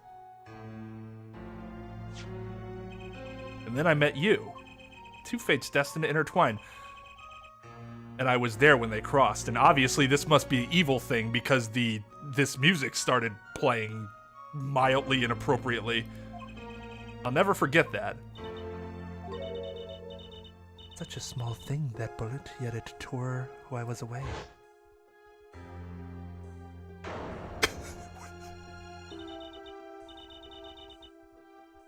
Well, we know she officially didn't have her head blown off. Oh, God. 10 years ago, during a simple rehearsal. It was a miracle no one died, but I didn't survive that accident. That is why I left the troupe, my family. Now my memory has returned and I am myself once more. But first time, I'm glad to be alive, Mr. Wright. Speaking of miracles, your Misham regained consciousness this morning. I can only hope she's as glad as you are. It is a strange thing, fate. Sometimes a life is taken, sometimes a life is spared. You know what I've been thinking? People don't die that easily, really. As long as they've got something worth living for. If only it were that easy.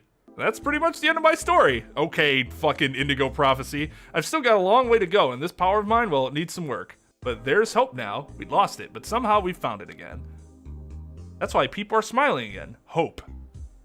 Yeah, I think I'll keep at this lawyer thing for a while.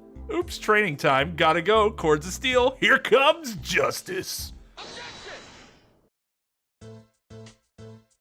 Why shouldn't they know that they're siblings? I don't get that. I'm glad you're staying with the agency, Apollo.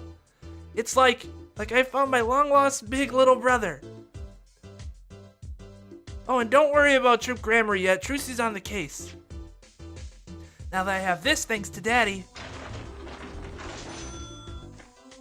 Trucy Grammar, frankly, I got my doubts. But Hat Grammar, now that'll pack him in. Trucy's fucking adorable.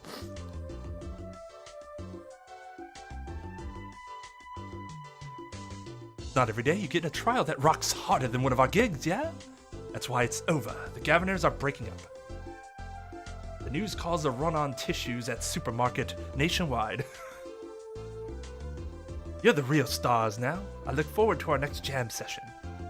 Also, people stopped crying once they realized I was going solo.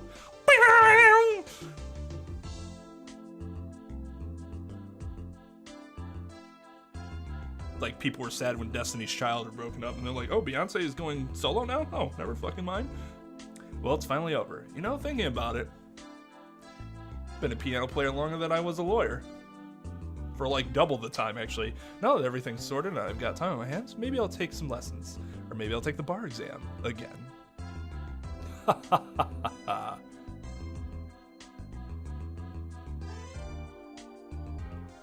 Oh, wait, hold on. So I was standing around eating snackos the other day when I got this crazy idea. What if they were golden? You could argue, you could augment the crunch, or better yet, something, the power of science, although the preservatives might not be 100% safe. As long as they're fucking tasty. I made sure to to look at the reviews of the mobile games before deciding to go that route. And they got fantastic reviews. In the unlikely event you are watching Russian feast come to Borscht Bowl Club, the only thing colder than the but the greater challenge is being required. Then come to the hideout, you know who to ask for. Forgot what her voice was when she changed. I'm pretty sure she's just making Cheetos. Also not sure those preservatives are 100% healthy either. So Kentucky Pastries is getting back to its Eastern roots. Spread the culture and all. Yo, boss, culture time. This is how we write root, capiche? No, it's still about giving back to the people. Yo, boss, PR time.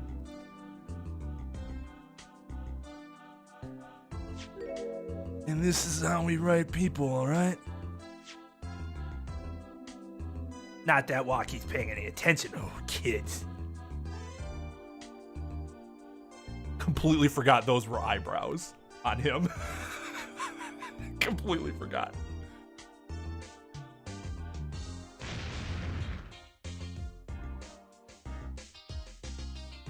Nope. Nope. Nope. Nope. Nope. Nope. Nope. Nope.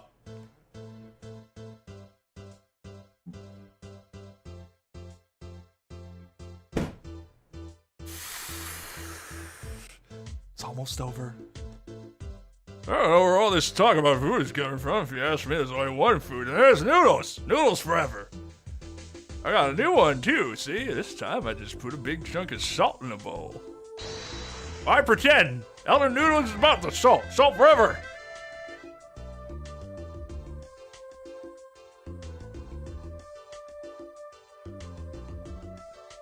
I forgot what voice I gave this guy.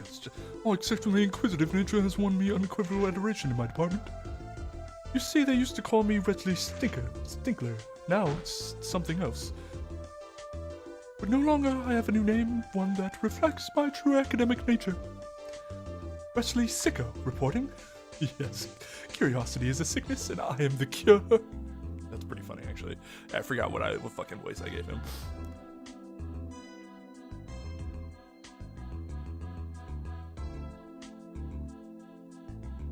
Yeah, he could get a lifetime supply of salt from Krista.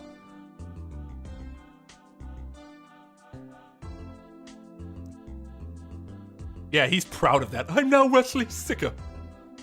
I don't know how to thank you all for what you've done. Light has returned to my life, and with it, joy. I may have lost years, but I have gained a treasure. 2 treasures, in fact. I will think of them when I write my next song. Oh, that's really sweet. She's really pretty. Like a super classy pretty. Just like beautiful. Russell here, back on the beat writing with another interview. Hey, how do I feel about how things turned out? No scoop yet, but journalist confidence in mint condition. Ha ha ha, end quote.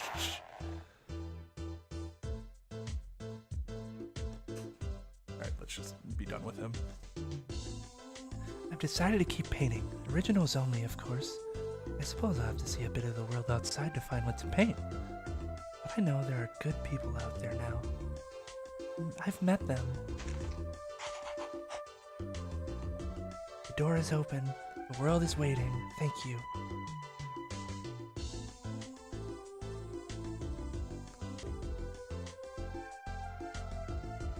I want to make her grin face, the grin face emoji for our Discord.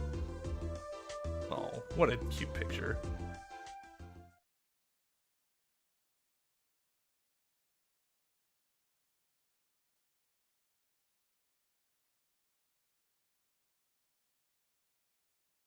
I do feel better about Brushel than I do about Waki. That's pretty fucked up, isn't it? Where does this rank? Probably at the bottom so far. Because this game is very, unlike the other games, I think this game's very uneven. The other games only had really one part to it, and it was normally case 3 that I'd point at and say this was bad. And like, Steel Samurai isn't even that bad. It wasn't great, but it was fine. It just wasn't it was just the worst case of the first game. The first case is one of the best. Phoenix's transformation is a good thing, not a bad thing. We have been due that transformation for, I would argue, since maybe like midway through Justice for All, maybe even earlier. So I just feel like we got what we deserved to have happen long ago. The second case I actually didn't think was that bad. It was, but it wasn't that bad. The third case is a mess. I think the third case was the worst example of the flashback issue that this game has. Like, it just did it way too much. The third case also not only was kind of a mess story-wise, it was really a mess in like the actual logic of the case. 3's story was more interesting because the characters were more interesting. I mean, like even the kid, what's his fuck was interesting. Not super interesting, but he was more interesting than Waki as a client, that's for damn sure. Lamoire was I always said I really liked Lamoire. You got introduced to Valiant, his role was interesting. The whole thing with the Gaveners in general.